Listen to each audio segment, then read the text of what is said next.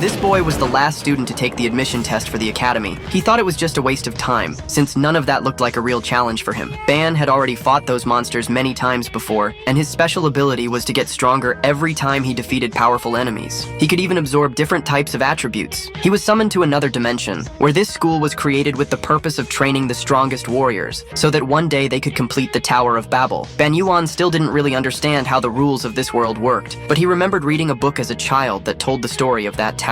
He accepted the test and crushed everything with ease, as if it was nothing. As soon as he passed, he was teleported straight to the academy, with only a few minutes left before the ceremony began. People were shocked, because the deadline for new students had already passed, but soon they started laughing when they saw he was just a human. That's when Ban realized, in this academy, the students weren't humans. There were all kinds of different races, and to make things worse, he could see people's attributes, and they were insanely strong. A group of humans called out to him. They told him that lower races had to sit in the back. His spot was already reserved with the so-called inferiors. But Ban noticed something strange. These people who were supposed to be the weakest actually had monstrous attributes. That guy was dangerous. That girl was a monster. And the other one had stats even higher than anyone else around. Up until now, Ban thought he was the monster. But now he realized he would have to grow a lot more to reach their level. He introduced himself to a girl named Ruchel. She was so cute that he couldn't resist her beauty. Then he greeted another girl. But unlike Ruchel, she had sharp, intimidating eyes. The truth was, she was curious about the artifact hidden on the protagonist's arm. He revealed it was Ava, a conscious artifact. The girl's name was Doko Yeon, daughter of a Murin master. That made Yuan wonder if she used martial arts and controlled ki to cause explosions. Everyone laughed at his words. The girl blushed and admitted that he wasn't completely wrong. The blonde boy was named Slight, and it seemed that only he and Ruchel were actually humans there. But before they could talk more, a strong light interrupted them. The ceiling above opened, and a loud sound suddenly echoed. Everyone's bodies were crushed by an overwhelming tension. Ruchel, Slight, and Ban felt true terror. The pressure was insane. Yuan knew it was coming from the sky, but he couldn't understand what it was. This marked the beginning of the 25-57th ceremony for admission into the Union Academy. Congratulations to all. Later, the 4 special admission students are gathered in Professor Yumina's office. She asks if they found the principal's speech interesting, and an awkward silence fills the room. Breaking the ice, Yuan says it was amazing and asks, "That giant eye? Was that the principal?" The surprise on Yumina's face is genuine. Dako Yeon thinks to herself that the principal's presence was hidden by powerful magic. How did this newcomer manage to see him? Yumina confirms that yes, that was the principal, an entity who rarely shows himself. And then, she turns to Yuan and informs him that he'll have a private meeting with the principal later. Next, she addresses everyone, formally introducing herself as the professor assigned to their special class for the next 5 years. Her message is clear. Their success is her success, so they should do their best. She advises them to be careful of the envy and hostility from the regular students, who would see them as outsiders who don't deserve to be there. Stick together, she warns, because from today on, you are a team that will climb the tower side by side. To finish, she announces that the academy has prepared a welcome gift for them. A bright light fills the room, and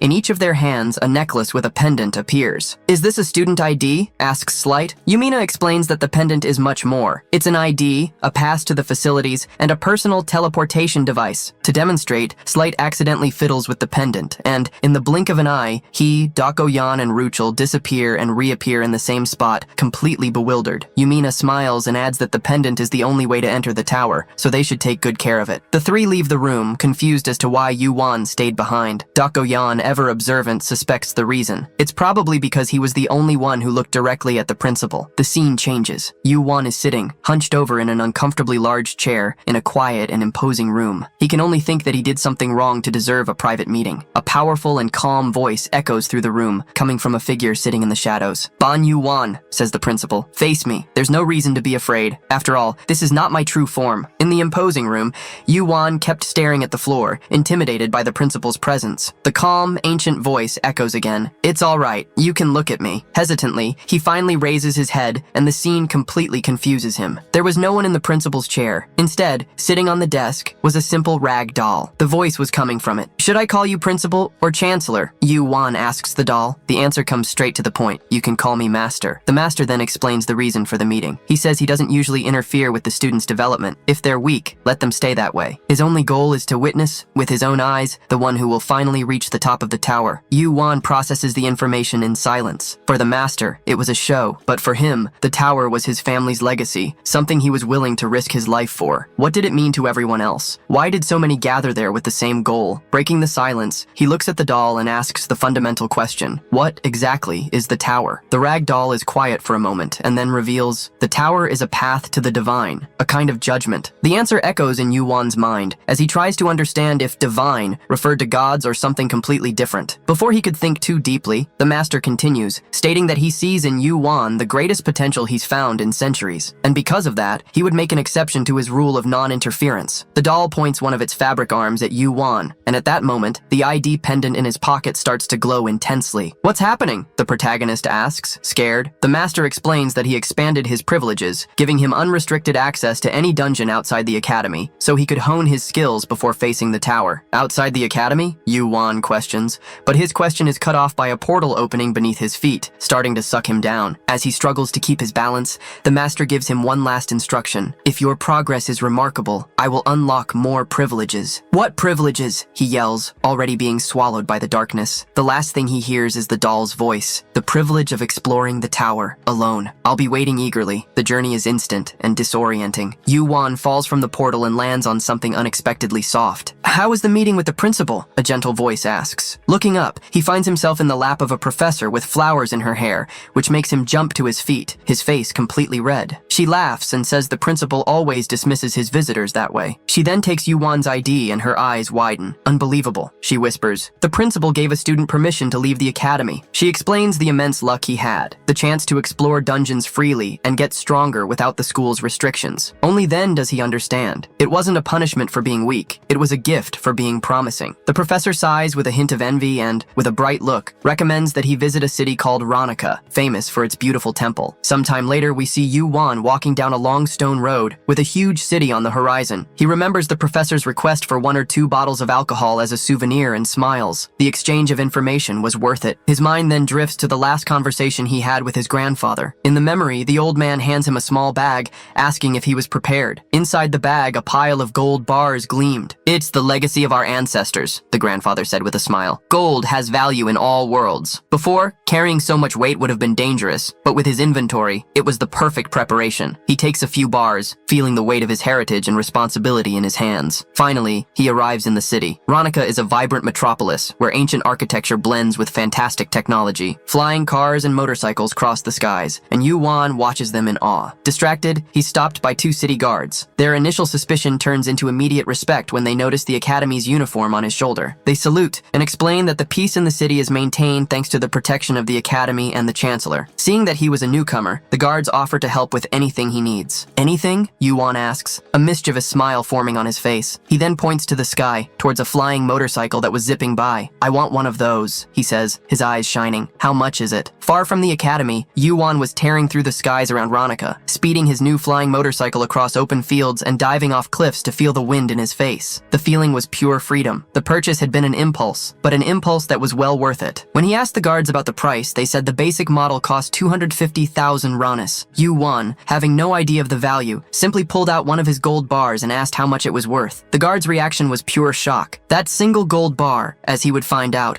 was worth over 7 million ranis. As he flew, Eve, his faithful snake-shaped weapon, materialized on his shoulder. Excited, he asks what she thought of the trip. He had infused the motorcycle with the concepts of demon and ghost, turning it into a living artifact, a sister for Eve, which he named Lilith. The two seemed to get along, and together they explored this new world. Back at the academy, freedom gave way to a splitting headache. Yuan was slumped over the table, while Slight stared at him with a furious look. "I'm disappointed," the blonde said, placing a glass of water in front of him. The reason for his anger was that, after the group's first meeting, Yuan simply disappeared without a word. He apologizes, blaming the professor for insisting on drinking with him, but Slight isn't convinced. "What's that?" asks Doko-yan, the white-haired girl, pointing to an emblem on Yuan's shirt. He explains, a bit sheepishly, that he was appointed class president. Slight seems to agree with the decision, but Doko-yan cuts him off immediately. "I'm the strongest. The position should be mine," she declares, staring directly at Yuan. Slight gets angry at her arrogance. "You always act like you're the best," he retorts. The argument heats up when Dako-yan reveals that she knows about Slight's plan to try to climb the tower alone. Caught off guard, the swordsman stutters, while Ruchel, the pink-haired girl, watches everything with curiosity. Tired Tired of the fighting and his headache, Yu-Wan lays his head on the table. He analyzes his new team. Slight, a proud and ignorant lion, Dako-Yan, a strong street cat who easily makes enemies, and Ruchel, a docile puppy. Sighing, he raises his hand to get their attention. The class president doesn't have to be the strongest, he argues. If that were the case, they'd make all the decisions alone. The leader's real job is to unite the group. After a long debate, Dako-Yan finally gives in. She stands up and, looking Yu-Wan up and down, accepts the decision. But know this, she says with a sharp look towards Slight, to get what we want, sometimes we have to accept unnecessary things. As she walked away, Slight was trembling with anger, and Yu-Wan wondered how he would get those two proud individuals to work together. Taking advantage of the silence, Ruchel approaches with sparkling eyes. Hey, Yu-Wan, where did that cute little white snake go? Yu-Wan's first mission as leader started with a challenge. During the first practical class,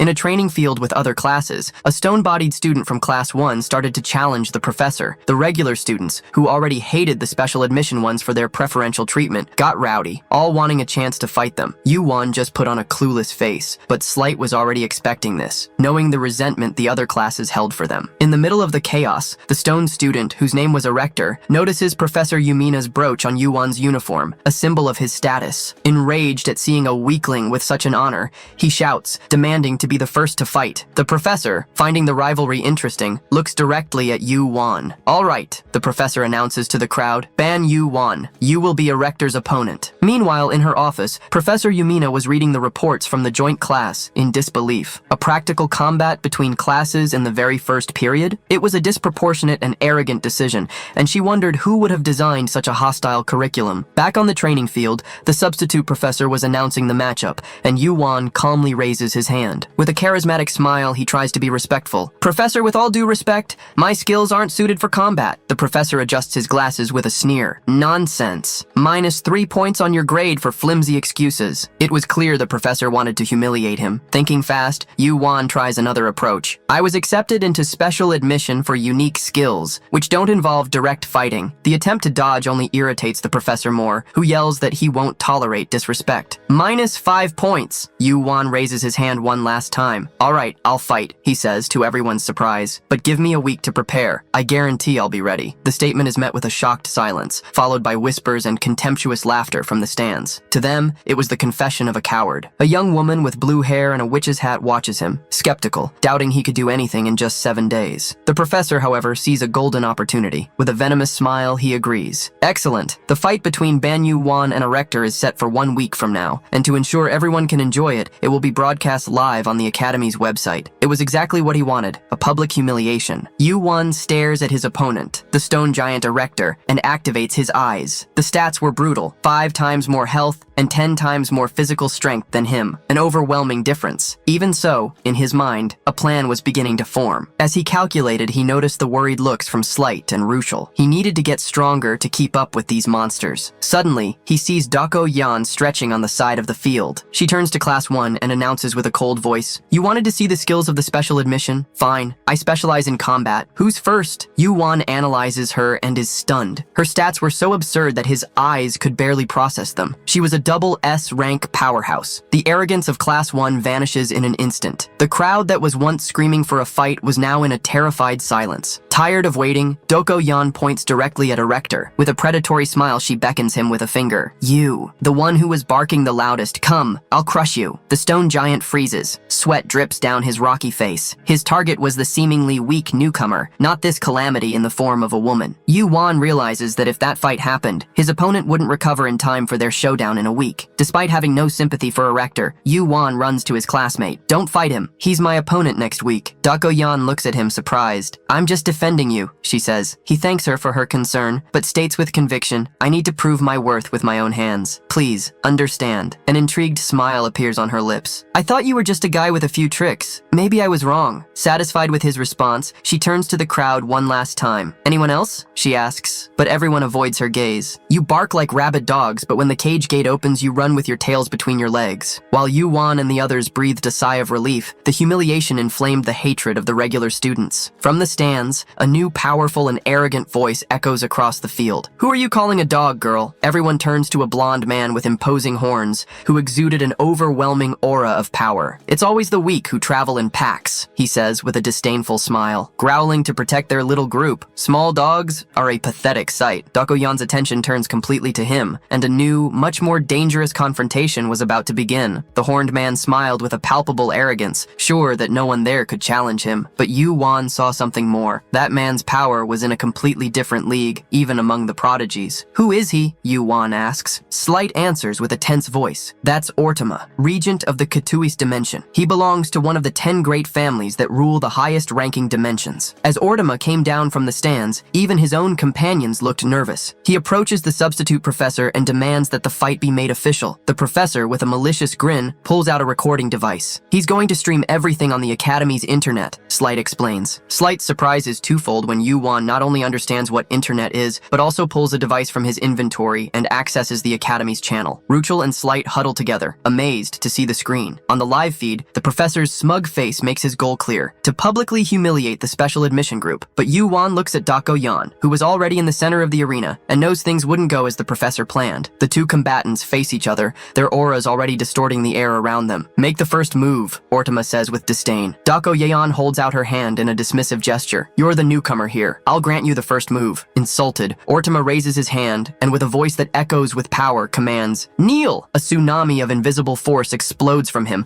a crushing pressure that doesn't just hit Dokoyan, but sweeps across the entire arena. In the stands, students fall from their seats. Slight feels the air being ripped from his lungs as if he were being crushed. Ruchel, terrified, grabs Yuwan's arm, trembling. "That's a distortion of natural law," Yuwan murmurs, and Slight stares at him, shocked by his perception. But at the center of it all, Dokoyan remains motionless, unfazed. A dark and menacing aura, a bloodlust that felt like sharp glass in the air, erupts from her. With a simple and elegant hand gesture, she dispels Ortama's pressure as if it were a breeze. The professor's jaw drops. Ortama's team is left speechless. Even Yu Wan, who knew she was strong, realizes her power was even greater than he had measured. "Your power is as ridiculous as those horns of yours," she retorts, her voice icy. In the blink of an eye, she disappears and reappears in front of Ortama, throwing a devastating kick at his torso. Caught by surprise, he barely manages to raise his arms to block. The impact drags him backward. "You're not using the same trick twice," she warns, and the hunt begins. What follows is a massacre. Dokoyan moves like a shadow, fluid and lethal. Her attacks are a blur of punches and kicks that Ortama, used to fighting with his overwhelming power, can't keep up with. He tries to counterattack, but his movements are slow and predictable. She dodges with ease, responding with a clean kick to his chin that makes him stagger. "She's dominating a regent," Slight whispers in disbelief. Yu Wan watches it all, not with surprise, but with a cold analysis. His ability suppresses the opponent's movements, but it doesn't work on her. He's not used to fighting with his body. Slight turns to him, impressed. How could he notice these details in the middle of that frantic fight? Ortama felt more and more humiliated with every blow he took. "Is that all you can do? Run your mouth?" she taunts him as she dodges another desperate swing. Pushed to the limit, Ortama's reason shatters. With a scream of pure fury, he unleashes his entire aura. His eyes glow with fire. "How dare you humiliate me like this?" he roars, energy exploding around him. "I will never forgive you. You will pay for this insult with your life." Facing the storm of power and hatred, Dokoyan just stares at him with the same cold, challenging look, ready for whatever came next. Facing Ortima's blind rage, Dokoyan remained calm, a predator waiting for the right moment to strike. "That's a concept someone like you shouldn't discuss so lightly," she says, as her own menacing aura begins to condense, ready for a counterattack. She prepares to move forward, but is interrupted. The sound of clapping echoes through the arena. It was Professor Yumina who had entered the battlefield. With her mere presence, the hostile auras of both fighters dissipated, and a vast field of flowers sprouted from the stone floor, filling the air with the sweet scent of spring. Surprised, the two combatants watched the petals floating around them. With a serene smile, but with unquestionable authority, Yumina scolds them. "The Academy does not encourage unnecessary fights. Save that strength for the tower." Furious and humiliated, Ortama clenches his teeth, turns his back, and leaves without a word. "You're very strong, Professor," Dokoyan comments with a rare tone of admiration. Pleased with the compliment, Yumina smiles and Dokoyan returns to her group. "What did you think of the fight?" she asks Yuwan. He replies that just watching was a great help, but his sentence is cut short by a headbutt to his back.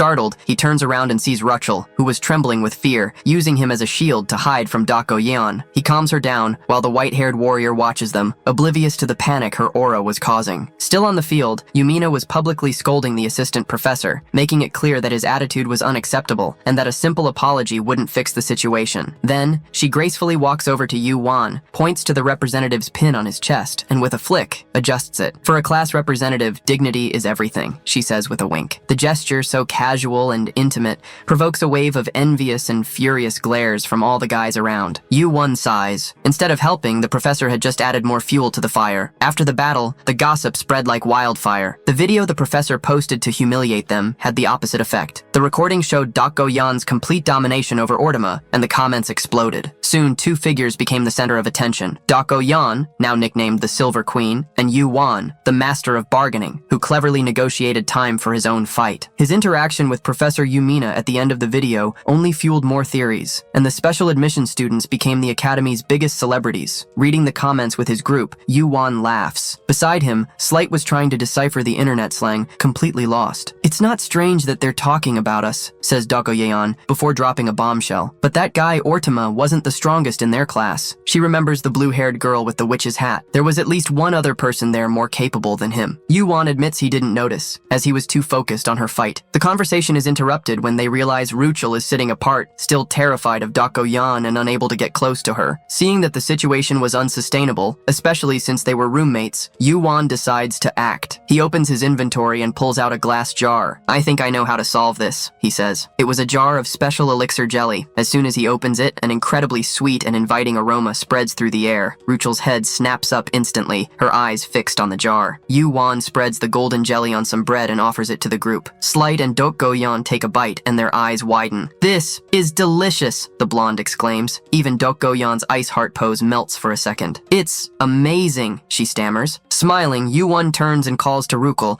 who was already practically drooling. "Come eat with us." Hesitantly, she approaches and asks for a piece of bread. As she takes the first bite, her eyes fill with pure happiness. The delicate flavor and the calming effect of the elixir begin to melt her fear. As Ruchel savors her bread, Yu-Wan hands another piece to Yeon. "Consider this a favor," he says casually. Hearing the word favor, Yeon's expression changes. She stands up, with a sudden decision in her eyes. Before Yu-Wan could react, she grabs him by the tie, pulling him close to her face, while he was still holding a piece of bread in the air. "In exchange for the jelly," she says, with a sudden seriousness, "I'll give you a private martial arts lesson." Before Yu-Wan could answer, the world around him dissolved. They were in a Spartan training room, a reflection of the focused and disciplined environment of her mind. Yeon picks up a wooden sword. "Don't move carelessly," she warns, and with a simple swing, the blade cuts through the air, creating a small gust of wind. She settles into a battle stance, and in the next instant, an intense pressure emanates from her. She charges forward. The movement is a blur, a perfect thrust, so fast that it pushes the air in front of it, stopping the tip of the sword millimeters from Yu-Wan's nose. He stares at her, with a blank expression, processing what just happened. "This," she says, "is a thrust, a strike without a hint of doubt or hesitation." For him, it was hard to believe a human could execute something with such perfection. But in that brief moment, his power did more than just observe. It learned. A new concept emerged in his mind: penetration. As he got lost in thought, trying to understand why he had learned that specific concept, Yeon calls him back to reality. Focus. A thrust doesn't just have one form. She begins to execute a series of strikes in the air, each one subtly different from the last. How many times should you thrust? With what force? What should you imitate? There are countless variables, she explains. But the ultimate foundation is one where only a single thrust is needed. Never forget that. Her words and actions, which mastered a concept to its purest form, carried the essence of truth. She hands him the sword. "Your turn." Holding the wooden weapon, Yu-Wan asks her not to laugh at his imitation. "If you copied me perfectly on the first try," she smiles, "my 10 years of training would have meant nothing." He moves, imitating the stance and the strike she had shown. The moment his thrust cuts through the air, Yeon's smile vanishes. She couldn't believe it. He had, somehow,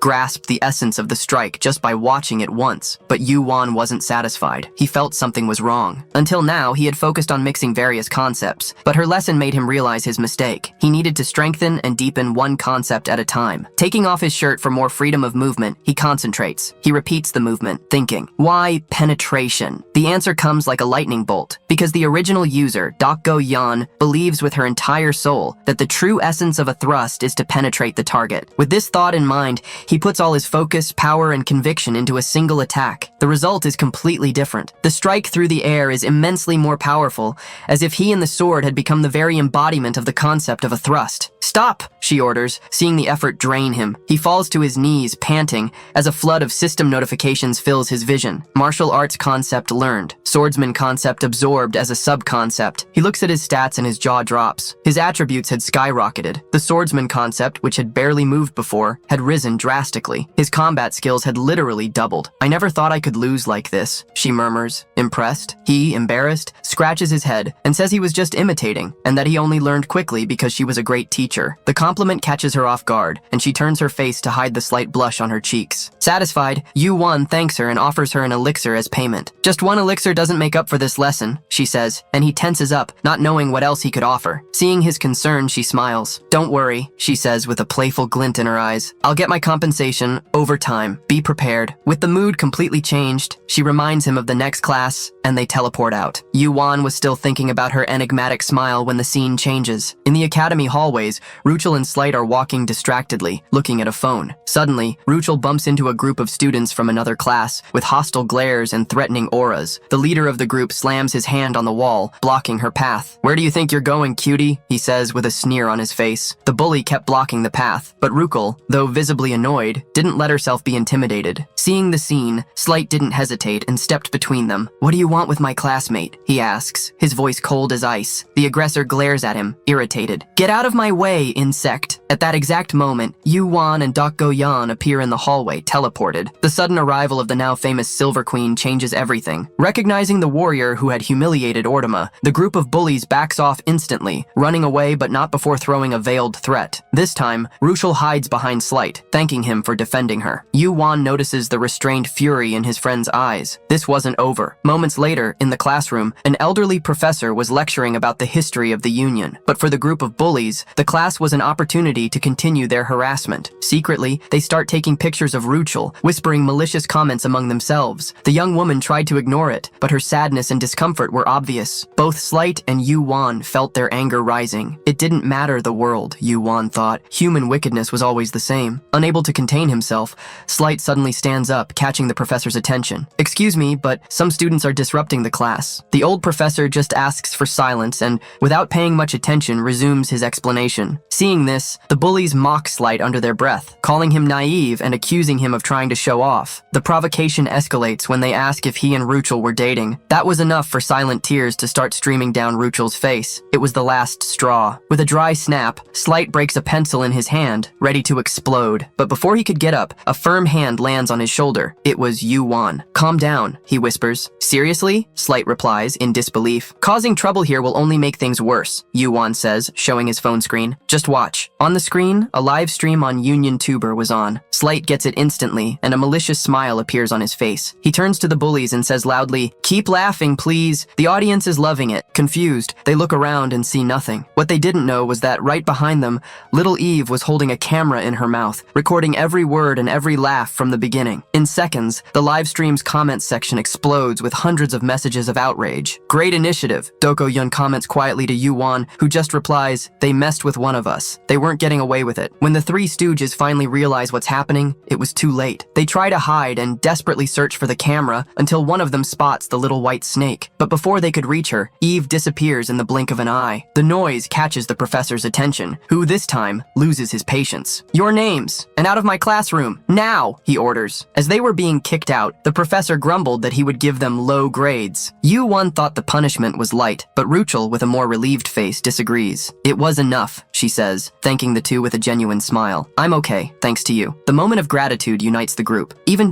Yan shows a rare, subtle smile. They agree that things got easier with Yu-Wan as class president, but the peace didn't last long. After class ended, the three expelled bullies were waiting for them in the hallway. Scared, Ruchel hides behind Yu-Wan. The group's irritation returns with full force. This time, the aggressors weren't empty-handed. They were armed. Facing the weapons pointed at them, Slight takes a step forward with a dangerous calm. "What do you want?" Facing the three armed bullies, Slight remained unfazed. Their leader demanded an explanation for the humiliation of the recording, which, according to them, had ruined their grades. Yu-won glanced over and noticed the substitute professor watching from a distance, doing absolutely nothing, even seeing that his students had drawn weapons. It was contempt for the lower dimensions in its purest form. The shouting started again, but Slight, with a frightening calm, just stared at them and said a single word: barbarians. The offense was the trigger. The leader lunged forward, his sword pointed. "What did you say, you inferior creature?" In response, Slight unsheathed his own sword. With a casual, almost careless movement, a fan of golden light cut through the air. The bully's sword split in two, the blade flying off. The shock was total. Yu-won, analyzing the strike with his eyes, saw the golden energy that enveloped Slight's blade and learned a new concept. Meanwhile, the aggressor was trembling with fear. Slight advanced, placing his golden sword on the boy's neck, who fell to his knees, terrified. "If you had asked politely," Slight said, his voice cold, "I would have talked." His personality seemed to have completely changed, becoming cold and authoritarian. As the bully's friends cursed, Slight turned to the professor. "What's the punishment for students who attack classmates with real weapons?" The professor, caught off guard, looked away and said the academy encouraged fighting practice. "But I never agreed to a fight," Slight retorted. The professor tried to turn the tables, accusing him of drawing his sword first and lying about not having seen the previous insults. Slight's fury exploded, and the golden aura on his sword intensified. Before he could do anything, he felt a flick on his cheek. It was Dako Yeon. With a simple touch, she dispelled Slight's aura, bringing him back to reality. Stunned, he made his sword disappear, while the professor, seeing that he had lost control, left muttering. Dako then scolded Slight, and Yu-won realized that the golden sword seemed to affect his friend's personality. Later, during a meal, Yu-won reprimanded Slight for his impulsive attitude. Regretful, the blonde apologized, insisting he could control the sword. Dako interrupted the argument, reminding everyone of Professor Yumina's warning. If they continued to show off so much power, the hostility from other students would only get worse. She then turned to Yu-won. "You're the representative. What's the plan?" Yu-won thought for a moment. The problem was the academy's system, based on prejudice and birth status. He asked the group, "What does it take to win the favor of the masses?" "Power," they suggested. Yu-won smiled. "Something else. Something we already have." He made a square with his fingers, imitating a camera. "Looks." The plan was simple and brilliant. Create a channel on Union Tuber to show their daily activities, build a positive public image, and change the perception people had of them. The first recording was a training fight between Dako Yan and a reluctant Slight. To force him to fight seriously, Dako attacked him for real, throwing him to the ground and taunting him until he finally fought back with everything he had. While filming the spectacular fight, Yu-won explained to a worried Ruchel that showing their true skills was the best way to intimidate future aggressors. The channel was an explosive success. The fight video went viral, and other videos showing the group in casual moments, playing games, having tea with Professor Yumina, Ruchel making funny faces while trying new foods, won over the audience. They became the biggest celebrities in the academy. The next step, a live stream of their first climb up the tower. On the scheduled day, a crowd gathered to watch them. Yumina praised the initiative, and the group prepared. Yu-won, still in his school uniform, stood out from the others who were wearing combat gear. With conviction, he straightened his tie and stated that this was enough. Yumina teleported them to the tower entrance, where they were met with more stares, now of admiration and curiosity. He announced they would stay for 3 days and 2 nights, and, with a floating mini-camera recording everything, he led his team into the biggest challenge of their lives, wishing his ancestors could see him. Inside the tower, the rules were different. As Yumina had explained in a previous meeting, the floors, or rooms, constantly changed their layout. Death wasn't permanent. Defeat usually resulted in being teleported to the entrance, with the student pendant allowing a return to the same point. However, she admitted that there were areas where death was, in fact, the end of the line. On the first floor, they faced claw scythers, slimy monsters that were easily sliced up by Slight and Dako Yan. Meanwhile, Yu-won was trying to extract the concept of fire from a torch, but to his surprise, his power didn't work. Distracted, he was almost attacked, but Eve protected him, turning into a chain of spikes. It was then that Ruchel sprang into action, revealing a wild side with red eyes and sharp claws, tearing the creatures apart with ferocity. Dako Yan sensed a more powerful energy gathering and alerted the group. Yu-won used his eyes and saw an obelisk forming a summoning circle. "Ruchel, destroy that now!" he ordered. With a devastating blow, she shattered the obelisk before the elite monster could appear, getting its core as a reward. At that moment, Slight noticed something. Ruchel's hair, once light pink, now had multicolored streaks. Yu-won explained that this was the manifestation of Ruchel's furnace heart concept, which burned emotions to generate power. Worried, the girl asked if she had been scary. Dako Yeon, with her usual coldness, said that if she lost control, she would stop her herself, which only made Ruchel more uneasy. Yu-won intervened, promising to help her control her power, and the group was transported to the second floor. The new scene was a green field. Yu-won took the opportunity to analyze the core Ruchel had obtained, learning the concepts of acid and fusion. He fed Eve with the acid and infused the fusion into his own weapon. Monsters, in the form of evil spirits, began to appear. Dako Yan destroyed one with a blast of energy, and provokingly suggested that Yu-won take care of the entire floor by himself to speed up his growth. After a moment of hesitation, he accepted the challenge. Stretching his arms, he summoned Eve, who, upon passing through a magic circle, transformed into a massive firearm. With a command, the weapon began to fire continuous barrages, annihilating the spirits in seconds. Slight watched, shocked, wishing his kingdom had such firepower. Doko Yan, though impressed, noted a flaw. The weapon was useless in close-quarters combat. As if to prove her point, a spirit silently slid up behind Yu-won, opening a gigantic mouth, ready to swallow him whole. His friends screamed a warning. The protagonist, noticing their reaction, turned around and came face to face with the abyss of the monster's jaws. Ignoring his friend's concern, our main character made a sword appear out of thin air and faced the evil spirit. With a single vertical slash, he dispatched the monster that tried to attack him. His two companions, who had their hearts in their mouths, could finally breathe a sigh of relief. Light, however, was left with his jaw on the floor when he saw the protagonist holding a sword. After all, he himself had strengthened his own sword with various attributes, preparing for when things got serious. As for the pink-haired girl, she had no idea the protagonist even knew how to fight with a sword. He, very humbly, explained that it wasn't quite like that. He said he was still far from being as good as Slight or Dako. Hearing this, the young woman smiled, finding his humility well-deserved and feeling proud of how much he had improved. But the protagonist didn't stop there. He kept advancing, alternating between shots with his weapon and sword strikes,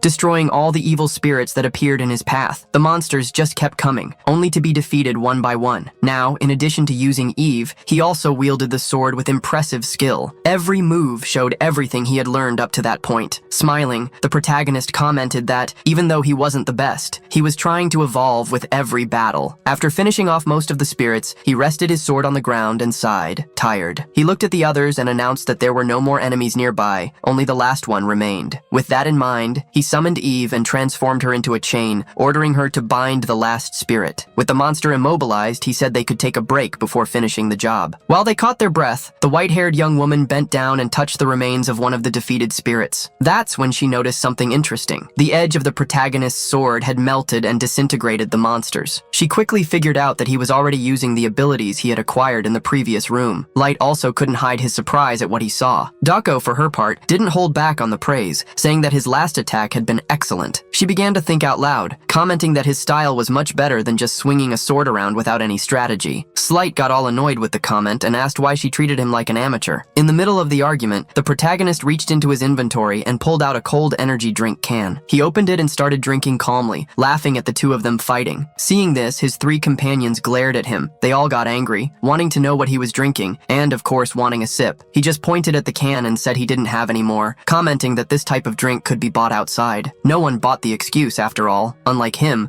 no one there could just go out and buy something. Upset, he put the can back in his inventory, grumbling that he would only use it again when he was very tired. This comment caught the attention of the white-haired girl, who decided to take the lead from that moment on. Realizing that everyone had rested, the protagonist hurried to destroy the last monster. At the same instant, a magic circle appeared under each of their feet. As they were being transported to the next room, the protagonist closed his eyes. He wanted to take a look at his own attributes. A window appeared in his mind, showing more than 10 different attributes. Seeing that, he got excited. With that score, he would already be at the average level of the academy. However, he realized that to be more efficient, he needed to focus on strengthening his swordsman skills. The difference in strength between him and a certain erector was about 200 points, and there was no way he could close that gap in a weekend. But since he was learning martial arts from his classmate, he thought he might have found a way. He knew it wasn't enough just to acquire skills, he had to evolve them. Thinking about how to improve, he considered asking his classmate to teach him a little more, but quickly dismissed the idea, thinking it would be unfair to burden her. While he was racking his brain trying to figure out how to get stronger, several gusts of air came towards him. The problem was, he was so lost in his thoughts that he didn't even notice the danger. For a moment, he still thought he was being transported to the other room. That's when a voice started shouting his name. It was Slight, and he was falling. Suddenly, the protagonist opened his eyes and realized the situation. The four of them were in free fall, with the wind whistling around them. Faced with that scene, the protagonist panicked for a second. Looking down, he tried to understand why the hell he was falling from the sky. Ruchel seemed even more desperate, fighting against gravity and holding down her skirt to keep the wind from lifting it. He looked down again, still not understanding anything. But this time, he noticed something that made his blood blood run cold. Down below, the ground was covered with sharp spears, all pointed upwards. Thinking fast, he summoned Eve, who immediately transformed into a chain. With a precise move, the chain wrapped around Rukel, saving her from becoming a skewer by a hair's breadth. Relieved that it had worked, he sighed, but continued to hold the chain with all his strength. But there was a trap right at the transition point. As he tried to make sense of the situation, he heard someone call his name. Looking back, he saw the pink-haired young woman trapped upside down on the ceiling. Her suggestion was obvious. He needed to move, and fast. But instead of acting, he froze, shocked at the sight of her hanging like that. As soon as she finished her warning, he heard a huge noise. One of the walls was opening, firing a shower of spears in his direction. Frightened, he thought quickly. He couldn't let the girl he was holding with the chain fall, no way. Without hesitation,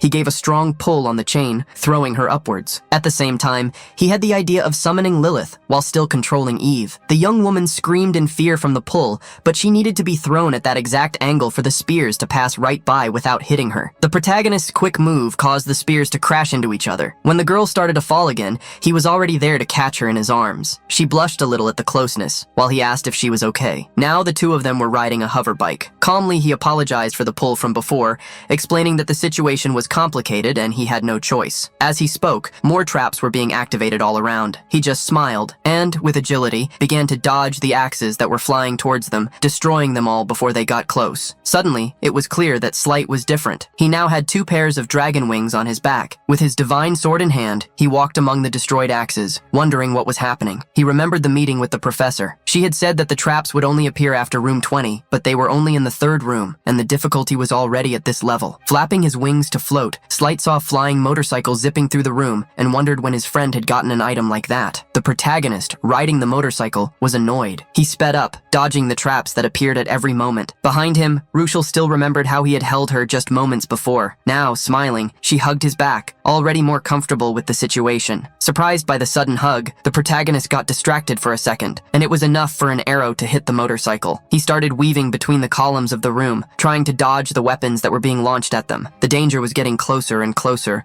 until a slash of light blocked some spears. The protagonist stopped the motorcycle, and looking to the side, saw Slight floating. He wanted to know why his friend was just standing there, watching. Looking closer at Slight's appearance, the protagonist was surprised and asked, "What are those wings?" But the blonde kid also had a question. Pointing to the motorcycle, he wanted to know where it had come from, saying it looked like an item from Yu-Wan's world. The protagonist then asked about Dako, worried that she might have fallen into a trap. But the situation was quite different. She was moving with incredible agility along the tower's walls. The protagonist didn't know where she was, but he trusted that she wouldn't fall into such an easy trap. And he was right. The young woman was dodging the spears like a pro, always with quick and precise movements, keeping an eye on everything. Now, without worrying about her safety, Slight asked what they should do. He remembered the manual, which said they should. The protagonist asked Slight to run to the other side of the room, so he would have time to analyze the pattern of the traps. As Slight flew, the protagonist watched and noticed something. All the traps were chasing a single person, Slight. That's when it clicked. Maybe the traps were targeting whoever was moving. He remembered the situation with his classmate at the beginning, and finally understood. They needed to avoid moving thoughtlessly in that room. The protagonist put his hands on his head,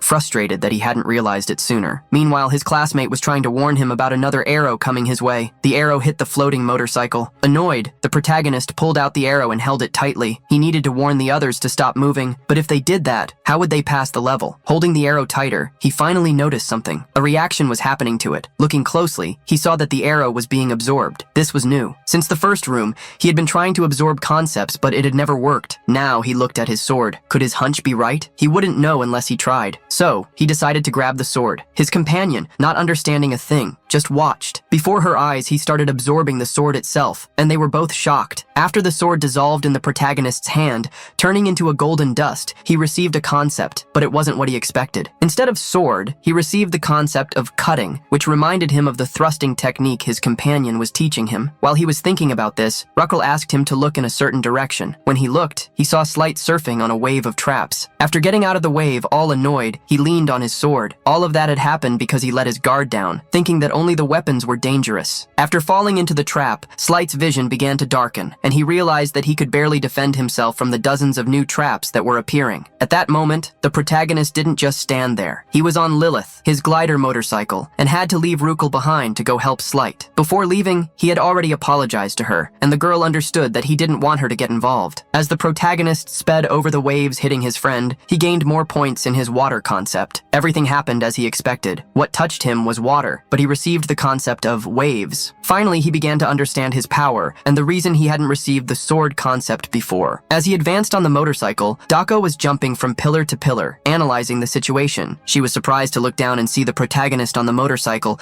with waves of energy coming out of the sides. He was heading towards Slight because he had realized that the state of the substance at the moment it manifested determined the concept he acquired. Just like the trap that had aimed at his neck earlier gave him the concept of beheading. With that in mind, he advanced toward the activated arrows and spears, all of them falling on Slight. He shouted to Slight, telling him he would take care of the situation, and sped up on the motorcycle. It was at this moment that he hoped his all-seeing eye ability would deepen. The arrows were getting closer and closer to Slight, who was screaming for help. The protagonist closed his eyes, stretched out his hands toward the weapons, and activated his power. When he opened his eyes, a written word appeared on the tip of each blade, a concept he could understand. The intention of each weapon was revealed, and now they were all aimed at him. The little blonde guy was in disbelief at what had happened. He was saved. However, now the protagonist was the target of all those weapons. He grabbed one of them, but didn't want to take them one by one, afraid that the concepts would mix and lose their essence. So, he released a huge amount of energy, connecting the concept in his hand to all the other concepts of the weapons. When he finished the process, an intense golden glow appeared and surrounded him. The plan to infuse the concepts had been a success. On the other side of the room, the pink-haired girl watched everything. The remnants of the golden glow made the scene even more beautiful. Calmly, she stretched out her hands, letting the golden dust from the destroyed weapons land on them. With a light smile, it was obvious that she was satisfied with Yunwan's progress. He finally stopped the motorcycle, a few feet away from Slight, who ran toward him. The protagonist was happy to see that his friend was okay. Slight looked surprised at what he was carrying in his hands and asked what it was. The protagonist admitted he didn't know. He just said that it appeared when he gathered all the weapons. While the two of them were talking,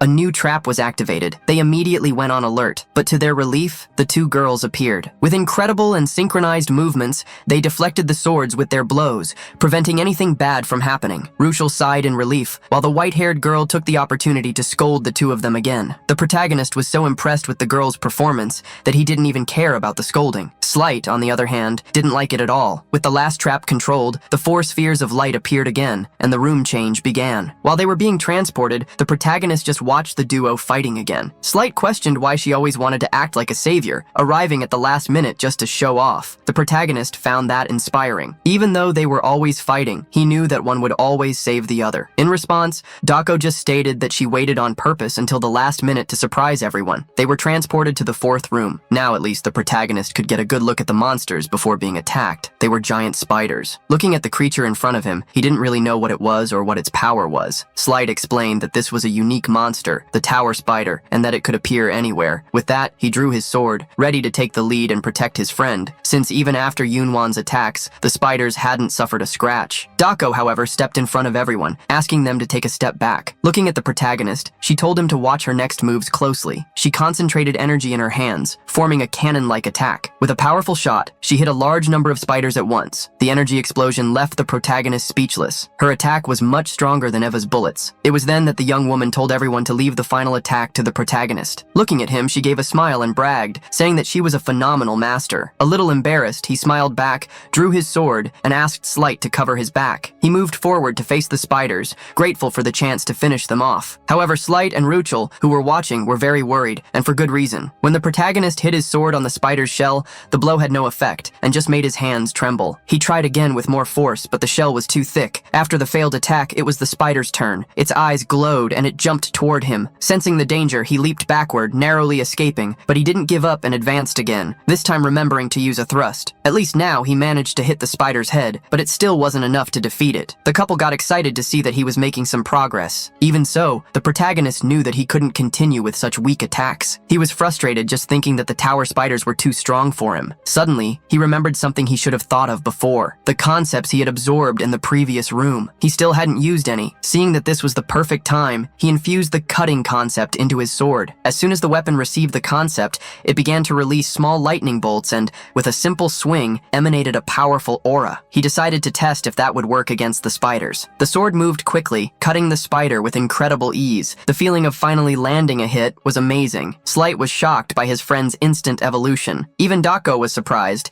but she didn't comment to avoid drawing attention. After the attack, the protagonist felt that he had made a clean cut, but something felt strange. He began to wonder if he hadn't swung the sword with more force than necessary, and tried again. Seeing his determination, Slight and the pink-haired girl moved forward to help. Dako, after observing for a while, realized that he had done something to the sword that allowed him to cut the spiders with ease. She continued to watch as he kept cutting the spiders, trying to improve his skills with each blow. She knew that normally when someone strengthens their weapon, they end up just swinging it without technique, but the protagonist showed no signs of this flaw. She hoped that, even if it took time, one day he would understand the true essence of a cut for himself. Watching him, she ended up remembering her own story. After overcoming the 3 calamities, she was proudly called the greatest prodigy of the martial world, and now, she realized that she was watching someone as good as her, someone who made her own talents seem small. Unaware of all this, the protagonist just kept swinging his sword, focused on destroying the tower spiders. While fighting, even without knowing what his friend was thinking, the protagonist felt a shiver. Slight, seeing him look around, asked what was happening. At one point, his gaze crossed with Doko's, who, seeing him with drinks in his hand, ran after him. At that point, the 4 of them received an external message. It was the same message for everyone, a warning from the director to leave the tower immediately. The protagonist didn't understand why the rush. Meanwhile,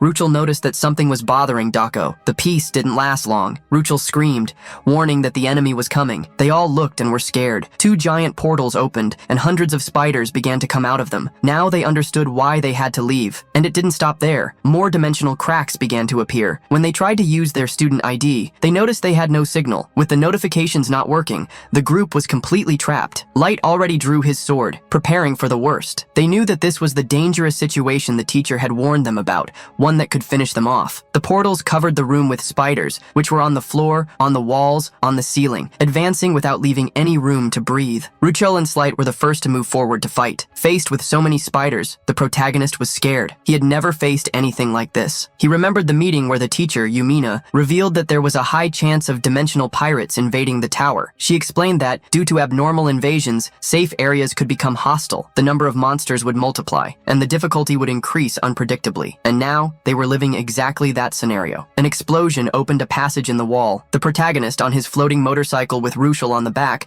followed the others to a more spacious place. Seeing the spiders passing through the new entrance, Slight was furious. Ruchel growled with anger, and the glow in the spiders' eyes became more intense. Being well organized, they all invaded the room where the group was. "They don't seem to have an end," the white-haired young woman commented, before attacking again. Using her energy explosion, she aimed at a cluster of spiders and fired, eliminating several at once. Seeing her determination, Slight also entered the battle, and the 2 together began to cause a lot of damage. Dako and Slight were already getting worn out. Ruchel, too, after using so much power, already had most of her hair darkened. She barely spoke, just growled, driven by the will to finish off all the spiders. The protagonist knew that if her hair became completely dark, things would get ugly. Dako, noticing his concern, stopped attacking and approached. She commented on Ruchel's situation and admitted that she herself couldn't last much longer without a break. Hearing that she was getting tired, the protagonist didn't think twice. He took an energy drink can from his inventory and handed it to her, saying that he would hold off the spiders while she drank. She took the drink, smiled, and asked if he really thought he could handle it alone. "You bet," he replied, taking a grenade out of nowhere, showing that he was prepared. He pulled the pin and got ready to throw it. "Check this out," he said. He threw the grenade, which flew over the spiders. A power surrounded the grenade, which exploded in the air, creating a wave of fire that swallowed most of the monsters. The explosion was so strong that the hot shockwave forced Slight to retreat and protect himself with his sword. While protecting himself, he saw the protagonist fly past on the motorcycle and asked what that power was. "I put a lot of effort into this weapon," he replied, asking Slight to rest. He knew that Dako must still have a lot of energy, but he couldn't rely on her alone. He kept advancing, not knowing how long the spiders would keep appearing, trying to buy as much time as possible for his friends. Suddenly, he received a notification. The blood poison on his sword had increased to 15, and the cutting concept had leveled up to 2. Surprised by the speed, he looked at the sword in his hand and noticed that it was turning red. Although he didn't know how the blood poison worked, he kept advancing, imagining he would find out soon. When he used the sword against the spiders, a large amount of energy was was released along with the cut. Something surprising happened. The trajectory of the cut seemed to have changed, becoming longer. He noticed that the cutting concept increased the sword's strength, and the blood poison increased the attack's range. The problem was that, for this to happen, the sword needed to suck his blood. The protagonist was a little scared of the weapon, realizing that he couldn't use it too often. Light approached, confessing to be impressed that he was showing something interesting again. Seeing Slight and Dako arriving, the protagonist asked where Rukel was. The two of them said she should be around, eliminating spiders. He wanted to insist that the two of them rest, but they said they had already recovered. As they prepared to switch places with the protagonist, Slight realized that the number of spiders had decreased. Hearing this, they looked at the passage and saw that the flow of monsters was diminishing. This could only mean two things. Either the battle was ending, or something much stronger was coming. And Ruchel felt exactly that. A strange energy made her growl. She stopped in front of a specific place, just in time to see a portal, larger than all the previous ones, begin to form. It was then that the elite tower spider monster entered the room. The protagonist was shocked to see the enormous spider, several times larger than any other there. While he watched, Slight shouted for his attention. Should there be more than one elite monster? He asked. This caught the protagonist's attention, who turned and understood the reason for his friend's despair. There wasn't just one giant monster, but two. They were surrounded. Light became extremely nervous, asking what was happening. While he was freaking out, Dako continued to drink her drink calmly. Unlike everyone else, Ruchel was getting angrier and angrier. Baring her fangs,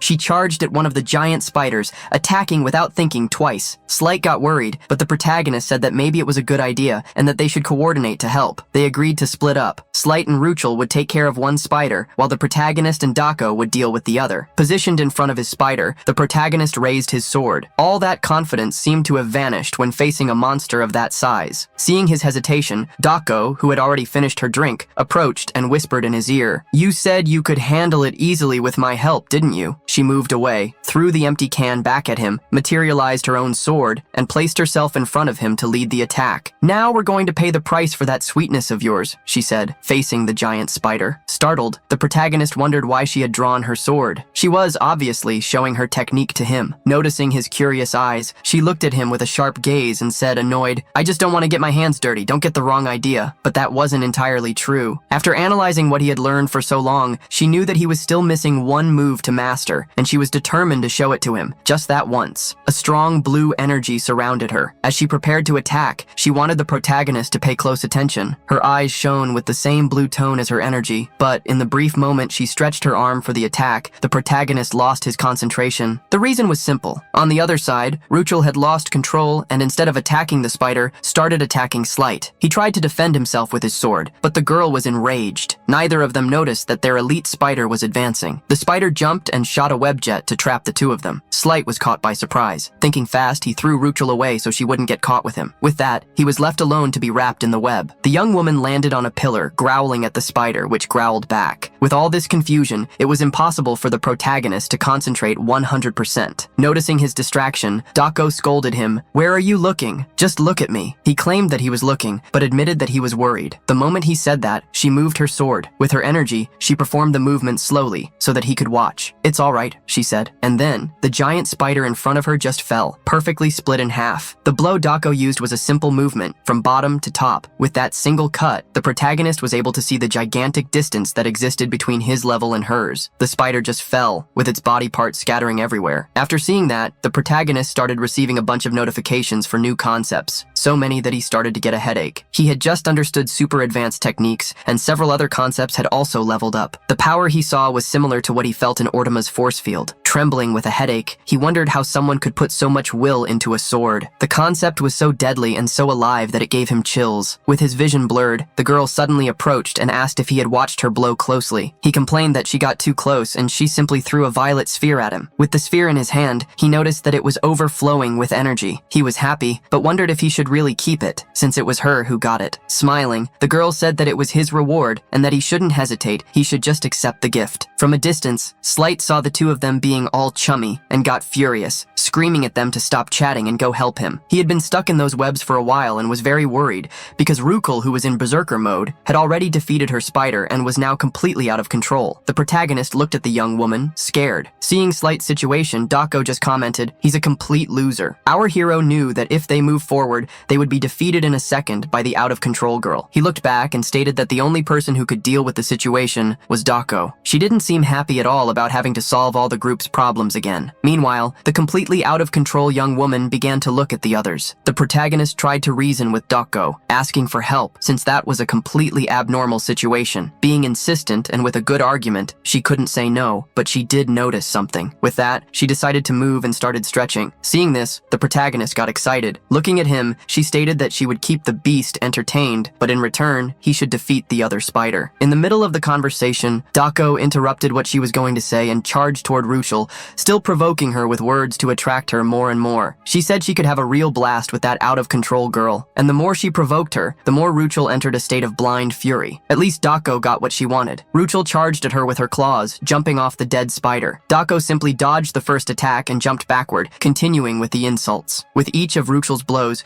she performed a simple move to deflect it. After several attacks, the girl hadn't managed to hit a single white hair on Dako. Now in the spot she wanted, Dako grabbed Ruchel's wrist and threw her to the ground. With the impact, a little reason returned to the young woman's head, but it still wasn't enough. Seeing this, Dako let her go and made a few more provocations, telling her to stop blindly attacking someone stronger and telling her to get up. She claimed that she would entertain her enough to keep her conscious. While listening to the young woman growling, the protagonist watched the two of them fight. Seeing that he was distracted, Dako scolded him, and with that, he materialized his sword to fight the spider. Even in front of that giant monster, Dako believed that he would be able to win if he had watched her blow correctly. He asked her what she was basing all that confidence on. At that moment, one of the spider's giant claws hit the ground, very close to the protagonist. He barely managed to dodge. Slight, from a distance, saw his friend almost get hit. Although the spider was very debilitated, it still underestimated his strength. Seeing that he was being provoked even by a spider, he got so annoyed that he gritted his teeth. Knowing what to do, he invoked Eva. This time, not just one chain appeared, but several along with various magical symbols. The chains tied up a large part of the spider, which showed all its dissatisfaction. Slight was surprised to see that his friend had managed to trap the monster. Dako also looked back for an instant, diverting her gaze from her own fight. The protagonist advanced with his sword against the chained spider, but not all of its legs were trapped. The ones that were free tried to attack him, but he dodged several times. With Eva's help holding most of the legs, and with the cutting and blood poison concepts on the sword, he was ready. He got as close as he could and, with hatred in his eyes, attacked the giant spider. The blow hit the target, but it wasn't strong enough to defeat it. Watching everything, Slight was skeptical, wondering why the attack had failed. Without much effort to deflect Ruchel, Dako watched the protagonist with her sharp eyes. He retreated a few feet, wondering why his attack had been so weak. Looking at the sword, he finally realized the blood poison hadn't been activated correctly. At that moment, the spider, which was already trapped, began to break the chains to free itself. It made sense for one of the abilities to have failed. After the spider freed itself, it was ready to attack. Immediately, it struck a blow with its huge legs, an attack that could have ended his trajectory right there. As the giant spider broke the chains and attacked the protagonist, raising a cloud of dust, Dako froze, leaving an opening to be attacked. However, when the dust settled, everyone could see the spider fallen on the ground, while the young man was holding his sword. Immediately after, the sword fell, and he also collapsed, exhausted. Caught by a mental exhaustion, he recalled what had just happened. As soon as the sword and the spider's leg met, he changed the angle of his attack at the last second. He was trembling as he recovered the sword, knowing that if he had taken the blow head-on, both he and the weapon would have been destroyed. He wondered how he managed to perceive the movement. For an instant, it seemed that a fraction of a second had turned into an eternity. It was then that a notification appeared. By dodging the attack, he had mastered the concept of flow. Understanding what happened made the protagonist struggle to get to his feet, praising his friend in his thoughts. As he approached the spider again, he understood that he wouldn't be able to perfectly imitate her swordsmanship, but he knew what he needed to do to improve. With his sword in hand, he faced the spider, challenging it. Sensing the hostility, it raised its legs to attack again, but this time, he swung the sword continuously, defending and deflecting the attacks. While watching, Slight remembered a swordsmanship concept called parrying, which involved deflecting or redirecting enemy attacks. If applied correctly, it could create an opening in the opponent's defense. Slight knew that this was just a tactical concept, and the reality was very different. But his friend seemed to be doing the impossible. Even without having experience, he was already showing an impressive ability. Watching how he dodged the attacks, Slight wondered if he had really never held a sword before. After deflecting another attack, the protagonist finally found the opening he was looking for. Using the deflection concept for frontal attacks and spinning the sword to defend against a side attack, he managed to continue advancing. Little by little, he began to see the path to victory. But there was another fight that was still dragging on, the girls. Ruchel was still out of control, but at one point, she was disarmed by tripping over Dako's feet, who calmly knocked her down, while she continued to watch the protagonist's fight, thinking that it was unbelievable. She thought he would learn something from her technique, but it was he who was showing her something new. She remembered that there was a martial art that used flow as its essence, but few people dared to use it, as it was an ability that required capturing a brief moment, something almost impossible, but she was watching the protagonist do it repeatedly. Now, it was the spider that was being pressured. The white-haired young woman knew that using this technique continuously was risky and required an enormous effort. That's why most people, like Slight, looked for easier techniques. But she always wanted to master the martial arts, and now she felt as if he was offering her that opportunity. While Dako was entertained, Ruchel got up again. In the meantime, already with a little reason, she took a few flicks while Slight asked to be freed. Dako didn't want to know about either of them. She just wanted to go back to watching the fight. She realized that just reflecting the attacks wouldn't be enough for him to win. At one point, gritting his teeth, the protagonist advanced toward the spider. Even being threatened by one of the legs, he continued his movement. Dako watched as he used the enemy's strength, spinning quickly and combining two abilities. And before her eyes, with the sword spinning in a horizontal movement from bottom to top, he managed to cut the giant spider. The blow was perfect and hit the target. The spider began to howl in pain. Watching the scene, Slight was speechless, while the white-haired young woman, slightly blushing, was thrilled with emotion, seeing the protagonist's success, who had overcome that arduous battle and now just watched the giant spider fall. With the defeat of the giant spider, its body slumped to the ground. Soon after, it was Ban Yun-wan's turn, who also collapsed, defeated by the stress and fatigue of the battle. As the protagonist sighed, system notifications began to arrive, informing him that his external and internal concepts had been temporarily synthesized. He felt the great changes occurring in his internal code. At the same time, he heard the call from Slight, who was trapped in spider webs. The situation became complicated when Dako also asked for help to contain an uncontrollable wild beast. The protagonist felt overwhelmed. He had barely defeated an elite, and everyone was already trusting him to solve everything. Amidst the chaos, Slight explained that the webs required magic to be undone, while Dako warned about Ruchel's seemingly infinite stamina. Seeing the two of them arguing about who should be helped first, the protagonist had an idea. His solution was to absorb the concept of the web that was holding Slight. With that, he acquired the web concept and immediately used it to feed the little Eva. Using this new power, he created net-shaped chains and threw them in Ruchel's direction, immobilizing the uncontrollable girl on the ground. The protagonist then warned that it was impossible to break free, as the chains drained magic. As she writhed to escape, the chains pressed her body more and more until the scene made both he and Dako blush. Embarrassed, Slight quickly covered the protagonist's eyes, who was upset that he was the only one who couldn't see anymore. Although the situation had been resolved, the room transition didn't happen. The chains, however, worked, and Ruchel's hair began to return to its original pink color. The protagonist realized that his student ID was active again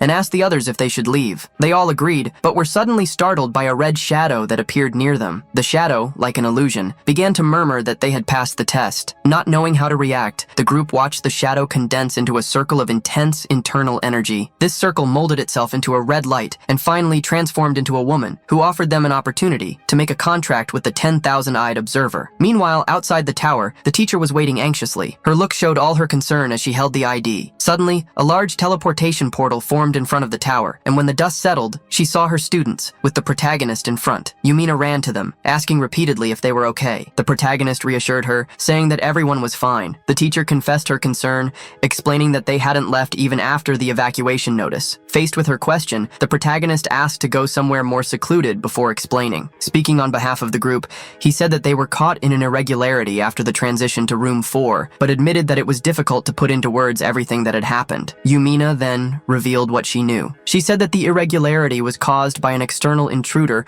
who had finished off a student. She explained that these intruders are dimensional pirates who hunt new students to steal their IDs, which prevents resurrection and traps them in the tower forever. Regarding the invaders' fate, she revealed that they managed to escape. The white-haired girl, Dako Yan, intervened, questioning if these events didn't seem like a test. She argued that if intruders could invade the essence of the academy, the tower, and nothing could be done, then the institution couldn't claim to be the best in the multiverse. The teacher Yumina disagreed, explaining the harsh reality. The academy protects the students, but inside the tower, they are on their own. If the tower chooses the invaders instead of the students, the academy cannot interfere. That was the will of the tower, and should be respected. Exalted, Dako repeated the teacher's words with disdain. Grabbing her ID, she stated that she didn't like that situation at all, and preferred to teleport than to continue the conversation. And so she did, disappearing in front of a helpless Yumina. Seeing what happened, the protagonist intervened. He asked the teacher to understand Dako's reaction, as something very bad had happened in there. Intrigued, Yumina asked him to tell her exactly what it was. He thought for a moment, looking for the best way to explain that before they returned, they had an encounter that made Slight and Ruchel visibly uncomfortable, and that he himself didn't know how to express in words. Banyun-won revealed to the teacher that they had met the constellation. It was known that the constellation was made up of transcendental patrons or observers who were attentive to various dimensions. When they found someone who interested them, they formed a contract with those people. They were transcendental beings who exerted influence in this dimension. They could offer powerful magic, as well as special abilities and powerful artifacts. However, they demanded a lot in return, but until then, no one refused. Everyone knew that, in a world where power is valuable, there was nothing sweeter than their tempting offers. The constellations would be attractive partners, which is why the teacher couldn't believe that the observers were in the same world as them. The protagonist revealed that the thousand-eyed observer had spoken. He also said that this observer had a strange voice and promised power in exchange for the fulfillment of his demands. The teacher, not really knowing the real story, found everything very incredible, with a radiant expression as she spoke. Even with the teacher so excited, the pink-haired girl, as well as Slight, were not excited at all. After the protagonist asked the teacher if that was really incredible, and she confirmed it. He asked a difficult and sudden question, but he wanted to know what the academy's position was on this. At first, the teacher was surprised by the student's question, but stated that the academy officially valued neutrality. When she said that, deep down, they encouraged the contracts,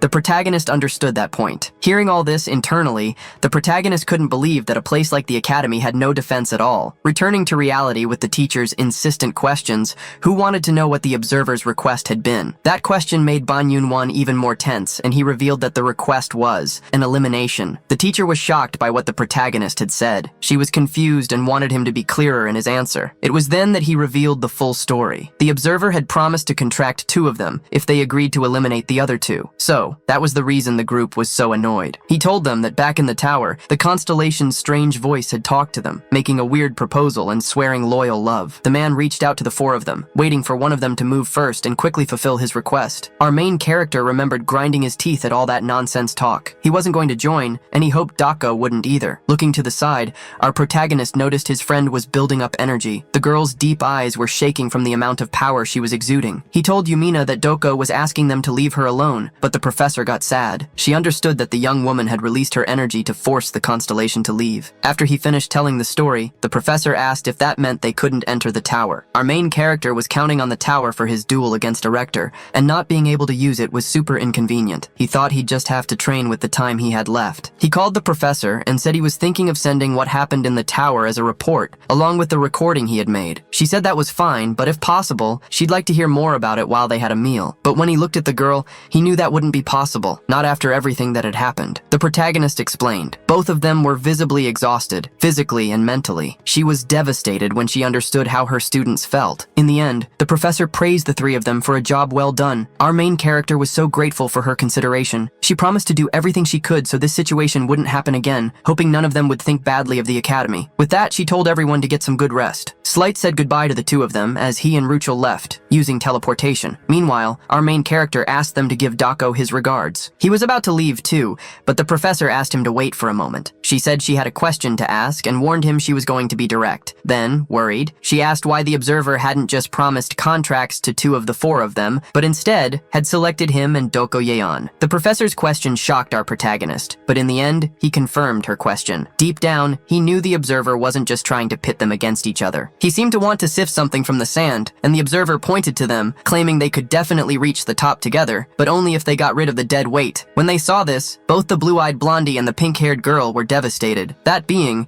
who had appeared out of nowhere and had seemed like an enemy before, was now trying to make their 2 friends fight. Our protagonist and the white-haired young woman were surprised by the proposal. The being was promising that, as long as they eliminated the other 2, all climbers would get more treasure radiant, and that they should take advantage of it, because that was just how the world world was. After telling her everything and recalling things with Professor Yumina, he went back to his dorm, finding her sitting in a fetal position. He looked at his companion, wondering if Slight hadn't even bothered to shower. Our protagonist approached Slight, trying to break the ice, saying that the way he was sitting was impressive. Pina, he turned to go to the bathroom while his companion tried to say something. Slight asked if he was trying to humiliate him. Rolling his eyes, the protagonist was scared by the question, not knowing why his companion thought that. His companion apologized, saying he actually just wanted to vent a bit. He said the protagonist could insult him if he wanted, since he was nothing. All of this made the protagonist feel bad about being close to Slight. A few minutes later, for the first time since he entered that room, Slight lifted his head to look into the protagonist's eyes. He said he hated him, which left the protagonist not knowing how to react. Even though our protagonist also wanted to express his hatred,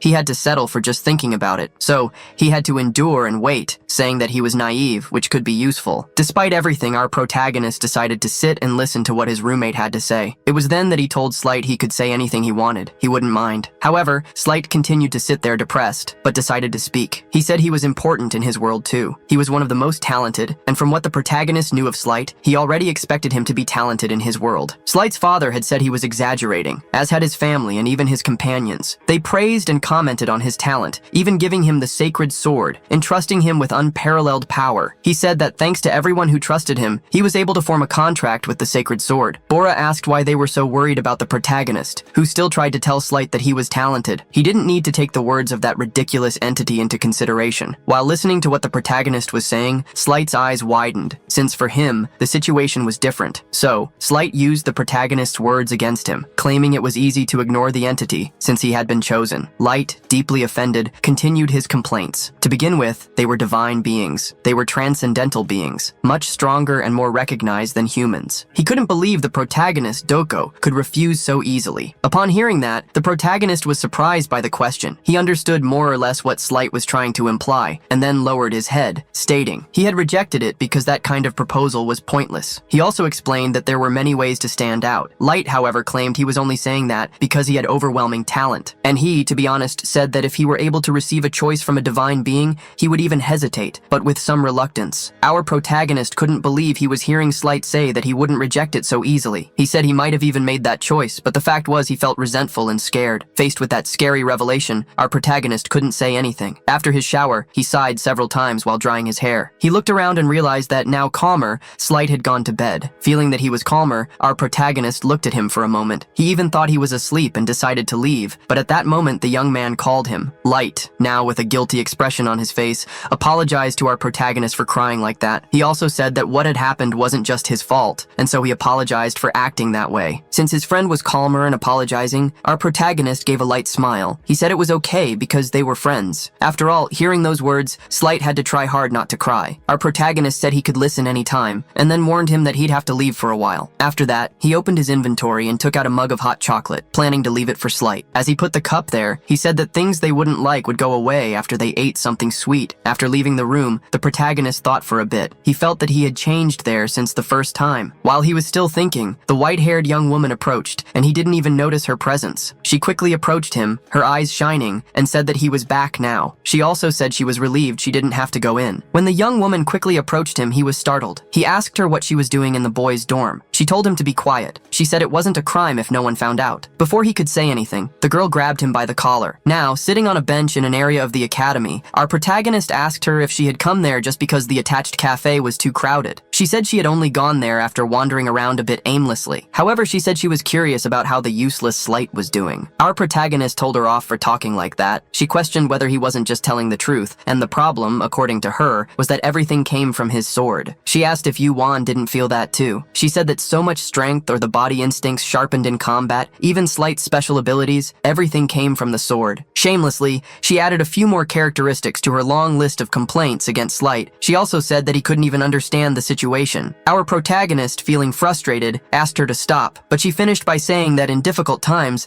Slight even lost his courage and spirit. She wasn't content with just talking about Slight. She also pointed out Ruchel's flaws. With that, our protagonist sighed. He didn't know if she just wanted to provoke her friend or show that she was worried. In the end, he just looked at the sky and asked if she was okay. That question caught her by surprise. So, he had to be more detailed, saying that she had been acting weird ever since she met the divine being. She showed her irritation even with the professor, and he asked if she was okay. The young woman was startled, blushing. In a moment of shyness, she asked if he had discovered that with his abilities. He just tilted his head back. Returning to his normal position, he took out a little more hot chocolate for the two of them from his inventory. Handing her the hot chocolate, he revealed that he didn't need abilities, as she revealed everything through her expressions. Dako didn't know what to do about the protagonist's concern. She calmed down, simply taking the hot chocolate. Then she took the first sip of the drink, wondering if he was comforting her. After the first sip, she said the drink was sweeter than she thought, but our protagonist wanted to know what she expected from a chocolate sec drink. She then remembered the observer she had met in the tower and revealed her thoughts to him. She wondered if her two friends thought the same thing. So many ideas revealed by her startled him. The beings they met in the tower existed only to destroy in search of desires. She questioned the protagonist if he thought both the being and she had the same thought. Faced with that question, the protagonist was startled again. Knowing he wouldn't be able to answer, she answered for him. In essence, it was the same thing. She thought that if the two weren't of any help, she would have thought about discarding them. Her words scared the protagonist. She realized that if she had been more radical, she would have been led astray by the idea of choosing only the best. She could have easily neglected Slight and the incompetent pink-haired girl. Doko blamed herself for the uselessness of the other two. She thought she couldn't have thought such things. Our protagonist, not knowing what to say, took a sip of his drink, looking for some inspiration in it. After a while, and listening to the girl reaffirm that that was what she thought. For an instant, he decided to look at her and said that she was naive too. She blushed and turned her face towards him. She had vented her deepest thoughts. When she asked if he thought the other two had talent, it was clear that he believed so. Meanwhile, Slight, in his room, was looking at the cup while our protagonist was telling his friend about their qualities. Since he had a few tendencies to rely too much on a sacred sword, meanwhile, Slight, in his room, took the cup of hot chocolate, since Slight couldn't keep up with the circumstances. However, the protagonist thought the same was true for Ruchel, since she had an incredibly strong ability. The problem was that all that potential was being foiled by her various internal struggles. If both of them managed to overcome and correct their weaknesses and flaws, he knew they'd become great fighters. So, he tried to convince his colleague that their talents would surprise both of them. The white-haired young woman tried to follow the protagonist's thoughts, but she didn't have the same capacity. In silence, she showed, by clenching her sides, that she didn't have the same confidence in her friends that he had. The problem was that she didn't believe in the others, but she decided to believe in the protagonist. With that, he was initially surprised. This encouraged him to hear from her if the two friends trained,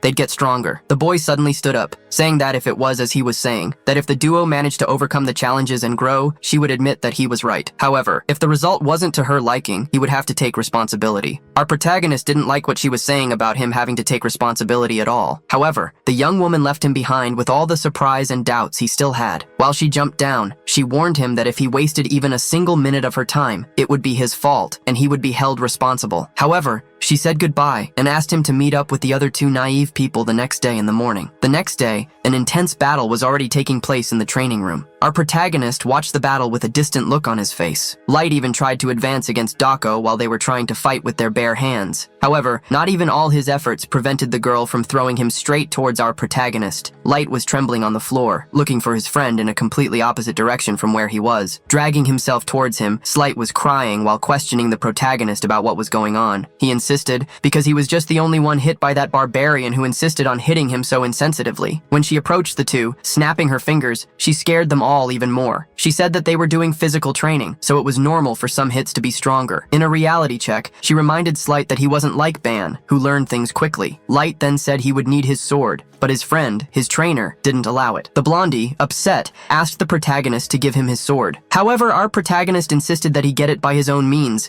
since he was being trained by his colleague Dako. Looking at Slight, he wanted him to believe in them, at least that time, that it was all for his growth. Reluctantly, seeing that our protagonist insisted a lot, Slight agreed, lowering his head. He stood up because he thought that might mean something. He was determined to trust and try, but the moment they were preparing to start again, the encouragement was just a foot approaching his face. It was his colleague Dako, who decided to catch him off guard, after having told him so many times not to do so. While our protagonist was surprised by how fast his friend got close to Slight, she continued to throw her hits to train Slight, who really needed all the reinforcement he could get. She thought he shouldn't just confirm with his eyes to feel the attacks that would come towards him. As long as he didn't understand what was happening, she would continue to attack him over and over again. She took the opportunity to hit him more times and, angry, told him to keep an eye on his posture. He needed to react fast, not just with his eyes, but he should feel where the attacks were coming from. While the young woman continued to throw provocations at Slight, our protagonist observed the fight with his all-reading eyes. He realized that, currently, Slight's stats were unilaterally dropping in real time. Normally, Originally, Slight was a monster who could easily deal with a rector, but for some reason things had changed. Now that he had the need to avoid using his sword, his abilities seemed to not exist. Still observing the fight, he thought that if such a change had been caused because of the sword, then Slight's condition might be even worse than he had imagined. Meanwhile, the girl continued that intense fight. She wasn't just launching physical attacks, but psychological ones too. She needed him to understand quickly, always asking if the real Slight wasn't a person and simply a sword. Even if he denied it once or twice, he continued to be hit,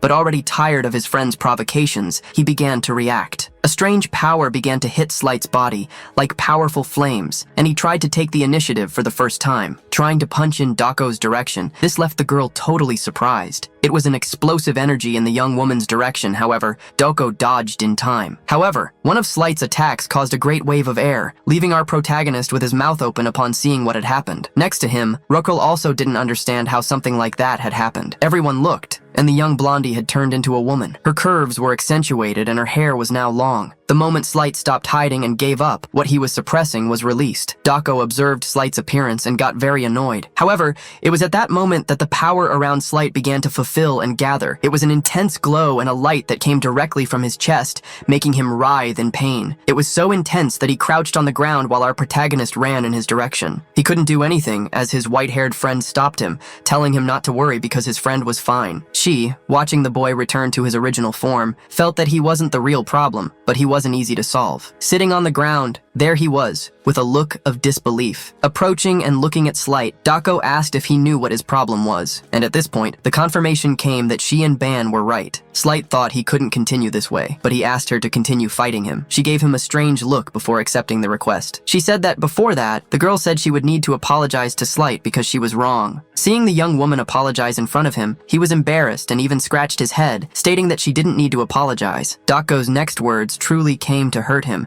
saying she thought he was naive and clueless, and not a complete naive, clueless person. At that moment, Ruchel pulled on Ban's shirt, stating that they should also train. At that moment, he didn't pay attention to the young woman. Our protagonist's eyes displayed a strong golden tone. As he observed Slight, from him, two concepts were released, that of demonic spirit and that of sacred spirit. The protagonist didn't know how two such different powers could be in the same place. He thought that could be the cause. He even wanted to talk to a colleague, but decided to do it later. First, he apologized to Ruchel. The girl accepted the apologies, saying it was fine, but she would like to train. He remembered at the time how she was after having transformed. She also thought it could go wrong, but she thought he would figure it out. He quickly summoned his snake, knowing that would be the only way to restrict her in case the transformation came. Even so, he had some resistance, but the girl was firm in her conviction. She wanted to be able to control her own power, and thus be able to help everyone. Decided to accept her request, he went to the easel, where there were some wooden swords to choose from. After choosing one, he threw it in the girl's direction. She grabbed the sword with a curious look. Unlike the battle between Dako and Slight, our protagonist wanted him and the girl to determine their own rhythms. He didn't want the two to be the same as the other duo, and the pink-haired young woman understood his reason. And when the two were already with their wooden swords, our protagonist asked if they could start. While the young woman said she was going to do her best, something came to the protagonist's mind. He thought that this was what he had always dreamed of for his life at the university,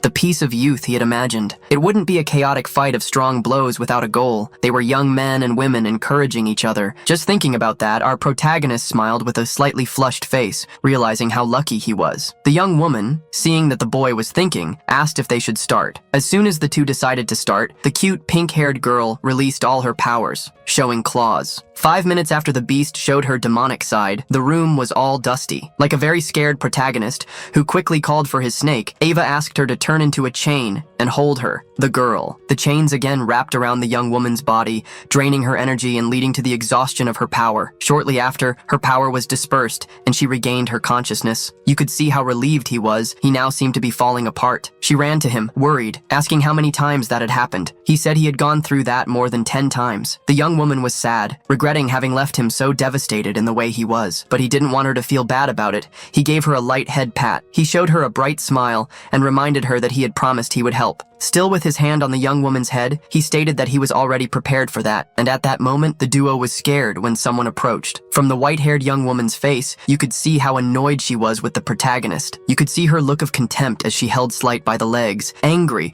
because while she was training hard, the protagonist was talking softly to the beast. He was surprised by her comment. Ruchel tried to defend the protagonist, and hearing that, Doko bent down and asked if she had obscure intentions. Then, she said that training with scattered thoughts was rude to her opponent. While the young woman, still sitting on the floor with her head down, feeling guilty, Doko took advantage to make her feel worse. After all that, our protagonist turned and saw that the young woman was depressed. Looking at the young woman so sad, he noticed that she was very soft when it came to Doko. He knew that Ruchel hadn't had enough time to take care of her mental health. Even so, she was trying to do her best. With that in mind, he stated to everyone that it was all fine. Doko was curious about what he was trying to say. Answering her, he revealed that he had recently made a request to the professor so that when he left the floating island, he could take a rabbit, and the professor accepted. Doko, thinking that he would choose her, thought his request was great, but his words broke her expectations, telling the pink-haired young woman that from that moment on, he would take her with him. Not only the white-haired young woman was scared, but the blue-eyed blondie didn't like it either. Ruchel could hardly believe that he had chosen her. The next day, our protagonist went to a women's clothing store. He was sitting on a bench while explaining some things to people on the communicator. He had already said that he wasn't going to spend the night out, that he would definitely be back before dawn. Doko was furious. While talking to that duo, his eyes widened as he looked to the side. The pink-haired young woman appeared after changing into the clothes Ban had chosen, a white shirt along with a pink skirt. This gave the young woman a cute look, matching her hair. She then looked at the protagonist and asked him how she looked, because she thought she was showing too much of her appearance. He quickly put his hand to his mouth to cover his smile of joy at seeing her. After that, the two left the store and walked through the streets. She was amazed by everything she saw. The protagonist crossed the street, calling her to walk a little more, because there was more of a department store district. While she tried to follow the protagonist, she got lost in the middle of a crowd. When she managed to notice, several people had already appeared. She tried to hurry, because at that rate, she would end up losing him. When she thought she was lost, someone approached and held her arm. It was Ban, who pulled her out of the middle of the crowd. He apologized and said he had forgotten that it was her first time in a place like that. Ruchel blushed when she heard Ban holding her hand. He knew there were many crowds in the department store district. Quickly, he turned and hid, since his face was flushed. Therefore, he also didn't see that her face was flushed. The two walked in silence. At a certain part of the walk, they ate various street foods like meats and crepes. They also went to a candy store where there were stuffed dolls. She won a penguin from Ban. Sometime later, they ran free, scaring a group of white doves that flew, making the scene more beautiful. Ruchel was having so much fun that she was even blushing. The two were having a lot of fun. And lunchtime came. The duo sat down at a restaurant to eat, where he asked the young woman if she was enjoying the dishes, since they were all made of monster meat. But for her, it was all good. She thought it was absolutely delicious. And for him, who was eating that kind of thing for the first time, he could see that it was better than he had imagined. Ruchel was amazed. She couldn't believe she was eating meat and walking around the city. While eating, her thoughts varied and her expression quickly changed. He, who was eating a piece of meat in front of him, noticed the change in the young woman's face. Seeing that she looked worried, he asked if there was something wrong with her, if she hadn't liked the food. But the reason was different. She felt excessively excited after so many walks in such good places. He was surprised to find out why she was so sad. She was wondering if what she was doing was fair, as she didn't even know if it would help her abilities. Our protagonist pressed his lips together, irritated and quite annoyed. The next moment, he thought it was important to show her the concept of worry, and he asked her to look at his hands for a moment, telling her that the worry she was feeling was taking shape. He said that until recently, his ability could feel the fury in her, but now, he said it was different. Just by spending some time together, he could capture those emotions. Ruchel agreed with the protagonist's words, thinking about the problems they had at that moment. He thought that, finally, she could see the symbol above his hand. At that moment, the protagonist closed the hand that held the worry, along with the other hand. Dispelling the concept of worry with a big smile, he showed her his empty hands, stating that the worries had gone away. The young woman was amazed by the glow dispersing, like tiny stars before her eyes. She wasn't just excited about the glow, but also about the words she heard when Ban promised to always solve her problems. She, hearing his request, agreed, because she found everything he said fascinating. It seemed like magic, as if it were becoming reality. Our protagonist's head went back to remembering their last battle, when she attacked him so aggressively. The young woman then changed the subject, speaking more shyly. She said she wanted to meet the best. Our protagonist was curious to know who Ruchel was talking about. Of course she was talking about Doko Yan. Ruchel smoothed her hands in a calming gesture. She said that Doko could be scary, but it seemed like she liked Ban a lot, and he quickly disagreed with that. It was more like she treated him as if he were her possession, like a sword. Ruchel started laughing when she heard the protagonist's comment. She found the fact that he was comparing himself to a weapon hilarious. He didn't understand why she was laughing, since he thought the analogy was strange. However, she said she felt relieved. surprising our protagonist. She gave him a beautiful, bright smile, while saying that she thought he was an omniscient wizard or something. Our protagonist didn't understand what she meant, or why she was getting so close while talking. She grabbed our protagonist's hand, calling him to leave, if he had already finished eating. Her smile was now much more beautiful than before,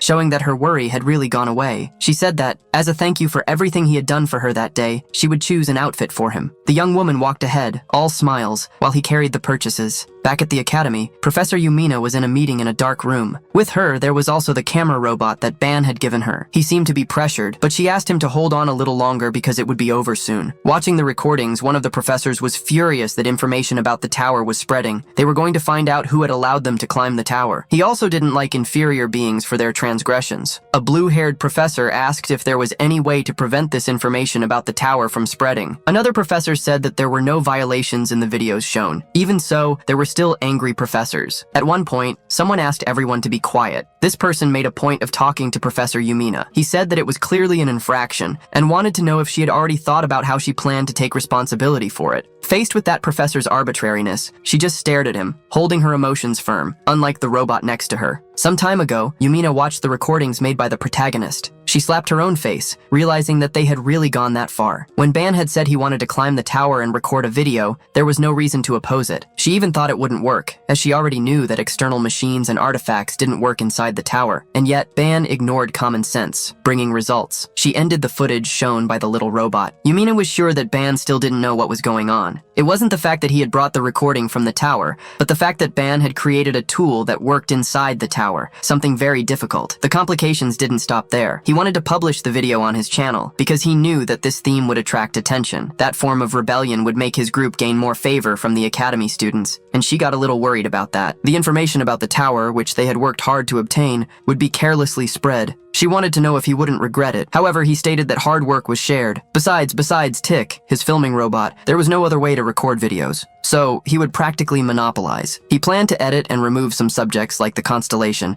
but before the video was published, he believed she used to be by his side and thought that his progress would be incredible, but it would have some repercussions. But he already knew that, and it was just as Yumina herself wanted, talking to him before. That incident would attract both big and small people. So, Ban stated that he wanted to stabilize his position and asked the professor if she didn't think she would feel safe taking care of them. She secretly smiled, not believing he was so admirable. Responding to the protagonist, she said that if he wanted to feel safe, he should avoid causing accidents. She had already created great expectations. She felt that the things Ban had created would generate something immense. So she remained silent, and the professor in the meeting asked what she was thinking about. About the things that Ban had done and accomplished, she decided that she would support him. So she asked the professor. Filming and publishing a video of the tower was just a personal matter, so it was not their problem to discuss that. She made it clear that she wasn't understanding what he was saying when he wanted to hold her responsible. Professor Alex Cantoni had been the one responsible for pressuring the professor, acting against her students. He started laughing, calling her a beautiful liar, raising his voice, trying to instigate the other professors, asking if he was the only one who felt as if her point sounded like an attempt to defend the student. At that moment, the blue-haired professor told Cantoni to be quiet. She, Talia Liriana from the Artifact Creation Department, asked Yumina to tell her who this student was, stating that he was just a common student. However, another professor couldn't accept it, being from the Aura Combat Studies Department. He stated that there was a limit to selfishness,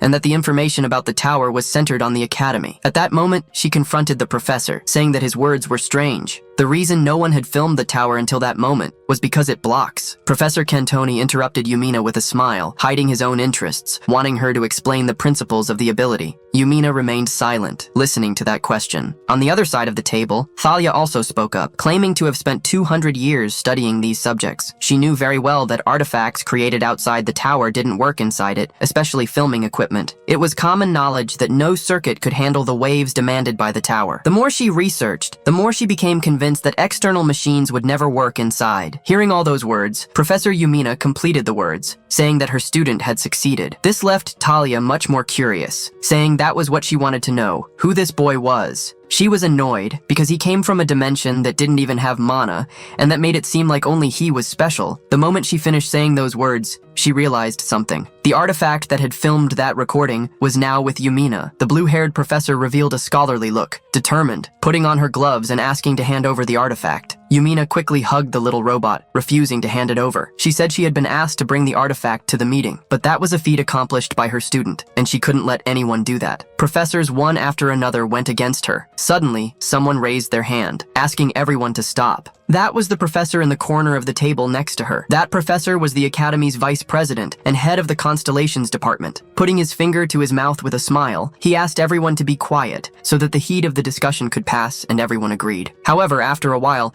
he himself broke the silence by calling Talia suddenly. The professor was extremely shy upon hearing the vice director praise, thanking her efforts for putting 200 years into the research, and recognizing that she was a person apt to judge. It seemed that the artifact made by the student was special. The professor stammered. After hearing the professor's confirmation, the vice director said that this should be a difficult fact for the professors to accept. When the professors questioned what he was saying, he made a point of explaining, summarizing the student in question had been recognized by the tower. After that revelation, the professors were stunned to hear such a statement, because the student had entered the tower for only one day. A professor tried to fight with him, saying that the statements were reckless, even though he was the vice director. But he didn't care about the uproar, shrugging his shoulders. He said they could believe it or not. He also said that there was one more reason for him to be special, so he asked the student's professor to explain, asking if she wouldn't like to reveal something more in the videos so that the professors could understand. The situation got worse, as they were furious to hear that the professor was hiding something. The vice director then said that he would tell them everything. He said that he and his colleagues were the only ones to be chosen by the constellation. The professors noticed the anger Talia was feeling. She couldn't believe someone had climbed the tower for the first time. It was at that moment that Yumina told the vice president that she would make contact with the constellations, a student achievement too. Answering the professor's request, he asked her to respond truthfully to the question he would ask as vice president. Had her 4 students signed contracts with the constellations? She thought for a moment about why he was going so far. Still, she told the truth. None of them had signed the contract, which generated great curiosity in the vice director. Making a decision, Xenon informed everyone present that he would also consider Ban Yuan and all the other students in class 11 as his students. Upon hearing this, the professors quickly asked him to reconsider. They reminded him that he himself had said that none of the students had made a contract with the constellations. The vice director, seeing that they didn't understand, made a point of explaining. For him, it didn't matter if the contract had been signed or not. The important thing was that they had been chosen by the constellations, which already proved they were exceptional, leaving Yumina surprised. After stating that other constellations also wanted them, he began to pressure the other professors. With that, no professor could refute Xenon's words, not even Alex Cantone. So Xenon continued by saying that he was the professor who guided the students chosen by the constellations, and if Ban Yuan were chosen, he would also be his student. In the end, he faced all the professors with his golden eyes. Now that all the professors had accepted, the vice director followed his agenda and presented the new topic. The beautiful Yumina was lost in her thoughts, head down, seeming to understand that that meeting wasn't to decide how to treat Ban. The vice president's words conveyed the president's intentions, and he continued talking about the students. Everything became more evident the more he spoke, addressing topics that confirmed his message. He was transmitting the president's warning, stating that the professors could make requests to understand the students' abilities. After hearing the vice director say that Ban was untouchable, the professors remained silent until the end of the meeting. After stating that he hoped they had understood and wishing them a good weekend,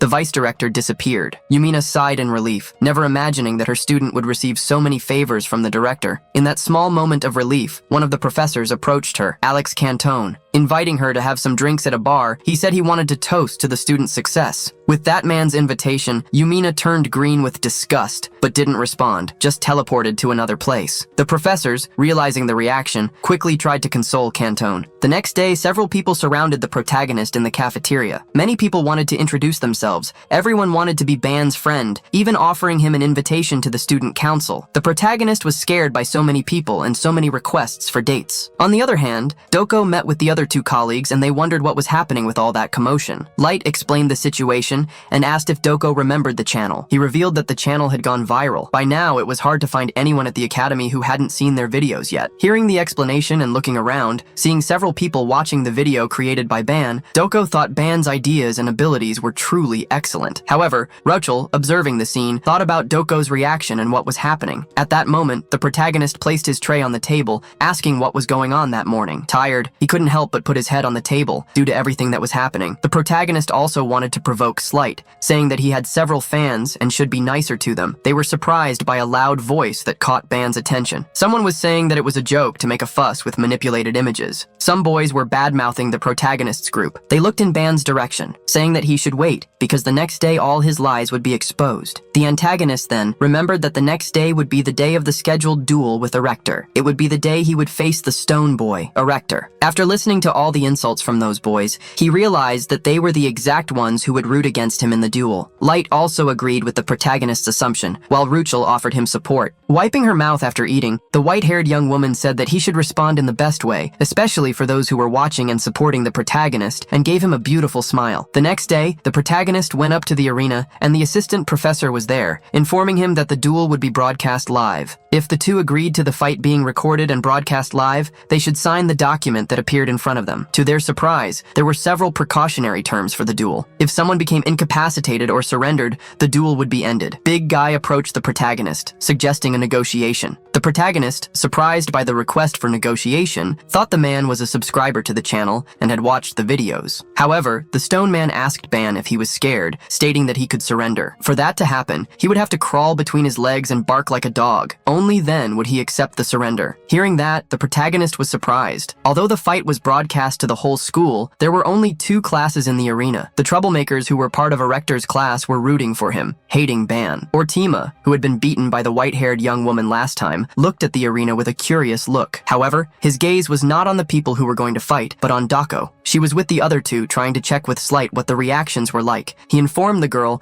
that the spectators of the broadcast had already reached 10,000 and many were cursing Ban. Dako already expected that. In the best-case scenario, the people who liked him, thanks to the videos, would only be a few. So she wanted that now. While many people were watching, Ban would prove if he had the strength to reach the top. The protagonist was thinking about Erector's words about crawling and barking. This made him secretly smile. He never imagined he could actually hear something so pathetic. It was so ridiculous that it seemed to have come out of a third-rate soap opera, so he called Erector's attention, and he gave him a look that seemed scary, asking if he had prepared a lot to provoke him. Erector returned the same smile to the protagonist, asking how long he would be able to act so calm. The protagonist shrugged, stating that if he was acting calm, or Erector should find out by going against him. Saying that, the protagonist drew his sword and called Erector in a provocation. He was annoyed, grinding his teeth due to the provocation. Now he seemed to be boiling, asking the assistant professor to declare the start of the fight soon. Hearing him and granting his request, the assistant professor raised her hand up and said that now it was Ban against Erector. Already having permission, he almost instantly advanced against the protagonist, relying only on his superior size to win. Erector's steps made the whole arena tremble, throwing his big fist in the direction of the protagonist, who remained still. When the fists were almost reaching Ban, he just moved. His legs moved quickly, while his eyes were focused. The protagonist internally praised Erector for taking the initiative, but his sword moved,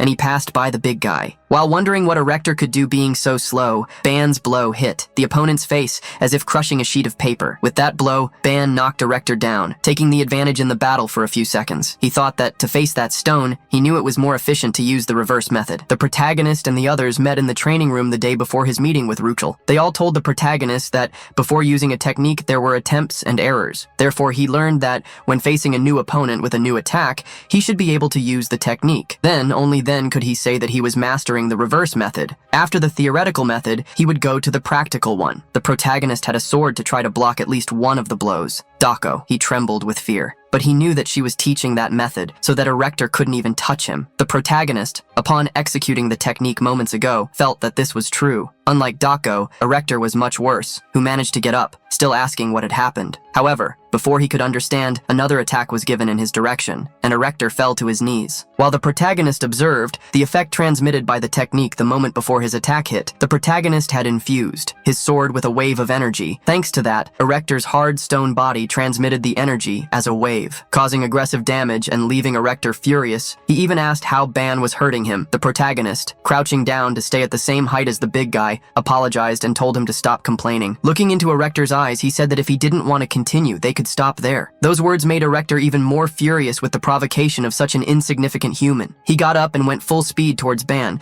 but the protagonist was very quick to dodge. Erector was furious. He couldn't believe that a mutt from a lower dimension was looking down on him. Erector shouted these words words furiously. The more he shouted, the more it bothered the protagonist's ears. Who understood what was happening after those shouts? Several concepts emerged around Erector's arm. They were stretched upwards, becoming much larger. Erector's hand hit the arena floor, causing a loud bang. Even so, the protagonist internally mocked Erector, thinking he was too naive. He thought he should at least try a different method after failing the first time. He didn't want to know about any strategy. His eyes showed the fury he was holding. He tried to crush the protagonist with his big body. Luckily, Ban was quick to dodge his attacks. Erector continued to attack the same way, stretching his hand to try to hit the protagonist. However, the protagonist's sword cut quickly when it was fused with concepts. The big stone arm cracked, and now it was being cut by the protagonist's attack. Faced with several equal attacks, Ban had no alternative but to counterattack. In the same way as the first time, receiving great damage, Erector shouted in a mixture of pain and hatred. While the fight was happening, many people were watching and following the live broadcast. Among them, even the directors were keeping an eye on what was happening. Even being an irrelevant fight, he was watching. Just like the vice director, several people were watching and couldn't understand what was really happening. Light told the pink-haired young woman that everyone's reaction was expected. They didn't believe it even when they saw it with their own eyes. Now everyone had to accept that. Compared to when he appeared at the academy, the protagonist was times stronger, and that was undeniable. The students of Class 1, the same as Erectors, couldn't believe it, because their companion was being taken out at the very beginning of the fight. Now they were wondering if the abilities shown in the channel's video could be real. Even the substitute professor was fearful to see how easily Erector was defeated. He knew that, a week ago, that boy was feeling weak, so much so that he asked for a week to train. The professor didn't know for sure what had happened to the protagonist in just a few days. While the professor dealt with the message he received from the professor's assembly,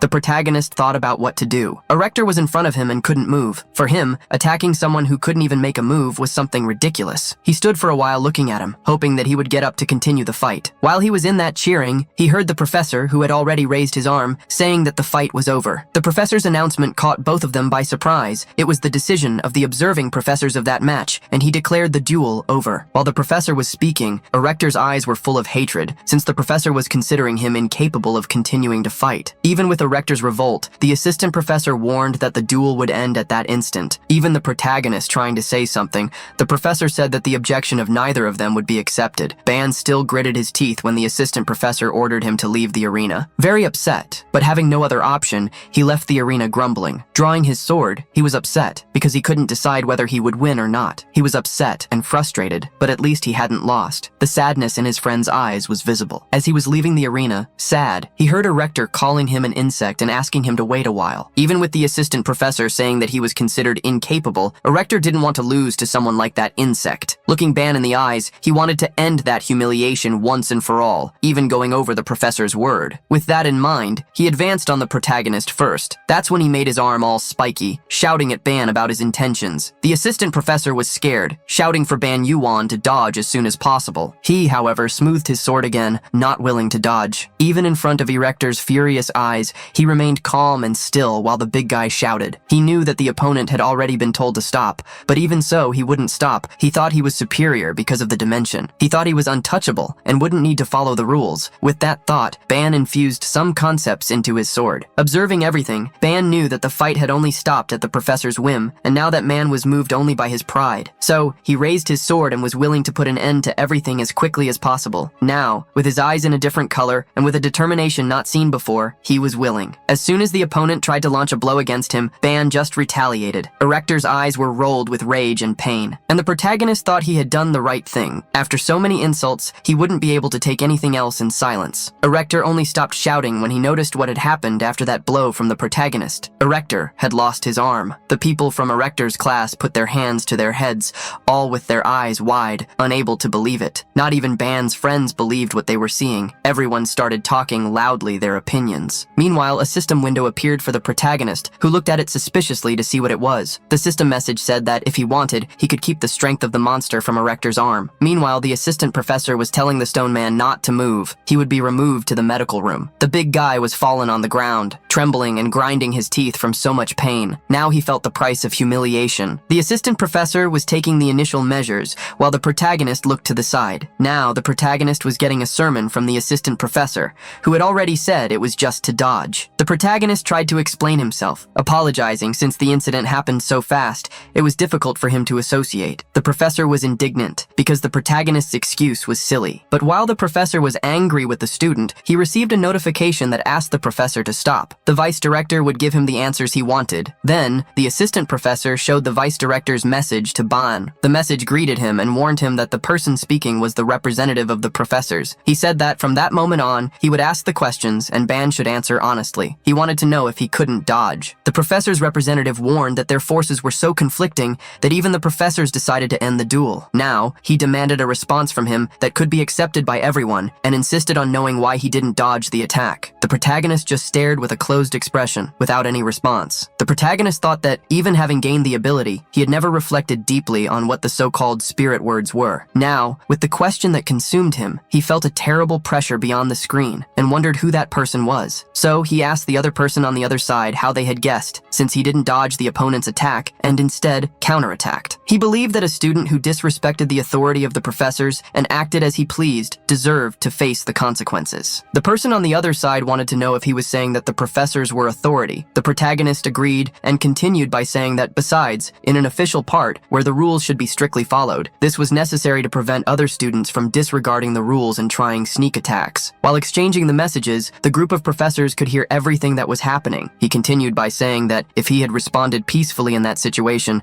the impression that he was weak could have spread, and that the rules wouldn't need to be followed when dealing with a student from lower dimensions. It wasn't just the professors or the director and vice director who could have access to Ban's words, but the whole academy. Several people followed the screen where he talked about the rules and about people from lower dimensions. He continued by saying that even if he had taken the attitude in a short time, he thought his actions were justified. The vice director found it interesting when the student said that he acted to defend the academy's principles. The vice director knew that he was responding intelligently, knowing that there were many ears spread out. He noticed that the boy had a superior intelligence, as he had expanded the problem between two people to the whole school. Also trying to act intelligently, the vice director said that the student's words were correct, notifying that students who disregarded the match rules deserved to be punished according to the norms. However, punishing a student for a mistake was his and the academy's function, not something that a student like him could deal with. The protagonist noticed that he was dealing with someone of equal or superior intelligence. The assistant professor smiled upon hearing Ban's conversation, and the vice director thought that, no matter the nonsense they said, his opponent was strong. With that, the student said that if the director was right, and if he had infringed on the authority of the professors, he apologized, and he concluded by saying that, in any case, he was willing to accept the punishment for what he had done. The vice director was satisfied to hear that. The director said it was all fine and that he wasn't asking to discuss punishment in the first place. Those words left the protagonist relieved, but the assistant professor was speechless. Zenon, thinking he had understood, believed that that young man had enough eloquence to win the favor of a constellation. He announced to everyone that he would accept Ban Yuan's self-defense as justified. Those words made Slight and Ruchel happy. The assistant professor even tried to argue with the vice director, who told him to stand still and stop that embarrassing behavior. In addition, the assistant professor also got a scolding for not having acted correctly with the students. He had not shown the necessary vigor during the match and said that the right arm was something easy to solve, ending the matter. A warning was given for the students who were watching the match to return to their places. While the warnings were given,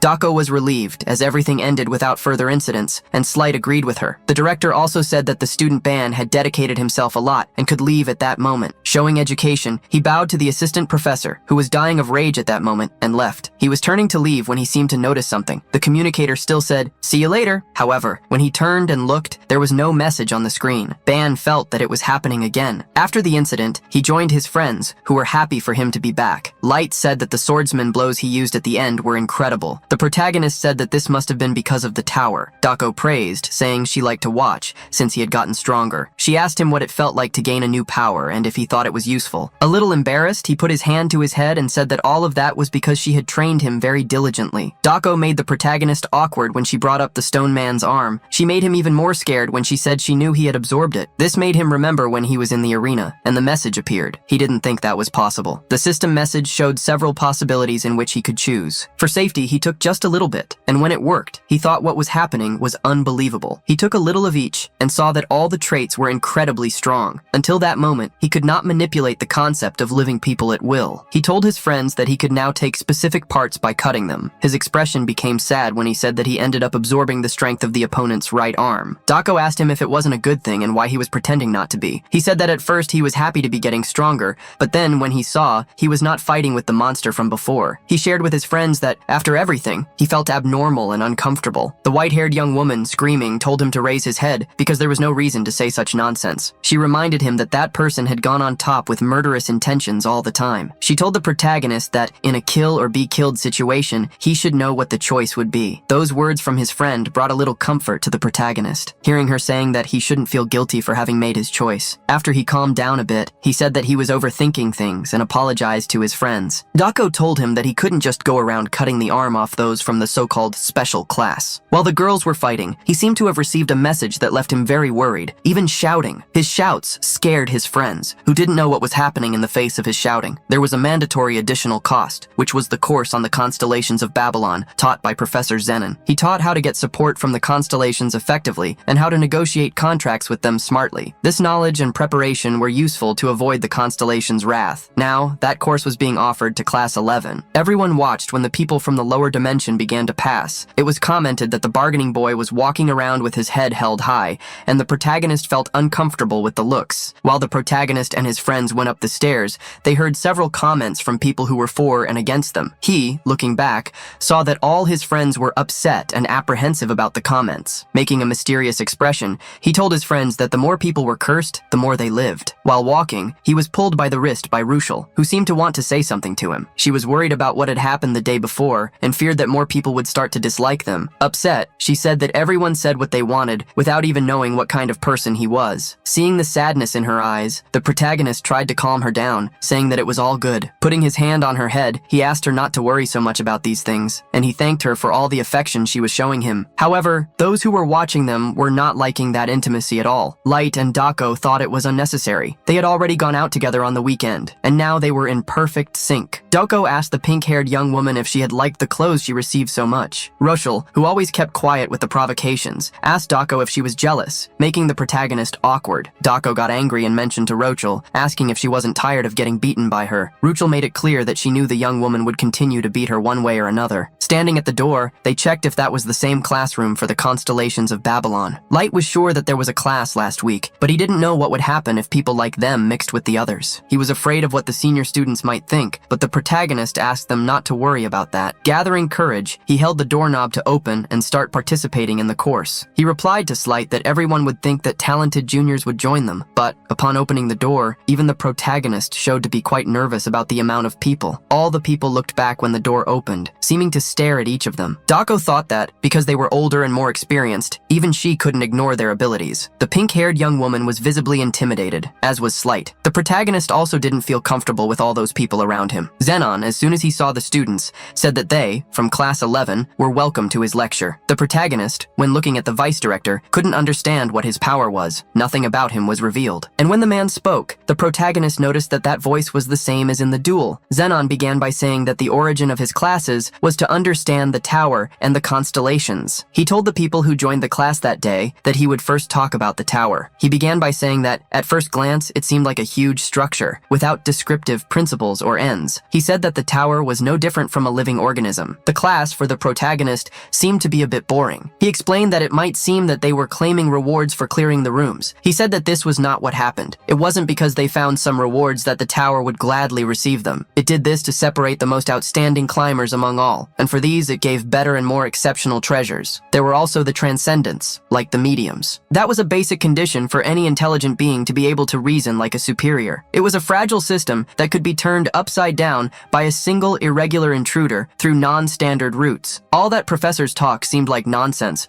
The protagonist didn't believe in anything. Although he remained silent, he was always thinking about something. That was the moment when the Chancellor's mass email was sent. The protagonist remembered that this happened shortly after the intruder entered the tower. What if he assumed that the irregular phenomenon with the spider swarm in room 4 had been caused by the intruder? The problem was that the difficulty seemed strange in room 1 too, those things that were definitely elite monsters. It was strange if the tower had started in a strange way after they arrived in room 4 and the introduction began. With that, the strange things that happened in rooms 1, 2, and 3 could not be explained. Now, with the professor saying that the tower could be a living organism, things seemed to fit better. If you change the perspective, it could be that the tower didn't change the difficulty only because of the intruder. And yes, because everyone started climbing. This solution seemed easier. Now he didn't know if the insane difficulty was really the tower thinking for itself and putting difficulties. There was a moment when the protagonist's fight with his thoughts was so great that the friends next to him began to notice, as did the professor, who, although he didn't say anything at first, opened a smile, thinking that he was getting to his purpose. The protagonist was already sweating from so much thinking, but he still insisted, thinking that if the tower were a system, it would choose those people. As Professor Zenon was saying, with that, he looked to the sides and thought that there was no better place. He thought that his class had found difficulties and situations incomparable to the others. He thought that if so, the second phase would be even better, with more gold, more events, and magical items. He was reflecting on the concept of what happened in the tower room when someone asked if he had already found out. The professor, having caught the protagonist's attention, said that there was a barrier around and many students had not yet discovered it, and he congratulated Ban and Ruchel for finding an orb on the first day of class. With that, he told everyone present in that class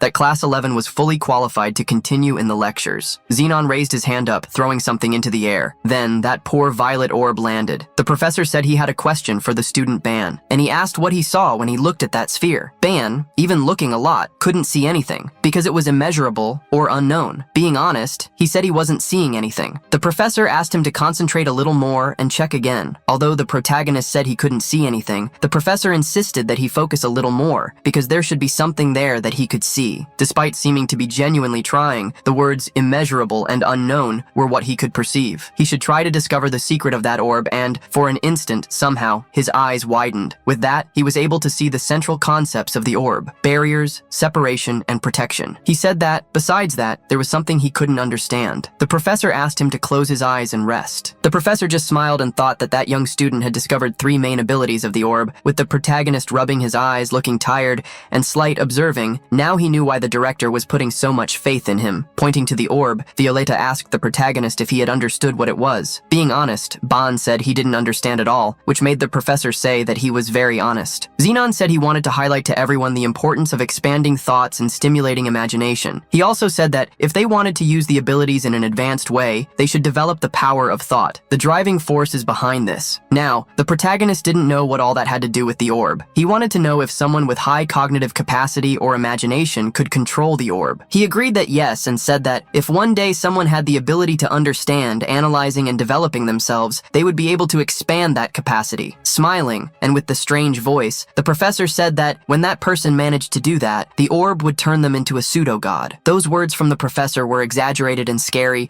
and the students were staring. But, for the protagonist, everything continued to be very tedious. The professor insisted, saying that at the moment it might be difficult to understand. He said that as the lecture advanced, everyone would gradually come to understand. Finishing the lecture, he said that their task was to try to imagine the possible applications of everything that was said. From the beginning to the end of that lecture, the protagonist found everything very complicated. He had a doubt. If God was God, what would a pseudo-god be? He didn't know if it was something similar to a god or a false good. His thoughts were interrupted when Slight called Ban to leave, while Ban was asking someone from his class to explain the lecture again because he hadn't understood. Meanwhile, Slight said he thought the protagonist would summarize very well, but he had his eyes wide open ahead, seeing Ortima. After the scare passed, he managed to ask Ortima what he was doing there. The bad-faced young man said that he was the one who asked the questions. He wanted to know where she was, and Slight could hardly believe that he was talking about their colleague. Suddenly, Dako arrives, asking why everyone was grouped together. Smiling, she said in an ironic tone that she thought something serious had happened. The protagonist, awkward and not wanting things to get worse, didn't know what to say. Ortima approached the white-haired young woman and confirmed if her name was Dako. He said he had business to deal with her. She continued to ironize, and she asked if he was making another duel request, saying that if he wanted to hurt her, she wouldn't prevent it. He clung to her, saying that dueling inside the academy seemed like something difficult. While she was talking, the young man put one of his knees on the ground and told her that it was not a duel request. He took out a beautiful bouquet of flowers and offered it to the furious young woman in front of him. Leaving everyone scared, Ortima asked the young woman out on a date, while he was blushing with shame. The people behind, with their eyes wide, never imagined that that scene was possible. Just like them, the cold-hearted young woman also didn't show her expressions. Nobody could believe that the proud and arrogant Ortima had fallen for a woman who beat him to a pulp. Our main character wondered what kind of taste someone had to have for that to even be possible. Remembering that Ban himself had been beaten by Doko many times, Slight asked if he wasn't answering his own question. Being called a masochist in such a not-so-subtle way really got to our main character, who transmitted the same feeling to Ruchel. Dako was surprised that Ban didn't understand another man's heart, since she was about to ask what kind of plan he thought Ortima was plotting. Hearing talk of a plan, the three of them them stared at Dako with surprised looks, making her realize they really didn't seem to notice the situation. Dako was sure that Ortama was planning something, because his eyes had no trace of affection whatsoever. The main character had to disagree with Dako. No way. It doesn't seem like that's true. I mean, you're incredibly beautiful. The sudden compliment caught Dako off guard, making her blush. Trembling with anger, Dako questioned how the dense Ban could say that kind of thing so casually. Seeing that Ban didn't even understand what he had done, Slight advised her not to fall for his tricks. While Dako was arguing with Slight, Ruchel wondered if there really was another reason behind that confession. She was worried about a certain expression he had made. At that moment, with Ortama kneeling, Dako crossed her arms to dismiss him. Leaving Ortama behind, she called her group to leave. It was then that Ruchel looked at Ortama out of the corner of her eye and was surprised because his face had a sad look on it. During training, our main character received some information. By exposing his presence to so many beings, engraving his existence in their minds, Ban had unlocked a new concept of language, charm, and honor, which were immediately elevated to 10 points. The protagonist was surprised, since he had only just published a new video on the channel. Looking at the concept info, he found that charm could captivate and influence others, while honor stabilized dignity by being recognized by many beings. Even though he couldn't complain, Ban wondered how these two concepts could help him climb the tower. Ruchel, who was in front of the main character, was startled to hear him ask if his own face had changed in any way. Shyly, Ruchel lowered her head to answer, well, I think Ban is very handsome." The main character choked with surprise, stating that he wasn't asking in that way. On the other hand, Dako, who was hearing the whole conversation with her super hearing, was starting to get annoyed. Suddenly, Ruchel heard Slight scream, who was training with Dako, and felt a strong gust of wind hit her back. Stomping on the ground, Dako got the attention of the two who were flirting. "Train! Focus on training, and when you're resting, just rest." Poor Slight, who after a beating, was being carried by Dako. The main character also tried to ask Dako about his face, but the girl, in a hurry, slapped him on the face while blushing. "Seriously? Didn't you just hear what I said? Focus on training. If you keep it up, I'll make you two train until tomorrow." With Dako's threats, Ban and Ruchel went back to training, while the tired Slight cried for rest. Ban and Ruchel started sparring immediately. As they exchanged blows, the two moved around the entire training room, using all the space they could. Ruchel's claws hit the main character's sword, and after images of energy were left behind. Trying to rest a little, Slight commented to Dako that Ban seemed much stronger, and was curious to know if he shouldn't stop focusing on dungeons and go back to the tower. Dako thought Slight was being too hasty. In her view, even if Ban had improved, he was still way behind Slight and the beast Ruchel. She could tell that from the beginning, the sparring between the two was only working because one of them, Ruchel, was going easy on the other. Anyway, Dako remembered that the next day they would return to the tower. She wondered if Ban had already figured out how to deal with the beast inside Ruchel, because otherwise, nothing would be different from the last week. Ban was also aware that if they didn't find a solution quickly, they would end up repeating what had happened last time. In the middle of his battle, he activated his all-seeing eye. Over the last week, he'd been observing Ruchel, which had helped him discover a few things. Her violence was activated using any emotion as fuel. Depending on which emotion was used, her state changed drastically. When an intensely negative emotion was used as fuel, it burned until she lost control. But when positive and calm emotions were used, the violence inside Ruchel decreased and her emotions stabilized. Knowing this, Ban continued to fight Ruchel to observe her even more and learn more about how her power worked. In battle, intense emotions were naturally amplified, making violence something inevitable. The more emotional fuel was spent, the more aggressive Ruchel became. However, Ban wanted to try to change that fuel. He wanted to use something more positive. The sparring continued until Ban got an advantage and used the back of his sword to push Ruchel, whose hair was completely dark. The duo who weren't fighting watched the two's combat. Ruchel had been pushed, falling to sit on the ground, and due to tiredness, Ban fell to his knees. However, the fury in Ruchel was at its peak. Gritting her teeth, she refused to give up. Seeing that it had come to this, Ban realized it was time to try to use his plan. To show that he hadn't just been messing around these last few days, the main character held out his hand, creating a magic circle. He was going to prove that the time he spent with Ruchel served to collect parts of her emotions, whether she was happy, having fun, or at peace. Ban had not only collected these emotions, but copied them directly from their essence. Immediately, upon releasing the essences of joy, happiness, and laughter, Ban moved toward Ruchel. Wielding such emotions, he hoped they would work. He directed them at Ruchel in an attempt to make his friend absorb them. However, a blow prevented him from getting close to her. In a fit of rage, Ruchel managed to hit Ban's hand, which held the emotions. The main character was slightly startled. In front of him, Dako was gritting her teeth hard. The girl got up instantly, grabbing Ban by the stomach like a rugby player, and with the inertia of the movement, threw him to the ground, falling on top of him. The main character felt the impact heavily. quickly. Mounting Ban, Ruchel had a demonic look. With a great roar, she attacked the main character with her sharp claws. Immediately seeing the danger, Dako and Slight ran toward them to prevent the attack. However, a chain was faster than the two. The chain wrapped around Ruchel's arm, preventing her attack. A second chain appeared, grabbing her other arm and immobilizing her so she couldn't attack anymore. Seeing Ruchel's expression, the main character was worried, but soon realized that the color of her hair was lightening. When Ruchel returned to normal, the main character asked if she wasn't moving faster after transforming. Finally, Ban could rest, relieved to see that the beast in Ruchel was calming down quickly. Still, it could be dangerous to have to tie her up every time they fought. He couldn't help but think if there wasn't a better method to calm her down, some condition for it. Pulling the main character out of his worries, Ruchel thanked him. Ban didn't understand why she was thanking him, since he hadn't completely solved the problem yet. However, Ruchel shook her head in a hurry and thanked him, because now she could at least fight a little. She already considered the improvement significant, and, because of that, was happy to have him by her side. Ban started to blush at Ruchel's words. Quickly, Dako approached him, staring at him. The main character was startled by Dako getting so close and had to make up excuses. "We were working hard here, didn't you see?" While Dako stared at the main character, Slight also approached, relieved that no one had been hurt. Dako, however, thought there was something more important. She started staring at Ruchel, getting everyone's attention, including hers, and worrying the main character. Dako analyzed Ruchel for a while, remaining silent, and then turned away. "No, it's nothing." She decided to end the day's training there so everyone could rest. Staying behind, Ruchel looked at Dako melancholically, with doubts and sadness. The next day, the group headed toward the tower. When they got there, Slight tried to ask Dako for permission to use the holy sword, at least when they entered the tower. He was worried about the difficulty they would face, since this would affect the fate of the four of them. However, Dako reminded him that everyone had agreed to create a solid foundation, without any rush. That was only their second exploration in the first semester as rookies, so she didn't think they needed to worry. The main character agreed with Dako, although Slight didn't seem so convinced. The more he used the holy sword, the more dependent on it he became. Faced with the concept of the demonic spirit imbued with the Holy Spirit, Ban was no longer sure that it was really a holy sword. Anyway, it would be better to keep Slight away from that negative influence. Slight understood that he couldn't use the sword,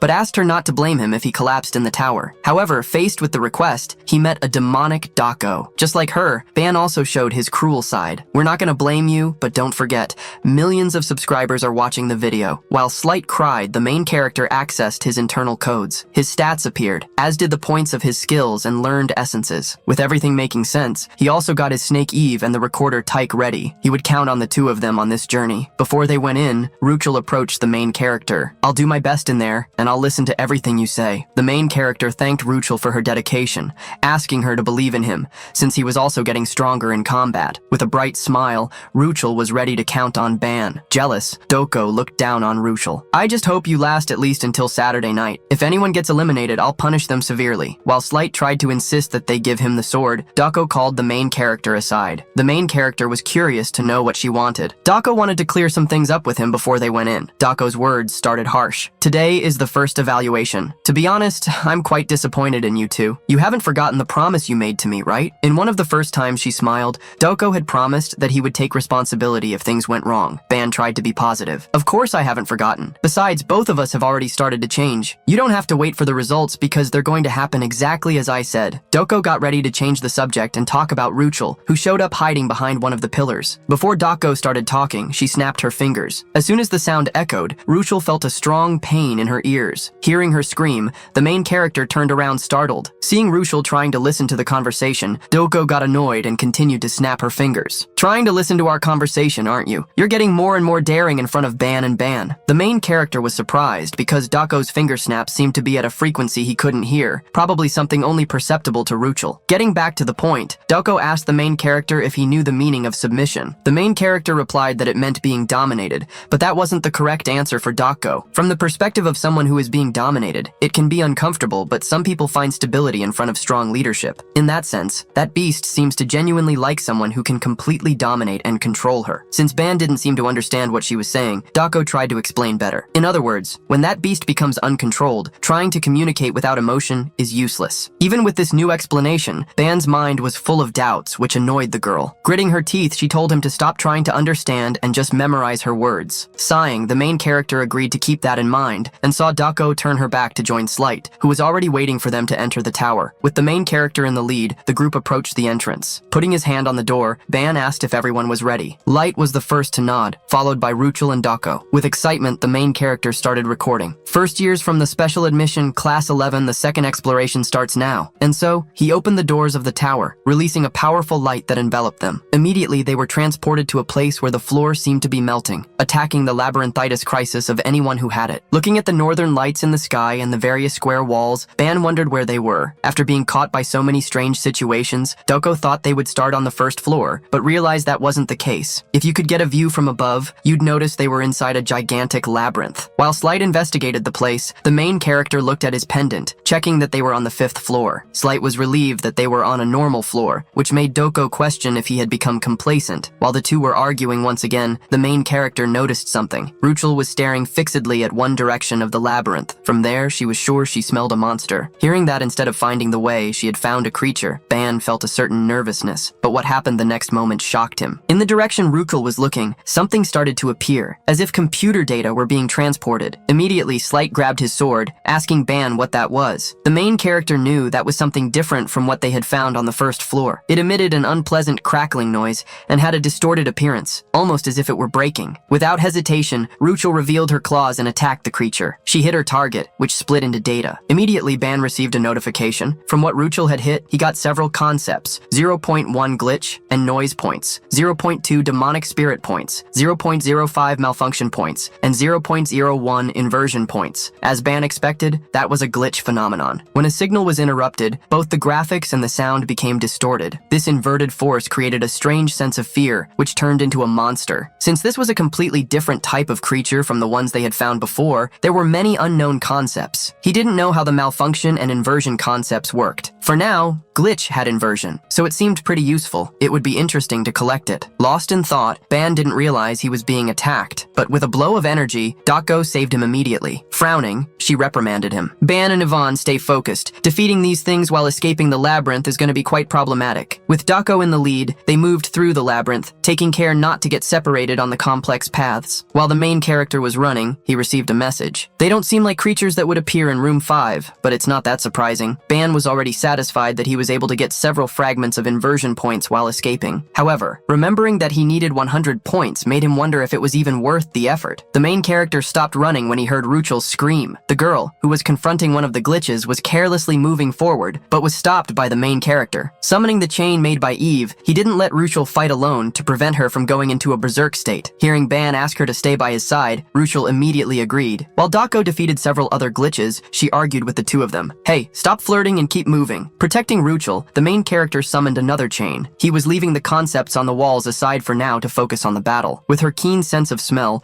Ruchel was able to warn the main character when monsters were about to appear. Using the chains, the main character managed to collect inversion points by defeating the glitches. After running for several minutes, they still hadn't found an end to the labyrinth. Dako then revealed that she had memorized the entire path they had taken while running, and both she and Ban felt that, although the place seemed different, they had been there before. She concluded that it wasn't a normal labyrinth, but one that modified itself in real time. Faced with this situation, Dako assumed that the only option was to destroy it completely. Seeing her take a battle stance, the main character noticed something with his eye ability. He was so focused on collecting inversion that he had ignored an important detail. Dako wanted to destroy everything to reveal anything that was hidden, but the main character interrupted her, passing her by. Placing his hands on the walls of the labyrinth, he explained his reasoning. Logically, a path that's constantly changing doesn't make sense. That means there must be some trick hidden inside the walls. The main character felt the entire wall until he found a spot that sank when pressed like a hidden button. Ban received half a point of illusion for discovering the secret button, a concept that couldn't be owned by humans. With the wall in front of him disappearing, the main character smiled, celebrating that he was right. His gamble had paid off, and a path in front of him was revealed. Ruchel was curious to know how Ban had done that. With Slight thinking it was incredible that he had discovered the labyrinth's secret, the main character scratched his nose, trying to hide his pride. In fact, he had noticed it a little earlier, but ended up not saying anything because he had forgotten while collecting concepts. To hide this fact, the main character made up an excuse. I don't like to waste time. I just noticed a part of the wall that looked weird after we'd been walking for hours. Dako found Ban suspicious but didn't say anything. She was more surprised by the fact that he had found a flaw in the magic that even her own power hadn't detected. Watching the main character take the lead to guide the way,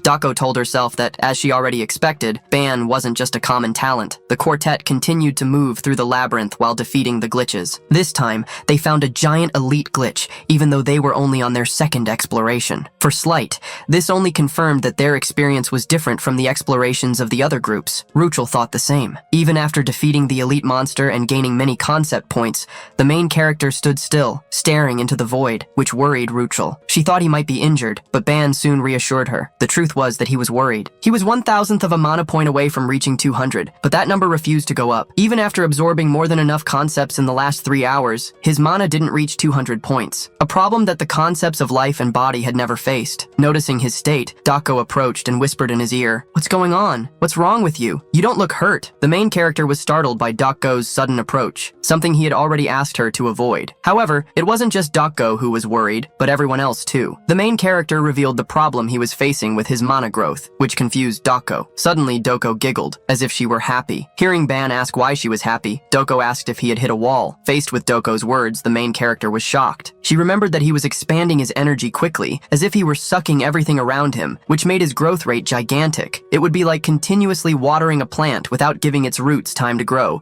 causing him to hit a growth limit. Hearing Dako's explanation, the main character asked what he should do. Dako didn't think it was a good method to defeat monsters negligently, as he was doing. Thinking of a more efficient method, she looked around. Her gaze was directed at Ruchel, who was in doubt about why the girl was staring at her. Dako huffed, annoyed. That must be great for someone. Getting some fresh air during the weekend instead of being locked up in school, eating delicious food, and going to clothing stores. Seeing how Dako was treating him, the main character tried to convince her. "Hey Doko, if you teach me, I'll learn diligently. I'll think about the trip, the food, and the shopping." So Dako finally agreed to help him, just because he quickly understood the situation he was in. Looking at her companions, Doko asked if it would be okay, since it would take a while. Ruchel didn't mind if it was to help Ban. Likewise, it was okay for Slight, since they had just fought an elite and hadn't changed rooms yet. Seeing how everyone was understanding, the main character thanked them. So, Dako explained that the best method would be for him to receive the basic transmission of the mystic body art. The main character was confused, so Dako explained in detail. Despite the big name, it's just a basic martial art, so it's not difficult. Even so, Ban was worried. So far, he had only learned the basic principles with Dako, but had never learned a martial art directly. This time, it would be a martial art. That's why he wondered if he could learn it properly. Before they started, the main character asked if he should perform something like the 9-bow ritual, a master and disciple ritual. Dako couldn't believe he was trying to cause a commotion with just a martial art that even children learned. She asked him not to worry and just get ready. While Ban took off his shirt to have more mobility in training, Dako was lost in some thoughts. She was surprised to see an outsider quote the ritual. She had acted as if it were nothing, but her mystic body art was something that couldn't be taught, even if the student venerated someone as their master, because that was a divine family art, passed down strictly through bloodline. Dako knew how shocked her father would be if he found out she was passing on the martial art to someone, especially to someone she had met recently, someone from another world. While Dako was lost in thought, the main character called her. Having taken off his shirt and revealed his buff body, Ban asked if he really needed to take all that off. Dako couldn't believe she was teaching this shameless guy a secret technique of her family. She couldn't do that unless he became her husband. Oblivious to Dako's thoughts, the main character tried to hide his body, embarrassed. Slight, who was looking at the main character's body with wide eyes, tried to ask Ruchel not to look. He thought that for him, as a man, it was okay to look, but not for her. Seeing the two gossiping, Dako shouted at them to be quiet. Starting the training, Dako instructed Ban to sit down and calm his mind. So, the main character did it. Going behind the main character, Dako extended her hand. From the moment she had met him until now, she had a strange feeling that kept growing. The feeling that she wanted to nurture this man with her own hands. Ban was different from any other man Dako had ever known. She didn't even need to mention Ban's exceptional talent for martial arts, but what surprised her most was the potential he had to possess the abilities. She believed that if he, who possessed great qualities and abilities, grew systematically, he could become something unimaginable. She wondered how fast and how far he could go. At the same time, she wanted to see his talent, feeling the desire not to let him be influenced by others. She wondered what was up with this man to make her go so far for him. While Dako was lost in thought, Ban felt the warm touch of her fingertips on his back. Getting back to paying attention, Dako asked the main character if he was ready, since she had taught him the basics earlier. The main character said he was ready, but asked if she wasn't going to recite an oral formula before doing something like that. Dako didn't know that Ban wanted an explanation of the technique and started to laugh, finding his thought funny. Would you even understand if I recited the oral formula of a technique? Instead of explaining the details, it's better to imprint it on your body. Remembering Ban's thought about the master and disciple ritual, she couldn't help but laugh, asking where he had learned his knowledge of martial arts. The main character wondered if she would hit him if he said he had learned it in novels. Leaving the laughter aside, side, Dako got ready to start. Not being prepared, Ban tried to ask for a moment, but simply felt an energy reverberate in his body. A few minutes before, Dako had explained to the main character, "The divine manifestation technique I'm going to teach you now is going to completely alter the nature of your ki, magical power, and body foundation." Faced with such surprising information, Ban was shocked. Originally, he thought he would just be taught a basic martial art, so he planned to learn it calmly, but now he realized it wouldn't be that easy. Dako, however, reassured him. "Don't worry, when you train your kai, it's natural for its nature to change. The magical power altered by the divine manifestation stimulates the body, and the continuously stimulated body consumes magical power to create a pure ki. As long as both body and magical power are trained, the paths will grow naturally." Ban still had difficulty understanding, even after the detailed explanation, so he tried to simplify. Magical power is filtered and converted into a pure kai. While Dako passed the technique to his back, Ban felt his body burn. From the moment she touched him, the feeling of becoming a fireball ran through his body. He felt that the magical power in his veins was being devoured crazily. It was as if a path that didn't exist before was being forcibly created. While the main character gritted his teeth, afraid his body would catch fire, Dako placed her hand on his shoulder. "Ban, calm down." She taught him what he should do. "Follow the paths engraved inside your body and move the divine kai constantly. Move the flames. This is the beginning of the divine manifestation." Ban closed his eyes to hear Dako's last support. "If you succeed in this training, the next path will be found by you, eventually." When he closed his eyes, Ban saw the blue flames inside his body moving constantly. In a lotus position, Ban made the flames flow freely under his direction, running through every vessel and concentrating on his heart. After some time, Ban sighed. He was starting to feel a little more comfortable. With the technique taught by Dako, he discovered that using raw magical power wasn't always the best way. When Ban opened his eyes, a notification appeared in front of him. He was surprised to read it. "You have discovered the new concept of martial arts, divine manifestation. The depth of the divine manifestation has reached 20 points. Due to the training in divine manifestation, some of the negative concepts inside your body have been eliminated. A positive excess of life was created. This potential excess will promote the growth of other concepts." Receiving the confirmation that he had acquired the ability was sensational. More than that, Ban also had the attribute depth of his soul increased to 440 points. In addition, the resistance attribute in his body increased, as Dako had said would happen after his body was filled with divine kai. The more Ban trained that blue flame, the more he felt the power of the concepts increasing. Next to the main character, since she had already finished passing the technique, Dako investigated. "And so, are you satisfied?" Ban couldn't help but give a thumbs up for the divine manifestation technique. "It's amazing. Now you can think about what gift you want to get." Ban almost regretted it when he heard Dako's maniacal laugh. "I'm looking forward to it." However, Dako wanted something at that moment. Throwing Ban's shirt back to him, she told him to wipe the sweat and get dressed, unless he wanted to climb the tower alone. Ban hid behind a wall while wiping himself off. While getting ready, he felt something strange. He felt that if he focused a little more on the training,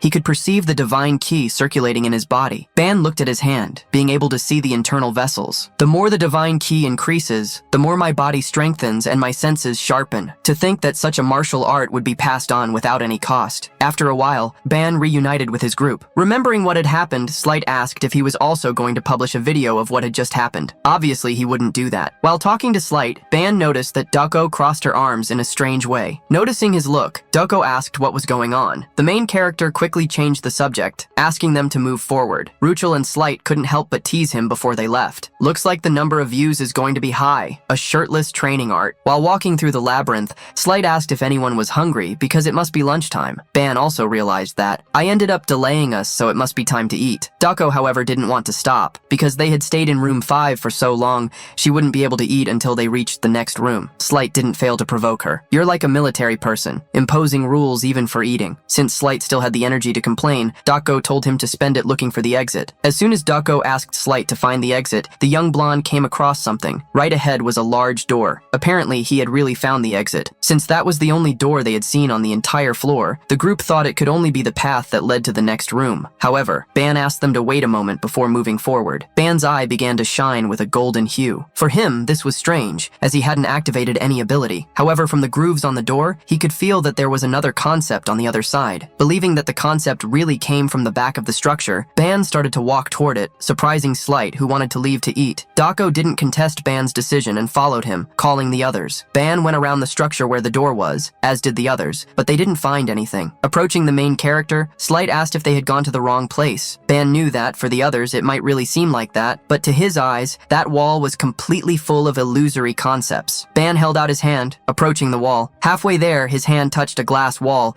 which began to crack with his touch. The crack spread quickly, extending across the entire invisible wall. It was then that the wall completely fragmented, surprising everyone. Slight was shocked. What was that? What happened? The girls realized that Ban had found a new path. In front of them, through the wall that had been broken, they could see a spiral staircase, a shortcut to the upper floors. At that moment, Ban received a notification. You have absorbed 50 illusions. The absurd amount surprised him, as it showed how well that path was hidden. Although it was hard to believe he had found the place, Ban smiled forcedly. That was incredible. Showing the shortcut to the group, Ban asked what they should do. Slight couldn't believe Ban was still asking that question. Next to him, Dako had already made the obvious decision. As if they understood each other, the quartet ran into the shortcut area. While climbing the stairs, Ban fed his little snake Eve with the 50 illusions so she could grow and become stronger. During the climb, Ban shared a thought. It seems that the floor change is happening around here since there's no exchange mechanism. Dako completed Ban's theory. Maybe the stairs themselves are the mechanism. She argued with Slight. Make sure you walk straight. Going up sideways, Slight asked what would happen if a monster jumped on them. Dako didn't understand why he was worried about that, since they could simply fight. Using the identification stone, Rukul found that they were already on the 8th floor. Ban couldn't believe they had jumped 3 floors at once, but Dako complimented him. You found a great shortcut, didn't you? Ban couldn't help but reveal after the compliment. Actually, I didn't know so much about the shortcut either. Light, who read the manual, remembered that it said finding a shortcut was great luck. What made Slight afraid was that the more floors they skipped, the more difficult the next one would be. He didn't understand why no one was worried. Dako, for example, thought more about the reward than the difficulty of the next floor. In tears, Slight complained and pleaded, Ban! Don't find any shortcuts next time! The main character couldn't help but laugh as he agreed. Slight's complaints really stood out. Ban didn't understand why Slight was so scared, since he didn't behave like that on the previous expedition. Holding the spear in his hands, Slight complained sadly. If the difficulty increases more, it'll be dangerous. The holy sword, if only I could use it. Slight seemed mentally lost, mostly because he was extremely dependent on his sword. Seeing how much he complained, Dako asked if she should break the sword. This only made him even more nervous. While the two were arguing as always, Ruchel found something from where she was. Looking up, she saw the end of the stairs, leading to an exit. As the student identification stone indicated they were on the 8th floor, Ban believed the exit led to the 9th. Since he was ahead, Ruchel asked him to be careful. I feel a hostility coming from there just like that time. Hearing Ruchel mention the feeling of when the irregularity appeared, Dako and Slight stopped arguing. Dako then did something unexpected. It doesn't hurt to be careful. Light, as soon as we enter that floor, draw your sword. Slight was surprised to receive Dako's permission. He immediately drew his sword, changing to a confident and excited attitude. Guys, leave everything to me! Ha ha ha ha ha! The instant change in attitude honestly annoyed Dako a little, although she couldn't do anything about it. As soon as they passed through the luminous gate, they arrived on a floor with stone walls and columns. Ban looked around and didn't see any monsters, just a high ceiling. This made Slight imagine that they were in a rest area. Ban doubted that, since there was no mention of this area in the guides. They then began to explore the place where someone armed was hidden. Suddenly, this person fired. Their weapon launched an energy explosion that created a magic circle. Hearing the noise, Ban was surprised. Suddenly, a gigantic sphere was fired in Dako's direction. When she noticed, the sphere was already glued to her. A strong explosion happened with the impact, launching debris and dust everywhere. Ban and the others had to protect themselves from the dust curtain, worried about Dako. However, when she appeared,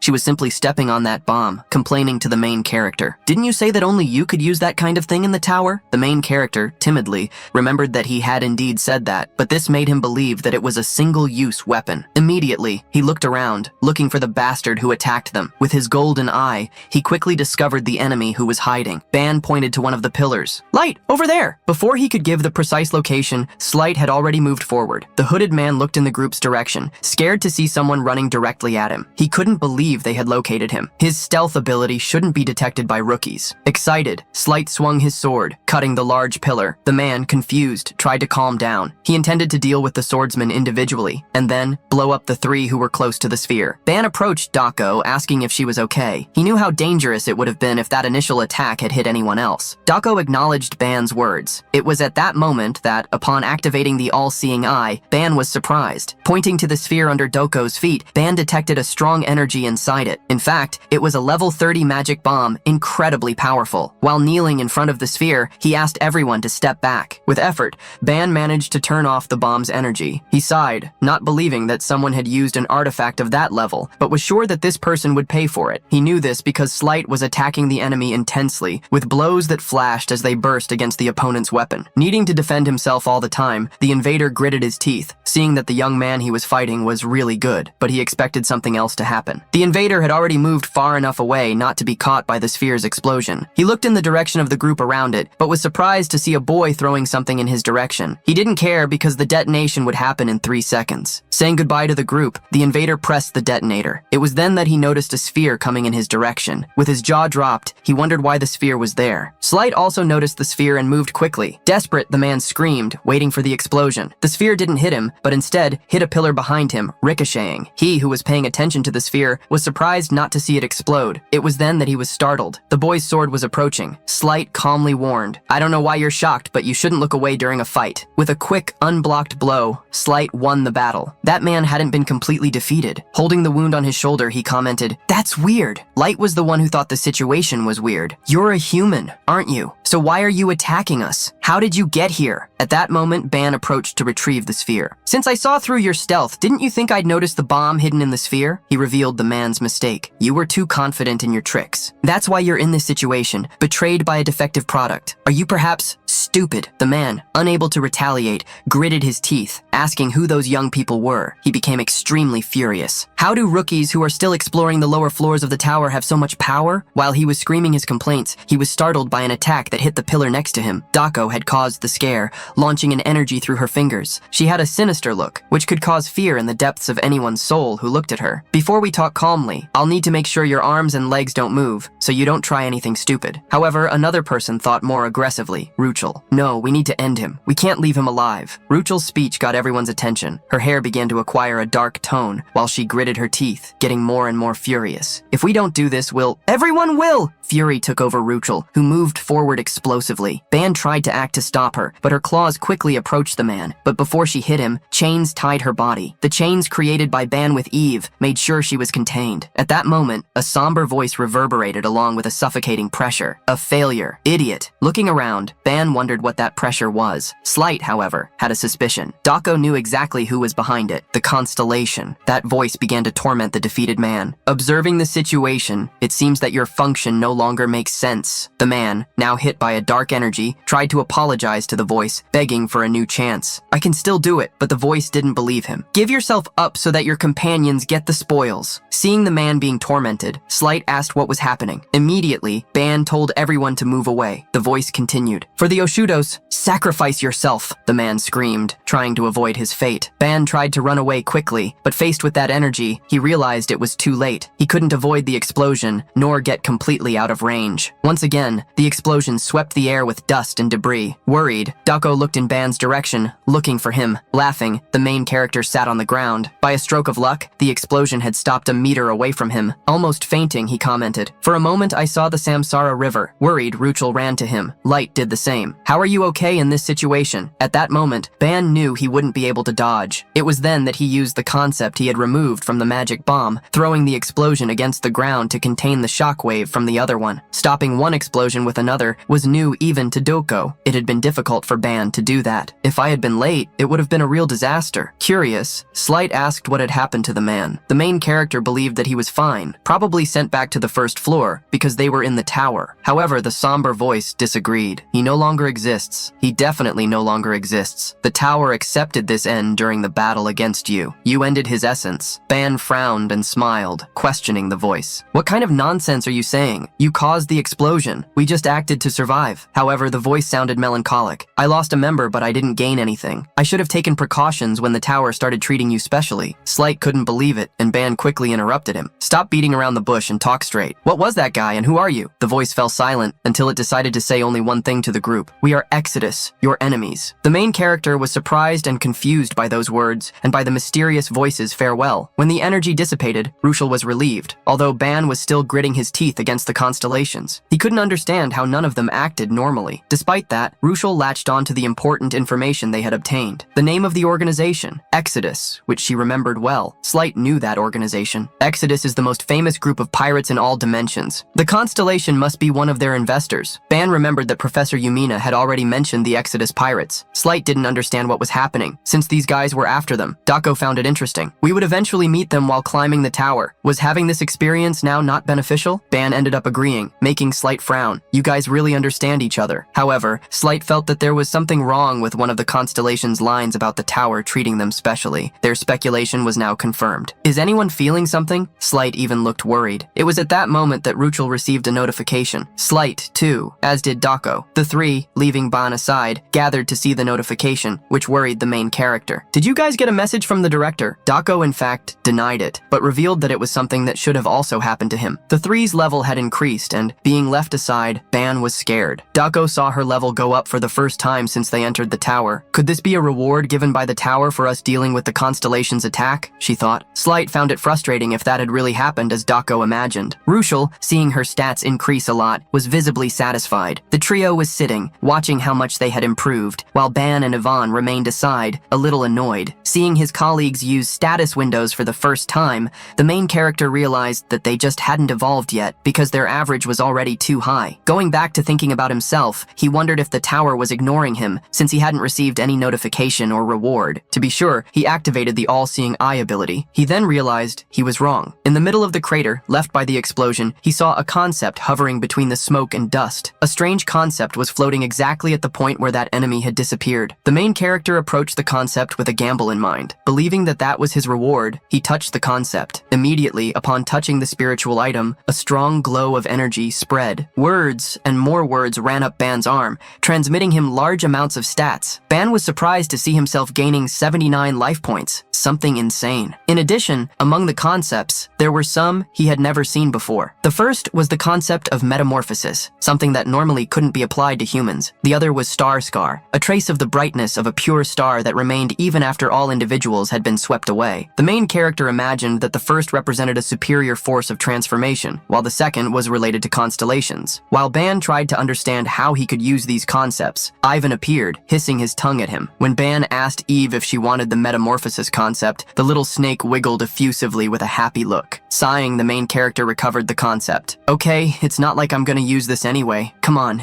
eat Eve. With affection, the little snake devoured the metamorphosis concept, and immediately traces of energy began to run through her body. Ban's scream of surprise got his companion's attention, who soon looked in his direction. Ruchel was the first to approach, asking what had happened. Trembling, Ban replied, Eve, she's turned into an egg. The main character was holding an egg with digital characteristics in his hands. A notification appeared from it. Object has mastered a lower tier concept, origin mutation in progress. Worried, Ruchel asked if that had happened before. Ban confirmed that it had, but explained that last time, Eve had hatched immediately after turning into an egg, which wasn't happening now. Slight imagined that this was happening because it was Eve's second evolution. Dako crossed her arms with a provocative smile. That little girl probably evolved too. Ruchel, who had picked up the egg, felt a warm energy coming from it. Trembling, Ban even bit his nails. What do I do? What do I do? We've lost the only way to calm Ruchel down in emergencies. Hearing Ban's comment about Ruchel, Slight was worried. However, as the next floor was a rest area, they were relatively calm. It was when they talked about the next floor that the change was activated. Seconds later, they appeared on a floor that looked more like a garden under a dome. A beautiful fountain with a water spout had been built in the center of that place, while stone staircases led to higher gardens. This was the 10th floor, about which they had only heard stories. It was said that sometimes there would be no food or drink if the climbers were unlucky, but that place was completely different. Walking through the place, Ban commented, actually, it seems like we got pretty lucky. Slight went to some trees and collected some fruits called Eden fruits. Fruits that could recover fatigue and increase each individual's potential. You absolutely have to eat them during the rest zones. Hearing his colleague's advice, the main character took one of the fruits and took a bite. As soon as he ate it, he was amazed by the sweet and citrus flavor it had. Next to him, Dako had also tried a fruit, and she herself almost melted with that flavor. Ban couldn't help but compliment. It's delicious! I've never tasted anything so amazing. Dako followed his line of reasoning. This is the sweetest flavor I've ever tasted. I can feel a slight increase in my internal energy. Sitting on a bench, Ruchel ate some grapes peacefully. Her hair had even lightened because of it. Provocatively, Dako asked if they should eat all the fruits on the floor before moving on, or even pack some. But Slight reminded her that they weren't allowed, and that the fruits would disappear when they left the floor. As Dako got frustrated with the rules, Ban tried to investigate investigate if there was a way to take those fruits with him. It was then that notifications appeared. You've eaten a fruit of Eden and the unique fruit, the fruit of knowledge. From now on, the all-seeing eye can distinguish sins. The protagonist was confused. Looking at the fruit in his hand, he wondered if it was really called the fruit of knowledge. So this fig-like fruit is called that? Despite having gained a new power, he tried to imagine what exactly distinguishing sins meant. At that moment, Ruchel got everyone's attention, saying she had found a mysterious box. Dako crossed her arms, explaining right after, "This is a reward for achievements. Even on the lower floors, there must be something interesting inside, right? After all, we haven't gone through common experiences so far." Everyone finally remembered what they had faced in the last few days. They had faced constellations twice, besides several elite monsters and a trap zone. Ban, recalling those difficulties,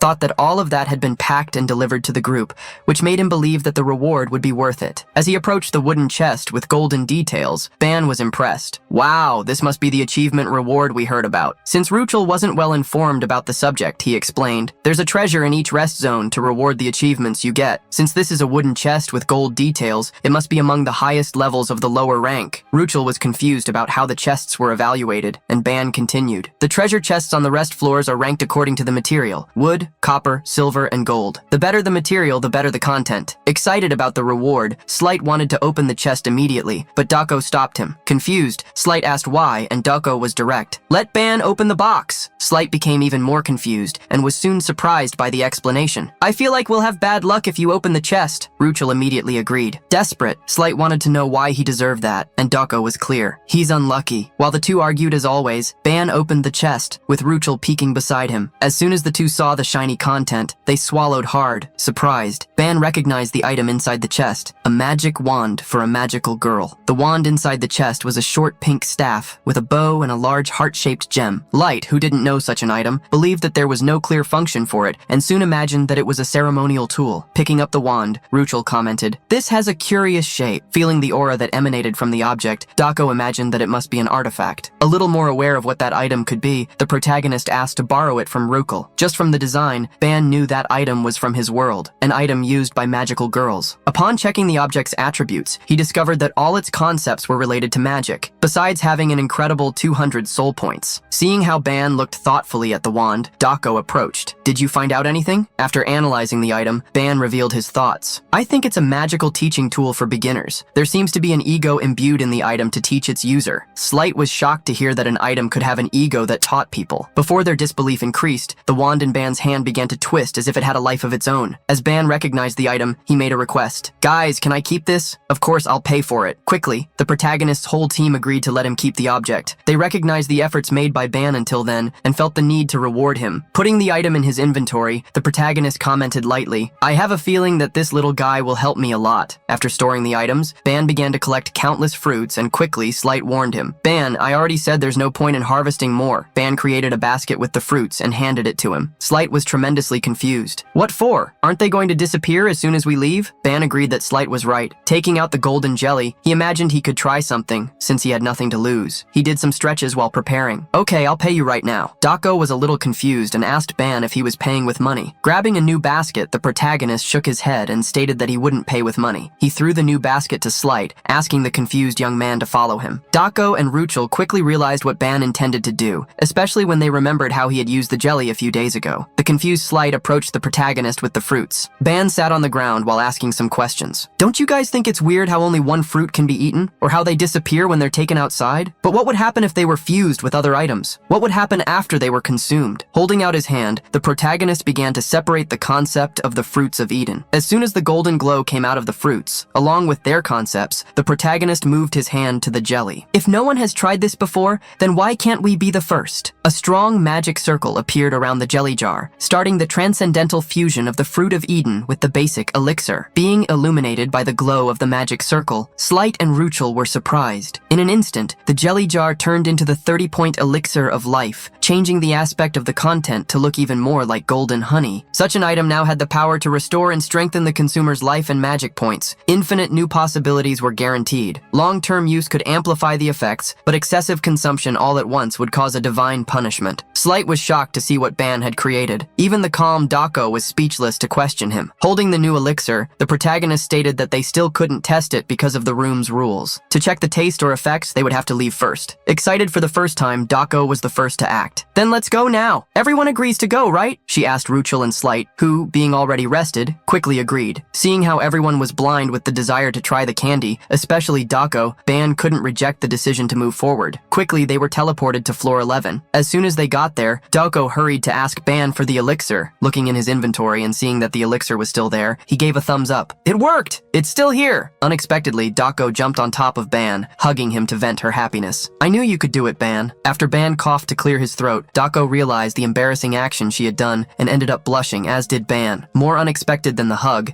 she threw him away with an attack. You're too close! Slight tried to defend Ban, reminding her that it was Dako who had hugged him, but she quickly told him to be quiet. While Ruchel was grinding her teeth with jealousy, the protagonist got up, scratching his sore head. I was even more surprised than you. Suddenly, Ban heard a hiss coming from a nearby place. When he realized, 3 shelled crabs had appeared. The monsters of floor 11 were there. Their bodies and shells were full of moss, and their numbers were as great as those of the tower spiders. Quickening his pace, Ban ran toward his group. Guys, they're here! Furious, the crabs ran after him. As soon as Ban got his friend's attention, 2 attacks passed over his shoulders, destroying the monsters that were chasing him. Furious, Dako had eliminated them. I was already sad that I couldn't eat the elixir because I was full, but you guys served to help me with digestion. Ban was scared to see that his teammate already wanted to eat again. Before he could say anything, Dako made a challenge. Let's move forward against the monsters until our digestion is complete. Knowing how long they would spend fighting, Ban blamed himself for not having done something else in place of the elixir. 10 hours later, the group had already reached floor 14. Furious, Dako hammered the wall with her hand while complaining. Damn it, why am I not getting hungry? Dako had dragged the whole group to floor 14, even though they were extremely tired from facing monsters for several hours straight. Ban ended up sighing just like her. He didn't expect his satiety to last half a day, even after so much effort. Light felt the same. To try to get hungry, we went through 3 floors. We must be the only team that has tried something like this. But I'm still full, although I can't take another step. Seeing how the 2 boys complained, Dako crossed her arms. She thought for a moment before asking, maybe we'll get hungry when we reach floor 15. The boys almost cried when they heard the suggestion. Ban begged her to stop, while Slight tried to remind Dako that it was already approaching midnight. The protagonist advised that they should stop there,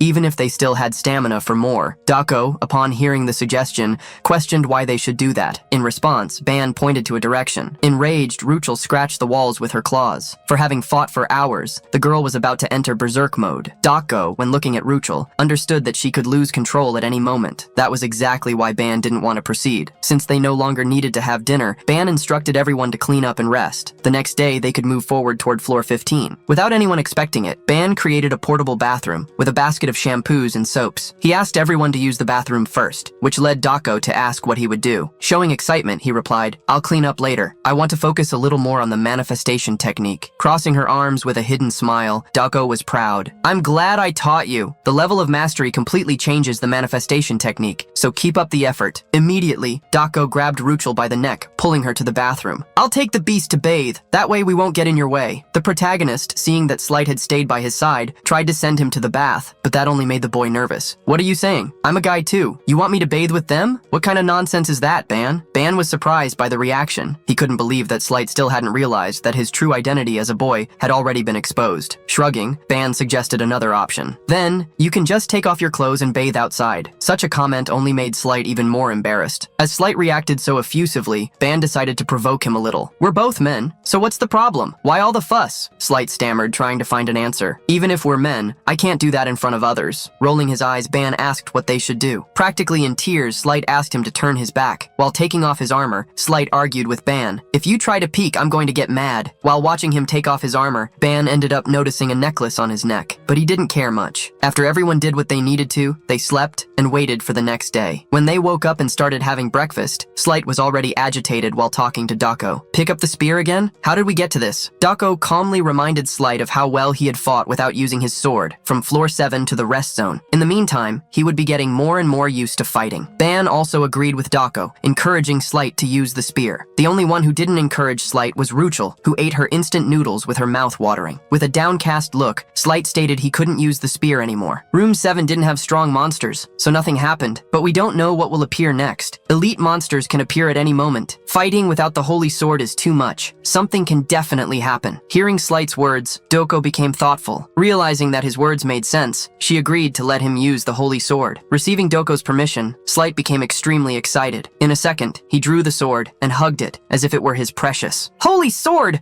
I'll never leave you again! Worried, Ban approached Doko to ask if it was okay to allow Slight to use the sword. Doko didn't think she had another choice. He's already at his mental limit. We'll need to satisfy him for now. While the two were talking, the beast in front of them roared. Holding her fork, Ruchel gritted her teeth with hunger, even after having eaten so well. Doko didn't understand why she was like that, but Ban had a hunch. Maybe she's on alert because we're both too close? Shrugging, Doko moved away while complaining. First obsession and now jealousy. I'm starting to worry about the future of this group. Sweating cold, the protagonist asked Doko if she thought they could continue, but she returned the question to him. A few hours later, the group arrived on floor 15. There, they found an army of orcs equipped with spears. Raising their arms, the orcs roared their war cry and advanced toward the group. Surrounded, the students wielded their weapons, preparing for battle. The first to act was Slight, who with the holy sword regained his confidence. With a swing of the blade, he broke the handle of countless spears. Who do you think you're attacking? The protagonist couldn't help but be impressed by Slight's renewed attitude, something that also made him a little worried. While he himself began to fight the orcs,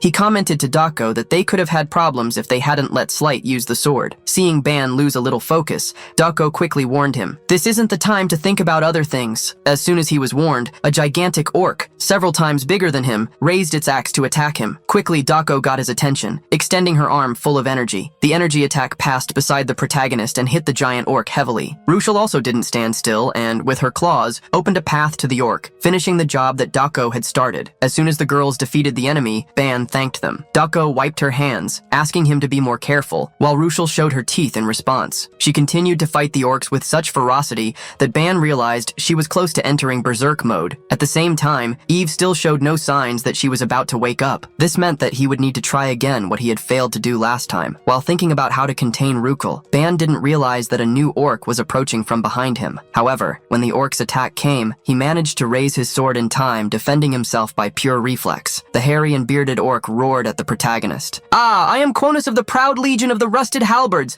I will turn you into pate." Before Quonus could continue his speech, Slight attacked him sneakily, just like Kinos had done against Ban, to shut the orc's blabbering. Even so, the orc resisted the blow and remained standing, forcing its body to continue. Now, so close to Ban, he smiled. "You seem to be the weakest here." Smiling through the dust raised by the attack, the protagonist showed no fear. "And how do you know?" Before the orc could answer, Ban saw it get eliminated. Light had attacked again, and with a sharp look, he huffed. "You talk too much for a mere tower monster." After Slight's attack, what the monster had above its shoulders rolled on the stone floor. With a cold look, he stared at those who were on the other side of the room. To Ban Uwan's surprise, Slight advanced alone, while he shouted against other orcs. "Only small fish are left." With the holy sword, confidence came back into Slight's attacks, who gave the same fate to the other monsters. After dealing with the remaining group, he swung his sword, resting, while he sighed internally and commented to himself, "I didn't think I'd find the same orcs I saw in my homeland here." But with the radiant sword, he was confident that such a savage race would not resist him. In the middle of Slight's thoughts, Doko shouted, "Emergency!" When Slight looked back, he saw Doko irritably complaining. "What are you doing? Defeating everyone without saying anything!" Clicking her tongue, Wan told everyone that the elimination of the last orc would trigger the floor change soon. Doko continued and questioned, "Didn't we agree to regroup before the room transitions? Did you forget about that?" Unexpectedly, Slight huffed in response and scared both Doko and Ban with what he said. "What are you worried about? As long as I have my holy sword, we'll be able to clear the next rounds easily." Slight was confident enough to state that they didn't need to waste time on such a low level. With a mocking look, Slight questioned Doko, "Or are you upset because you couldn't do anything?" Okay,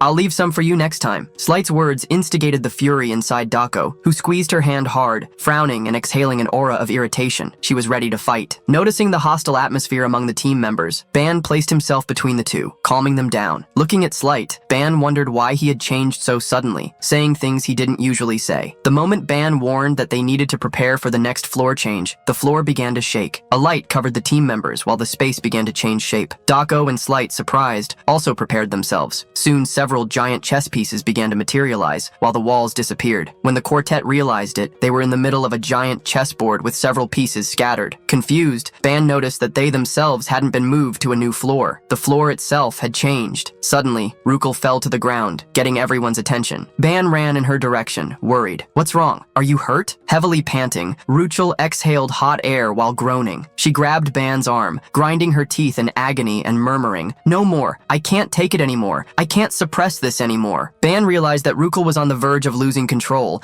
and that was exactly why she needed breaks before floor transitions. At that moment, when everything was already worrying, a being appeared, shouting with a thick voice. "Was it you, humans, who eliminated my soldiers?" The orc with a big axe presented himself proudly. "I am Curus, centurion of the Great Legion of the Rusted Halberd." The great orc swore, with eyes that showed the fury for the loss of his men. "I will honor my fallen companions with your bodies." Speechless, Ban realized that the subordinates of this orc must have been the ones they had defeated in room 15. Confused, thinking that they could still be in room 15, or that it was connected to that floor, Ban opened the tower's information window. A small phrase was described. "Rule of the 16th room. The weakest soldier goes first." Unexpectedly, the orc Curus pointed to Ban Yuan. "Come on, the weakest human, step forward." He called him with his finger, provoking. "I, the Centurion Curus, will teach you a lesson." Knowing that the orc was talking to him, Ban prepared to go first. However, Slight stopped him. "Ban, don't worry about things like that." Taking a step forward, Slight declared confidently, "You don't need to obey meaningless rules like these." Ban was surprised by Slight's actions, who used all the power of the holy sword, making fire wings appear on his back. Annoyed with the chief orc, Slight shouted, "How dare a mere orc talk about rules to someone like me dressed in holy light?" Slight's jump exploded in speed, moving forward against the orc, even though Ban told him not to do that. The orc watched Slight advance and asked if he was the weakest human. Ignoring the question, Slight shouted with confidence, "I will finish you off in a single attack." The orc, who was watching him, concluded, "You are not the weakest." Slight brandished the holy sword, attacking the orc and hitting it on the shoulder. However, against the expressionless orc,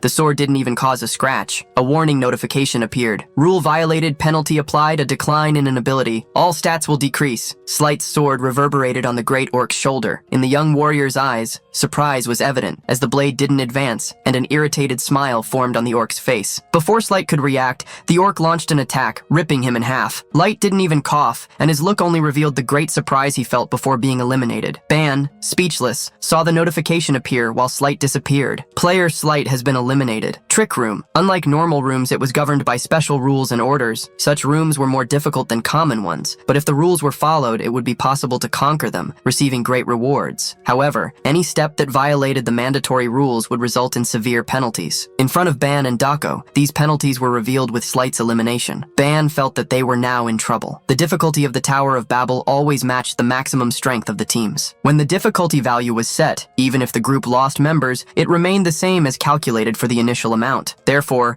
it was always crucial to advance to the next room only when the team was fully prepared. With Slight advancing hastily and being eliminated, Ban felt that the expedition in the tower was already doomed to failure. He even cursed Slight mentally. The orc put its hand on its shoulder, because despite Slight's sword not having advanced, it had still caused a small open wound. The orc looked at its own hand, stained red. The Centurion Curus gritted his teeth while he laughed. "You are an absurdly strong human. You went straight to take my life and still managed to wound me before losing yours. I liked fighting against you." The orc took a step forward, and overflowing with energy, began to grow while it challenged. "Come, human! Face me! Face me, the Centurion Curus! I'm ready for anything you want to throw at me!" Gritting his teeth, Ban wondered if the breaking of the rules had also strengthened the orc. Dako sighed, not expecting things to get to such a point. "I knew the sword affected his mind, but I didn't think he would become a complete idiot." Scratching his head, Ban ended up confirming Dako's words, which were unfortunately accurate. Ban hadn't known Slight for a long time, but he had never seen him so irresponsible and impatient. He really couldn't understand what had happened. The only possibility that Ban could imagine was that restricting Slight from using the sword throughout the expedition had caused a backlash in him. Dako didn't know if Ban was right, but she was sure of one thing. "We can't trust that sword. He'll definitely make a mistake at a crucial moment again because of it." With a somber look, Dako swore, "As soon as we get out of here, I'm going to make him go through some serious training." Ban then looked at the orc, asking Dako to also stay focused to clear the floor, but she refused. With one person eliminated, there's no reason for us to continue the expedition. However, Dako conjured her own sword. Advancing against the orc, she revealed her plan. "Let's use this chance to break as many rules as possible and find out how heavy the price is." The orc laughed when it saw another human, not the weakest, advance. It pointed at Dako, shouting, "Just by looking at you, I know you're not the weakest. Are you ignoring the rules again?" Dako, upon upon stopping, looked back, at Ban, and at Ruchel. She gritted her teeth, as the decision was difficult to make. She moved forward definitively this time, while she spoke to Ban Yuan. "I'll apologize first, Ban Yuan. Try to deal with this alone with the beast." While Dako placed herself in front of the orc, and it raised its axe to eliminate her, she reminded Ban, "Don't forget what I told you before we entered the tower, got it?" Ban tried to stop her, but the orc, overflowing with energy, had already reached the young woman. Dako waited for the orc's attack, attentive. In the last second, she drew her sword. The notification of rule violation appeared once again, as did the penalty 1. At the same instant that the orc attacked Dako with the axe,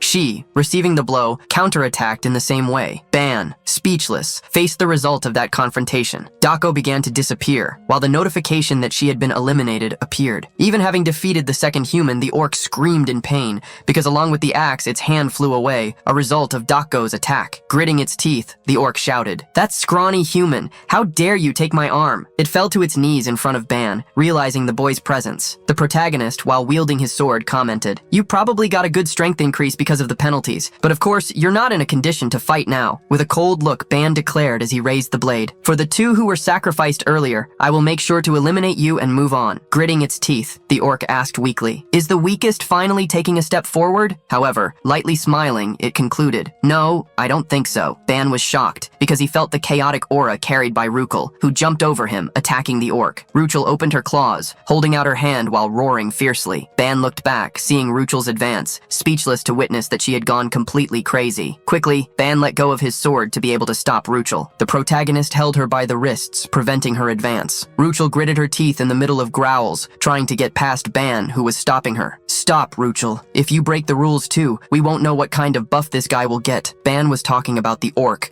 the same one that Ruchel furiously wanted to attack. The protagonist didn't see his words reach his friend, and that only left him with one alternative. Raising one of his hands quickly, he created a magic circle. His intention, to plant positive emotions in Ruchel's mental path. Despite having been blocked last time, Ban tried once again to push various emotions into the beast's heart. Confident that he would succeed, he made his magic circle shine incandescently. As soon as the circle disappeared, Ban checked if Ruchel had woken up from her madness. Unexpectedly, she fell to her knees, panting heavily. Ruchel put her hand on her throat, as if she felt a tremendous shortness of breath, screaming in pain. Ban, faced with that, didn't know what to do. Worried, he didn't understand why her condition was getting worse. While Ban tried to save Ruchel, the orc he had ignored smiled maliciously. It gathered all the strength it had left, enduring the pain, and with the hand it still had, it grabbed the lost axe. Ban tried to lift Ruchel, who had stopped screaming, asking if she could now speak normally. However, Ruchel continued to growl. Her fury and madness had not diminished. Unexpectedly, Ban felt Ruchel grab his shoulder. Before he could do anything, she threw him to the side, saving him from the great orc's axe. Upon falling to the ground, Ban gritted his teeth, realizing that the orc centurion had attacked. The next thing he noticed was the notification that appeared. Attack failed. The rules are gone. Ruchel moved quickly, getting in front of Ban to protect him from the huffing orc. "Damn it! I wanted to eliminate both of them at once. How frustrating!" The orc, upon looking at the human woman who had appeared in front of it, was surprised and murmured, "This woman, don't tell me that! Even acting by pure instinct, she still protects him." The orc's gaze shifted to Ban, commenting unexpectedly, "Hey, human man, you're really lucky. You have the best possible partner." Before it finished, sharp claws silenced it. Ruchel didn't allow the orc to finish its words and destroyed its upper part. While she protected him, Ban put his hand on the right side of his body, feeling pain. If Ruchel hadn't acted as a shield, the orc's attack would have ripped Ban in half. Knowing that both of them would be in danger if that continued, Ban grabbed a healing potion and called out, "We need to heal our wounds before the floor change starts." However, somberly, Ruchel didn't answer. A fierce and crazed look dominated her. Turning around swiftly, she attacked Ban unexpectedly. The protagonist fell to the ground, scared. In front of him, Ruchel put her hands on the ground, releasing an extremely evil and scary aura, showing that her berserk state had never been neutralized. Ban could see that the furnace inside her was burning feelings even more intensely. While trying to understand what was happening, a glow appeared around him. The room change started, and soon the duo found themselves back in a scenario like the one before. They weren't alone. Heavy footsteps caught their attention. In room 17, they found masked goblins, a tribe with countless members armed with clubs and axes. Upon seeing such monsters, Ruchel's loss of control increased, as did her fury. Worried, Ban frowned and held out his hand hastily to try to stop her, but before that, she charged fiercely. Upon seeing the beast woman attack, the goblins raised their weapons and advanced against her. Growling like a wild beast, Ruchel extended the claws that sprouted from her fingers and showed the fangs in her mouth. In front of Ban, the battle began, exploding in ferocity. Squeezing his fist in irritation, Ban punched the ground. He felt an immense sense of failure. He didn't know why, but he couldn't stop the furnace. Even having asked with a smile on his face for Ruchel to trust him without checking things properly first, he trusted too much in his own abilities with a completely careless mentality. Thinking about everything that had happened so far, Ban intensified his judgments against himself. Why didn't I think a little more? I judged and tried to deal with Ruchel's fight the way I wanted. Maybe I was just an arrogant fool. With a downcast look, Ban believed that nothing else mattered. Since Slight and Dako had already been eliminated, the expedition could be considered a failure. Ban lost the will to try to stop Ruchel. Being eliminated and sent back made more and more sense. In front of a goblin's bow and arrow, he didn't even move. The arrow was shot and he accepted his fate. However, another person hadn't accepted it. Unexpectedly, Ruchel jumped in front of Ban, taking the arrow for him. Seeing her between him and the goblins scared him. She pulled the arrow out and threw it on the ground, still prepared to continue fighting. Getting up and grinding her teeth, intimidating the goblins, she showed that she wouldn't give in. With all her instinct, Ruchel growled wildly, screaming at the top of her lungs and releasing all her feelings in the form of fury. Ban partially understood the feeling in her voice, the instinct of protection. While Ruchel advanced once again against the goblins, Ban recalled the words she had said to him with a smile before they climbed the tower. "I'm counting on you in there, Ban. I'll listen to everything you say. I trust you, Ban." Despite knowing that the expedition had already failed and that everything was already a mess, Ban took a potion from his inventory. Upon drinking it, he recovered 2 life points, 1 body point, 2 mystic energy points, and 1 charm point. With the natural healing speed increased by the potion, Ban stated decisively, "I won't let things end like this." Despite not having given up, he didn't see things getting better either. Ruchel continued to attack the goblins with all her energy. Despite needing to make her return to normal, Ban didn't know how to achieve that. Besides, recklessly messing with the furnace didn't seem to be the answer. Ban tried to imagine what Ruchel was like when she wasn't in berserk mode because of the furnace. She seemed more like a puppy, completely dependent. However, the Ruchel that Ban was seeing now seemed like a beast advancing toward her own end. It was then that Ban realized something in his own thoughts. Ruchel being a beast. Just because she's a beast, it doesn't mean she can't be tamed. Only those born purely wild were like that. But Ruchel wasn't. Ban clearly saw Ruchel's normal side as the human side. He tried to imagine why Ruchel didn't understand him. If she wasn't wild from the start, maybe there was something wrong with the approach he was taking to try to get close to her. Ban remembered a question. "Do you know the word submission, Ban?" The word said by Dako brought an understanding to Ban. At that moment, he had questioned whether submission was linked to governance, but that had not been the answer that Dako wanted. Dako had explained point by point what Ban didn't understand at that moment. From the perspective of someone who is governed, it may seem unpleasant, but some find safety in a strong leadership. In that sense, that beast seems to want someone to whom she can submit, someone strong and dominant who controls her. Staring at Ban deep in his eyes, Doko had taught him how he should act. When she stops understanding your words, you must stop trying to talk gently to her. Ban hadn't believed Dako's instructions at that moment. However, now things seemed to make sense. He realized that Ruchel could still communicate, but that his method was being too weak. His voice wasn't able to reach her. It was then that he decided to follow the only path that could really reach her and make her stop fighting. Ruchel, still with all her fury, continued to advance against the goblins, oblivious to Ban's thoughts. At that moment, Ban jumped in front of her, blocking an attack by placing his sword in front of his own body. He brandished the sword, making Ruchel recoil while he shouted, "Ruchel, that's enough!" The last goblin was confused to be saved by the human, who was trying to warn him, "Ruchel, this is the last goblin. If you defeat it, we'll be sent to the 18th floor. If that happens, we'll be eliminated quickly. So let's stop here. Let's heal ourselves and get ready first." Ruchel, although gritting her teeth, didn't advance immediately. Upon seeing the humans stopped, the last goblin attacked with its axe. However, Ban broke its movement, as well as its teeth, with a kick. Annoyed, Ban snarled at the goblin. "I'm dealing with a serious matter. Shut up for a second." Fleeing to a corner, the goblin cried like a rookie. When he looked at Ruchel again, the protagonist noticed her movement. Ruchel had gotten up and attacked again. Seeing that she refused to listen, only one alternative was left for Ban. Taking out a rope and wrapping it like a whip, he snarled with eyes that overflowed with irritation. "Since that's the way it is, I have no choice but to use this." Ban threw the rope up, making it spin. Ruchel was attracted by the rope, which Ban pulled fiercely in her direction. The rope ripped through the air like a whip. As soon as it hit the ground, creating waves of energy loaded with Ban's power, he shouted, making Ruchel recoil. back!" Ruchel roared furiously at the attack, while unexpectedly, the tone of her hair weakened slightly. However, she was still annoyed, and she saw Ban pick up a chair. With a cold look, he placed the chair on the ground. While grinding her teeth with fear of the chair, Ruchel ended up hearing Ban's command. "Ruchel, sit!" Hitting and pointing to the chair, Ban ordered. The command made Ruchel scream even more furiously. However, she was screaming while sitting in the chair, obeying. Ban sighed as if he were in front of an idiot. Annoyed, he hit the ground with the rope, shouting, "Quiet!" Faced with the scream and the sound of the rope, Ruchel, with tears in her eyes, recoiled. Ban unexpectedly held out his hand to her and asked, "Ruchel, give me your paw!" Despite grinding her teeth, this time in frustration, Ruchel held out her hand, placing it on Ban's. When she touched his hand, he realized that she had retracted her claws. This made him praise her. "Good girl! Very good!" Extending his other hand, Ban touched Ruchel's head, petting the girl, who replaced her eyes of fury with eyes of surprise. To Ban's surprise, a glow appeared in Ruchel's hair,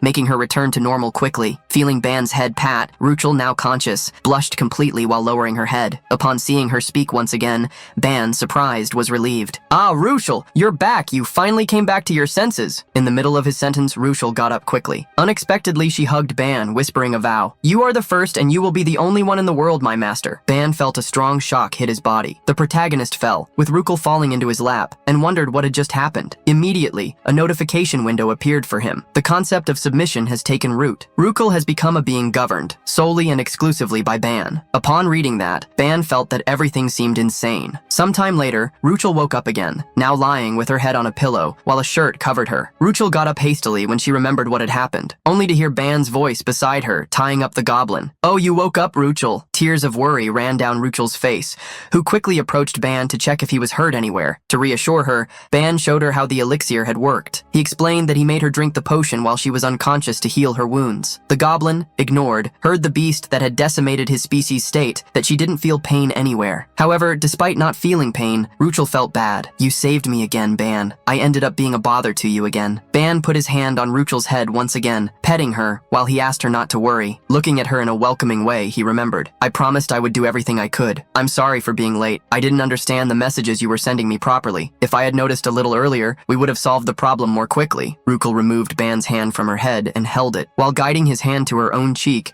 she showed a gentle smile and, with her eyes closed, whispered with affection, "It's okay. I'm grateful that you didn't forget and kept that promise in mind. Thank you for stopping me, Ban. No, thank you for stopping me, Master." Ban was shocked to hear Ruchel's words and blushed intensely. He quickly tried to correct her. "That's not right, this master thing." However, as if she didn't care about anything else besides the love for her master, Ruchel contradicted him. "What's wrong with calling my master master?" Ban put his hands to his head. There was a big problem in that situation. They were classmates. She couldn't say things that sounded like master and servant so openly. He tried to imagine what his family would do if they found out that a girl his age called him master. He would definitely be hung upside down and punished. The family's disapproval was imminent. Oblivious to Ban's thoughts, Ruchel asked if her master was okay. Stammering, he asked to talk after a break, but ended up screaming when he saw her try to snuggle up to him. In the end, Ruchel managed to stay with her arms crossed with Ban, and there she told her story. "I was born as a half-beast, but I am different from the other half-beasts. My ancestors were great, and my father was a bearer of a contract with a constellation." Ruchel revealed that her father regretted having made that contract, but the constellation had no intention of letting go of the family that carried the blood of the great beasts in their veins, passing a kind of curse through it. She said that the curse made her body burn emotions to gain power, but also caused her to be governed by those same emotions. Since childhood, whenever her feral instincts awakened, the curse burned emotions as fuel, spreading fury throughout her being. As she inherited the clan's heritage, few people could stop her, and as people were constantly getting hurt because of her, Ruchel lived suppressing her instincts and hiding her feelings. The more she did that, the more isolated she became. Ban understood Ruchel's feelings as well as the reason she always seemed so passive. If any emotion served as fuel, she would enter berserk mode. "Curious," Ban asked. "Is that why you entered the Union? To find the constellation that trapped your family in this?" Ruchel denied, stating that neither her father nor she wanted to get involved with constellations again. Blushing slightly while lowering her head, Ruchel revealed that there was a much more efficient method to suppress the burning of emotions, something she was looking for. Curious, Ban approached the girl who, hiding, revealed. The method is to form a bond of subordination between master and servant, obeying the master's command. This is an instinct engraved in the soul of the beastmen. They become completely submissive to the chosen master, and the master's command takes precedence over everything else. Telling all the details, Ruchel revealed the reason why Ban managed to control the berserk mode, and at the same time asked, As long as you wish for me not to lose control, the Sinro furnace will not burn emotions again. Changing the subject, Ban ended up asking why Ruchel had chosen him out of all people. The young woman had a clear reason for that. The master's soul rank must be vastly superior to the servants. Just the extra sublimation. Not wanting to brag, Ruchel ended up commenting, "My soul rank is quite high, probably because I was born with the constellation's curse. Because of that, it would be practically impossible to accept any other as my master." Sitting next to Ruchel, the protagonist heard her talk about how she started the frustrated journey when she didn't find anyone strong enough in the Union, even with students coming from all dimensions. Stopping to think, Ban remembered that when he first awakened the authority, his value was above 300 points. At the current moment, Ruchel's soul depth reached 200 points, while his reached 460. This perfectly fulfilled the conditions of the Beastman. After a brief minute of silence, Ruchel continued to surprise Ban. "When I first saw you, I thought I could serve you, with you being my master. I've been thinking about that since we met." Hiding the shy smile, which left her face completely pink, Ruchel thanked him. "I'm so happy that you made this decision in time. Thank you very much," laughing a little self-deprecatingly. Ban commented that this decision was a little heavy. However, Ruchel wouldn't let him go. Grabbing him by the arm, she stated, "There's nothing to do. I've always held back until now, but I don't need to anymore. Now I can smile more, cry more, and act more bravely." Surprised, Ban saw Ruchel express the most sincere smile, full of gratitude and affection. "This is all thanks to you. Even if this is a little heavy, you need to take responsibility for me. Okay, master?" Ban was silent for a moment, before finally agreeing. Ruchel got up when she heard the answer, asking, "Should we go now?" Confidently, she wanted to climb the tower alone with him, as much as possible, because she wanted to test what it was like to control the Sinro furnace freely. Before they started to do something, Ban realized he should give something to Ruchel. Holding out his hand, he created the symbol of the savage instinct. Giving that power to Ruchel, he declared, "This is the savage energy I've gathered so far, including the orcs we defeated a little while ago. It's not much, but I want you to have it." With her eyes shining from the light, Ruchel was impressed with the amount of energy she was receiving. Still surprised, she asked if Ban was really giving that to her. Smiling, the protagonist nodded. He took Ruchel's hand, passing the power of the savage instinct while thanking her. "If you're okay with it, I'll gladly give it to you." So, a great incandescent glow lit up the room when the savage instinct was delivered to Ruchel. Soon, a small light connection was formed, going from the tip of Ban's finger to her finger. Looking at the mark on her finger, Ruchel was even more surprised. She smiled happily, holding her own hand, and shouted with confidence, "Let's hurry up and fight. I'm not scared anymore." After Ruchel regained consciousness, the duo advanced using all their energy, but in the end, they didn't get very far and lost in the 19th room. The biggest reason why Ruchel was frustrated wasn't for being eliminated, but for not being able to spend more time alone with Ban. When the two of them left the tower, Professor Yumina welcomed them, congratulating them on their hard work. Confused, Yumina commented to Ban and Ruchel, "I tried to ask the two who left earlier for details, but they went straight to the training room before I could talk to them. By the way, Slight was being dragged. Did something happen between those two?" Pressing his temples, Ban explained vaguely that there was no problem between them, reassuring the professor. Curious, he asked how much she had heard about the situation. "In the middle of a snack with teas and donuts," Yumina revealed, still surprised. "I heard about the part where you captured an intruder. When I found out about that and saw the images, I was really shocked. I didn't expect the attacks to continue week after week. No one predicted such a thing." It was evident in Yumina's sad look how worried she was. Encounters with intruders had a much higher chance of being fatal than any other irregular phenomenon. This time, everyone had returned safely, but it wouldn't be a surprise if that didn't happen again. Attributing the result to luck, Ban questioned if the professor had any idea of the reason for the intruders' attacks. Thinking deeply, Yumina pointed out, he was definitely not affiliated with the academy, but he seemed to have some qualifications as a climber. Probably because you became promising rookies, they wanted to eliminate you before it was too late. Ban was surprised by the way the professor called them. Precisely, Yumina revealed that people linked to a constellation naturally attracted the attention of other constellations, especially in their case, which was unique. Refusing a contract with a constellation showed strong will, besides great potential. Leaving Ban speechless, Yumina concluded, "Many constellations want you, or at least are watching closely." Remembering the recording Ban had made, Yumina asked to confirm if the one who had attacked them was part of the Exodus. The Exodus was a notorious group of dimensional pirates,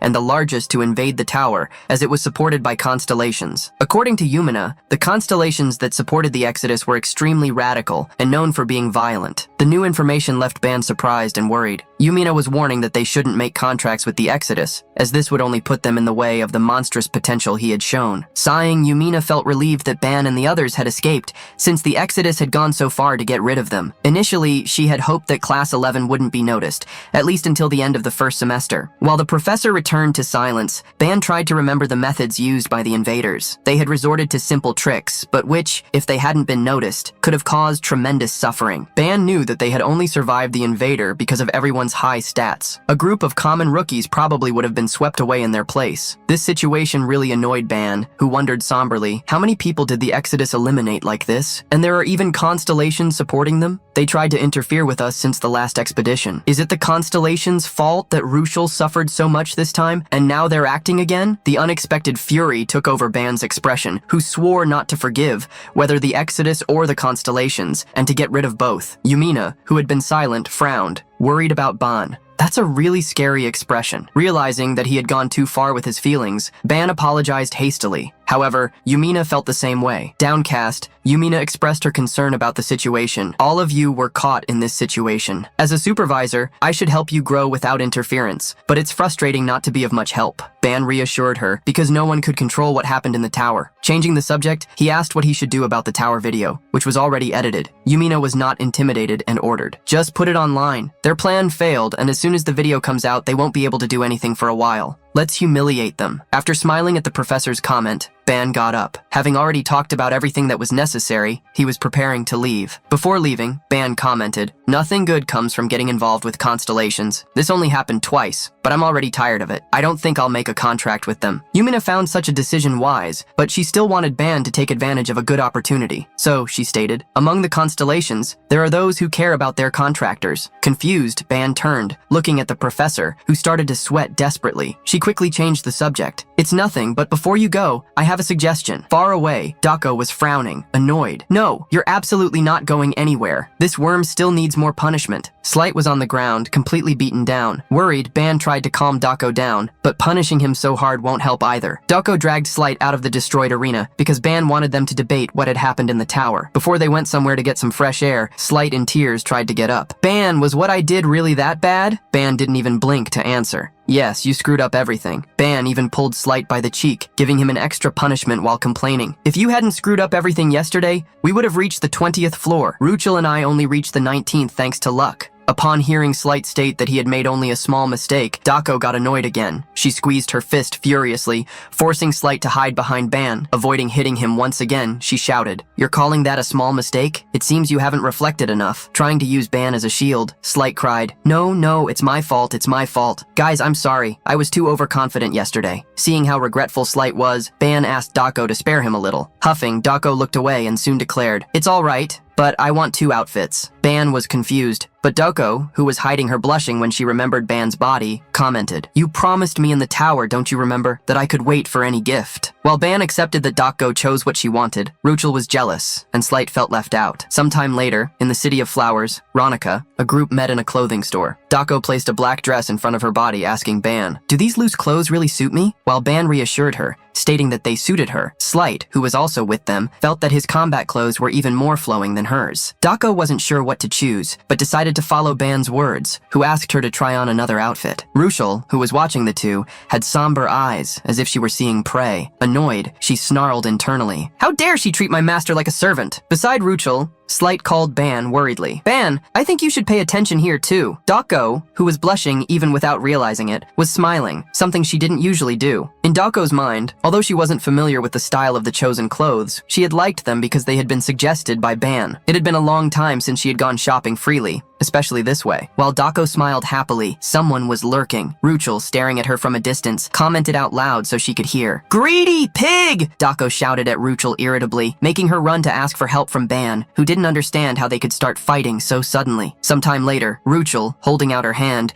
brought a piece of candy to Ban's mouth. Seeing that scene, Dako, who was supposed to be gifted, was extremely annoyed. Blushing, Ban tried to push Ruchel away, stating that he could eat by himself, but she refused not to feed him. Crossing her arms, Dako Dako questioned. We can assume that the problem of this beast becoming berserker in battles is solved, right? Eating the candy served by Ruchel, Ban replied with a full mouth.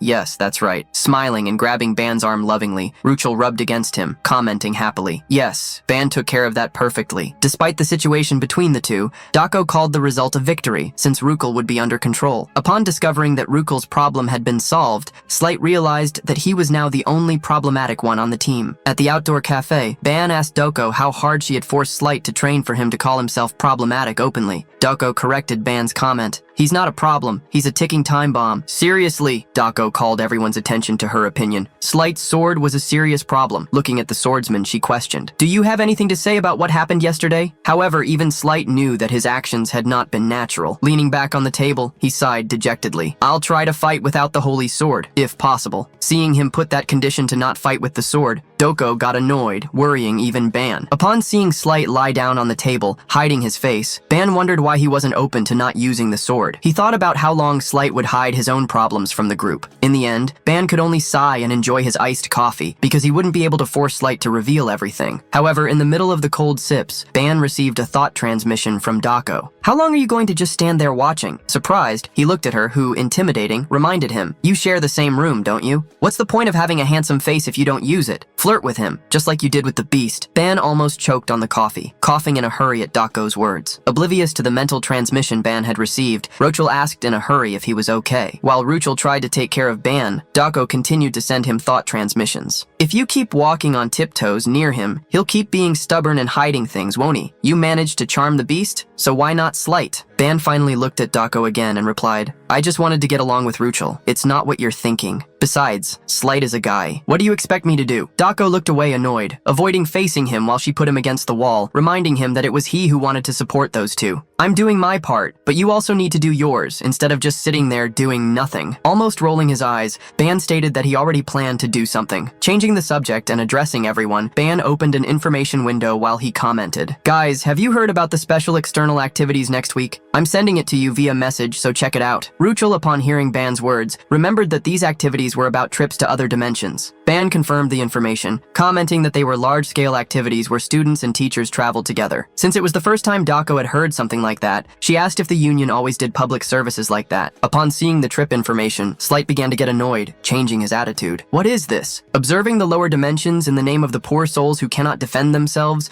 The goal of this special activity is to stop the wave of monsters? Why do you talk about the lower dimensions as if they couldn't exist without the care of a higher dimension? Ban agreed with Slight, and Dako beside him commented, if he wants to become a leader of all dimensions, I think this level of perspective is essential. You don't need to distort your thoughts so much. Slight, sighing, hid his irritation, frustrated because all these activities were just a preliminary education for those who wanted to become divinities. Ban remained silent. He had been feeling something for some time. Seeing how strongly Slight held resentments against higher dimensions, he was able to imagine that something must have happened on the planet where Slight lived. Leaving the subject of Slight's story aside, Ban stated that he needed to tell them something else. Ban shocked the three at the table with his words. Starting this week, I'll be participating in Professor Yumina's magical combat classes. That's why I'll be training for now. The trio at the table screamed in unison. Why are you only telling us this now? A few days later in the training room, Ban found himself sitting on the floor. With the magic wand in his hands, Ban asked her, You can speak freely now. I'm all ears. Seeing the wand in silence, Ban smiled somberly, intimidating her. Hey,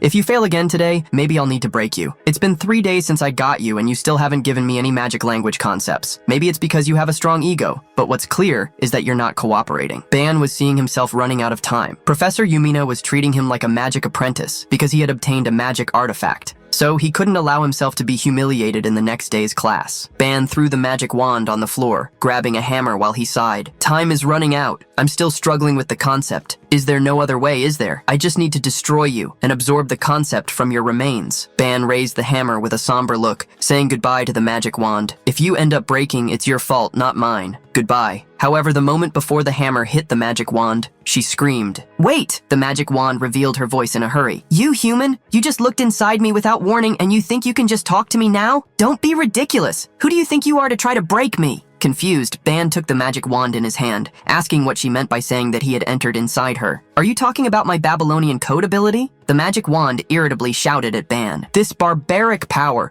why would I recognize someone who uses such a brutal authority? Magic is the way of those who follow the noble, elegant, and absolute laws of the cosmos, and yet you ripped me apart without even asking permission. Someone like you could never become a wizard. Forcing him to cover his ears due to the magic wand's screams, Ban told her to be quiet. Holding the wand upside down, Ban stared at her with wide eyes, telling her to stop making a fuss and quickly hand over the concept she had. Wondering how she had ended up with such a brute, the magic wand gave in. She swung in a hurry, throwing out of herself a small sphere of light with words around it. Upon collecting that concept, Ban received a notification, absorbing 1,100 units of magical languages. The depth of the all-seeing eye, all-hearing ear, and all-speaking tongue has reached 165. The wand, with her head down, commented that she always imagined she would create a wizard who would shake the world, but now she was being usurped, falling into a pathetic life. Reminding the wand that she wasn't even human, Ban questioned what life she was talking about. New notifications appeared. The complete transformation into kanji of the magical language is now possible. Besides that, an elemental notification appeared. Fire, water, wind, earth, and other attributes can now be artificially generated, amplified, and controlled. Holding out his hand, Ban created a magic circle with 5 elements. Now, he could understand the magical language and its structure, something that was impossible before. He could finally participate in Professor Yumina's classes without any worry. Looking at the magic wand in his hand, Ban realized that she was more impressive than he had imagined. Worried to see the young man's interested look, the magic wand began to tremble. Curious, Ban asked, "What is this? Surprisingly, you're more intact than I expected." Trembling, while her surroundings became somber, the magic wand cried, "This doesn't make sense.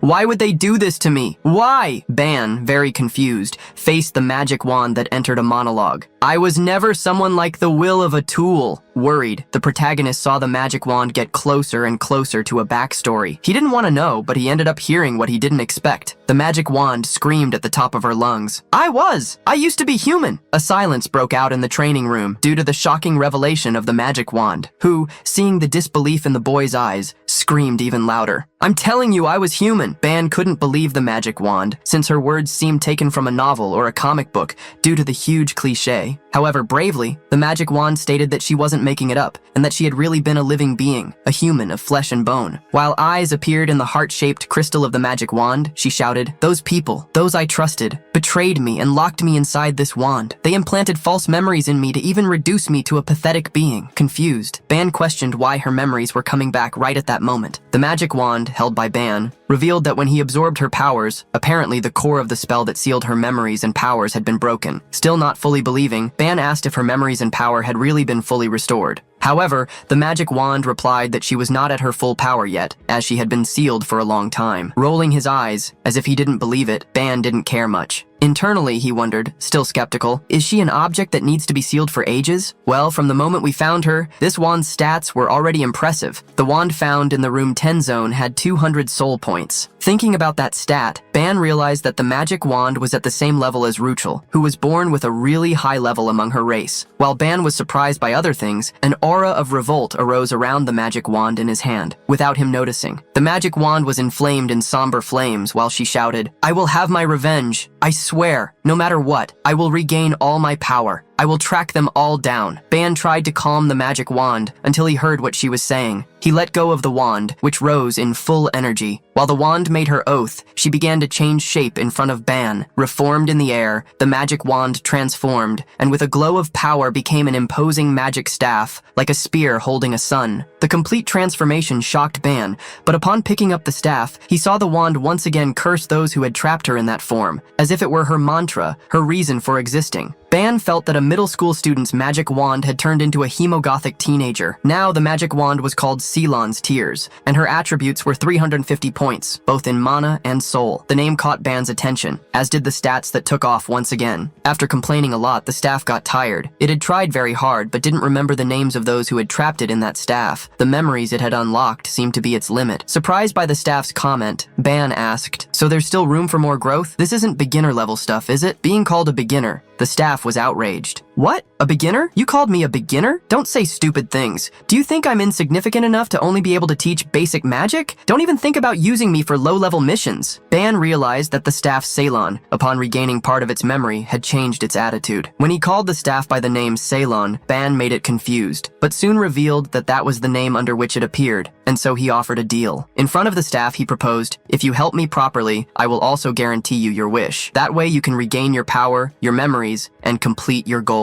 Hearing the proposal, the staff was silent. The next day, before the magical combat class, Ban met with Slight, Ruchel, and Dako. Ruchel quickly clung to Ban's arm, excitedly asking, "Can I really not go with you? I think just being by your side is fine, right? I'll be quiet, please." Slight clung to Ban's other arm, crying. After thinking for a few days, not using the holy sword seems wrong, doesn't it? Why take that risk? Where would I find something better than my sword? Ban quickly pushed the two away, angry. "No, that's not going to happen. Absolutely not. Dako, take them with you." Dako smiled maliciously behind Ruchel and Slight, snapping her fingers while she commented, Hey, I didn't like how these two were acting lately. Maybe this can make them better." Grabbing Ruchel and Slight by the collars of their shirts, Dako dragged them, while they cried an appeal for Ban to save them. Having been left alone again, Ban sat on a sofa, being able to rest in peace. Opening a number window, the protagonist began to study the structure of the student's teleport card, the one present in the necklace given when they entered the Union. The binary number codes represented concepts related to spatial movements. To use them, Ban would need to extract only the variable element, the coordinate. Feeling a little smart, Ban smiled internally. With the current understanding he had, as well as Ceylon's power, this combined quite well with the generation of coordinates. Spells he didn't understand before could now be deconstructed and reconstructed easily by him. Setting up the information on the teleport device, Ban inserted some pre-memorized coordinates, besides adding an activation point. In the end, a magic circle appeared around him, impressing him with the result. So, he disappeared, teleporting instantly. Ban reappeared in another place, scaring a young witch who was resting there. She watched him celebrate, a little speechless. Curiosity forced her to ask, "Teleportation?" Ban, upon hearing someone's voice, turned around. The blue-haired young woman,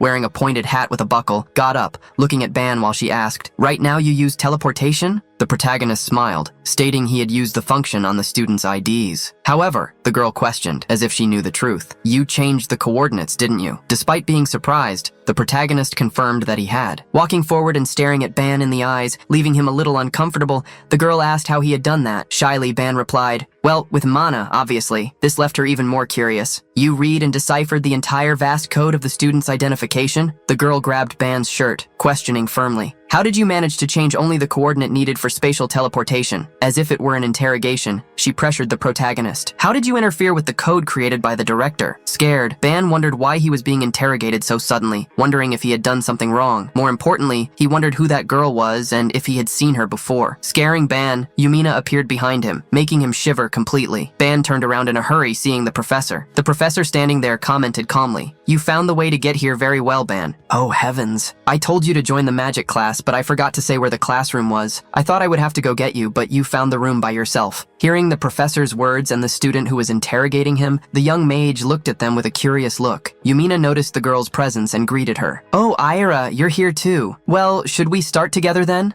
Bowing in thanks, the young Aira agreed with Yumina. Ban stood beside Yumina, who was smiling in silence. Sighing, Ban thanked her. "Thank you for intervening, Professor. It's the first time I've seen anyone be so aggressive in this way since I met Doko." Smiling in relief, Yumina commented, "Well, I also prefer not to have any events that add other heroines." Leaving Ban a little confused, Yumina prepared to start the class. On a plateau in the sky, in a covered arena where a few selected students were, Yumina at the podium got everyone's attention. "Guys, a new student is joining our class. This is Ban from Class 11. Please, everyone give him a warm welcome." Seeing some people clap for him having joined the class, Ban introduced himself with a slight nod. "From now on, I hope to learn a lot from all of you." Somehow, Ban was already in that situation. All the students there, although they clapped and greeted him, burned with hatred for him having talked so happily with their beloved Professor Yumina. Looking around, Ban only found 9 students in total. It seemed that only a few could really use magic, as well as their innate abilities. While looking around, Ban ended up finding the mage who questioned him earlier. Thinking about the girl, he tried to remember her name, Aira. She was sitting alone, which left him confused, making him wonder if she and the other students were on bad terms. However, Ban noticed something that rejected his initial thought. In Era, a large amount of mana exploded like a sun, while in the other students, this aura was just like a light breeze. There was a big barrier between them, the same one that distanced them. Ban remembered that Dako in the special class had said that there was someone possibly stronger than Ortama. Looking at the blue-haired girl with the pointed hat,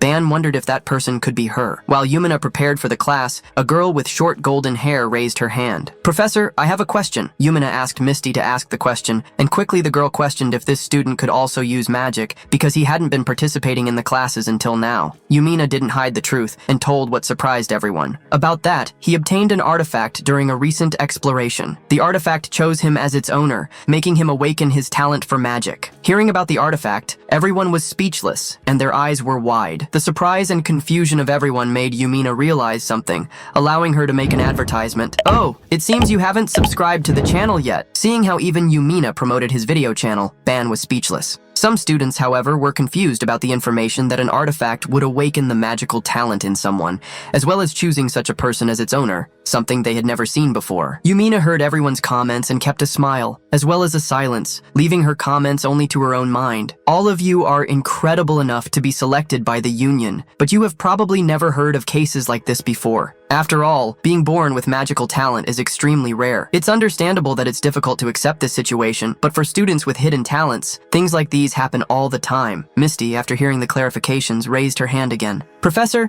so can we ask him to show us some magic?" Of course, without using the artifact. Ban was surprised by the girl's request, who wanted to see what the awakening of a latent talent meant. Yumina defensively tried to protect Ban, but he spoke up. "I'm fine with doing that, Professor." Even Yumina was surprised by Ban's words, as she knew he had only obtained the artifact a week ago. Ban, upon getting up, asked for the girl's understanding. "I just started learning magic, so keep in mind that I'm not ready for anything complex." Despite the calm words, Ban kept a smile on his face, leaving Misty suspicious. Ban walked to the center of the classroom arena while thinking about spells. There were several spells he still couldn't do, so he decided to use the most basic one. For the selected spell, Ban would use the air element. Holding out his hands, he summoned the element. Thinking about the form that appeared in everyone's minds, he changed the format of the magical attribute, making it spin like a tornado, expanding. The next moment, Ban used fire, surprising many as they saw him use elemental magic. Combining the wind with the fire, Ban created a tornado that furiously rose in the center of the arena. Many students ended up backing away in fear of the flames that grew under Ban's command. Most were shocked and commented out loud, "He doesn't even use an incantation?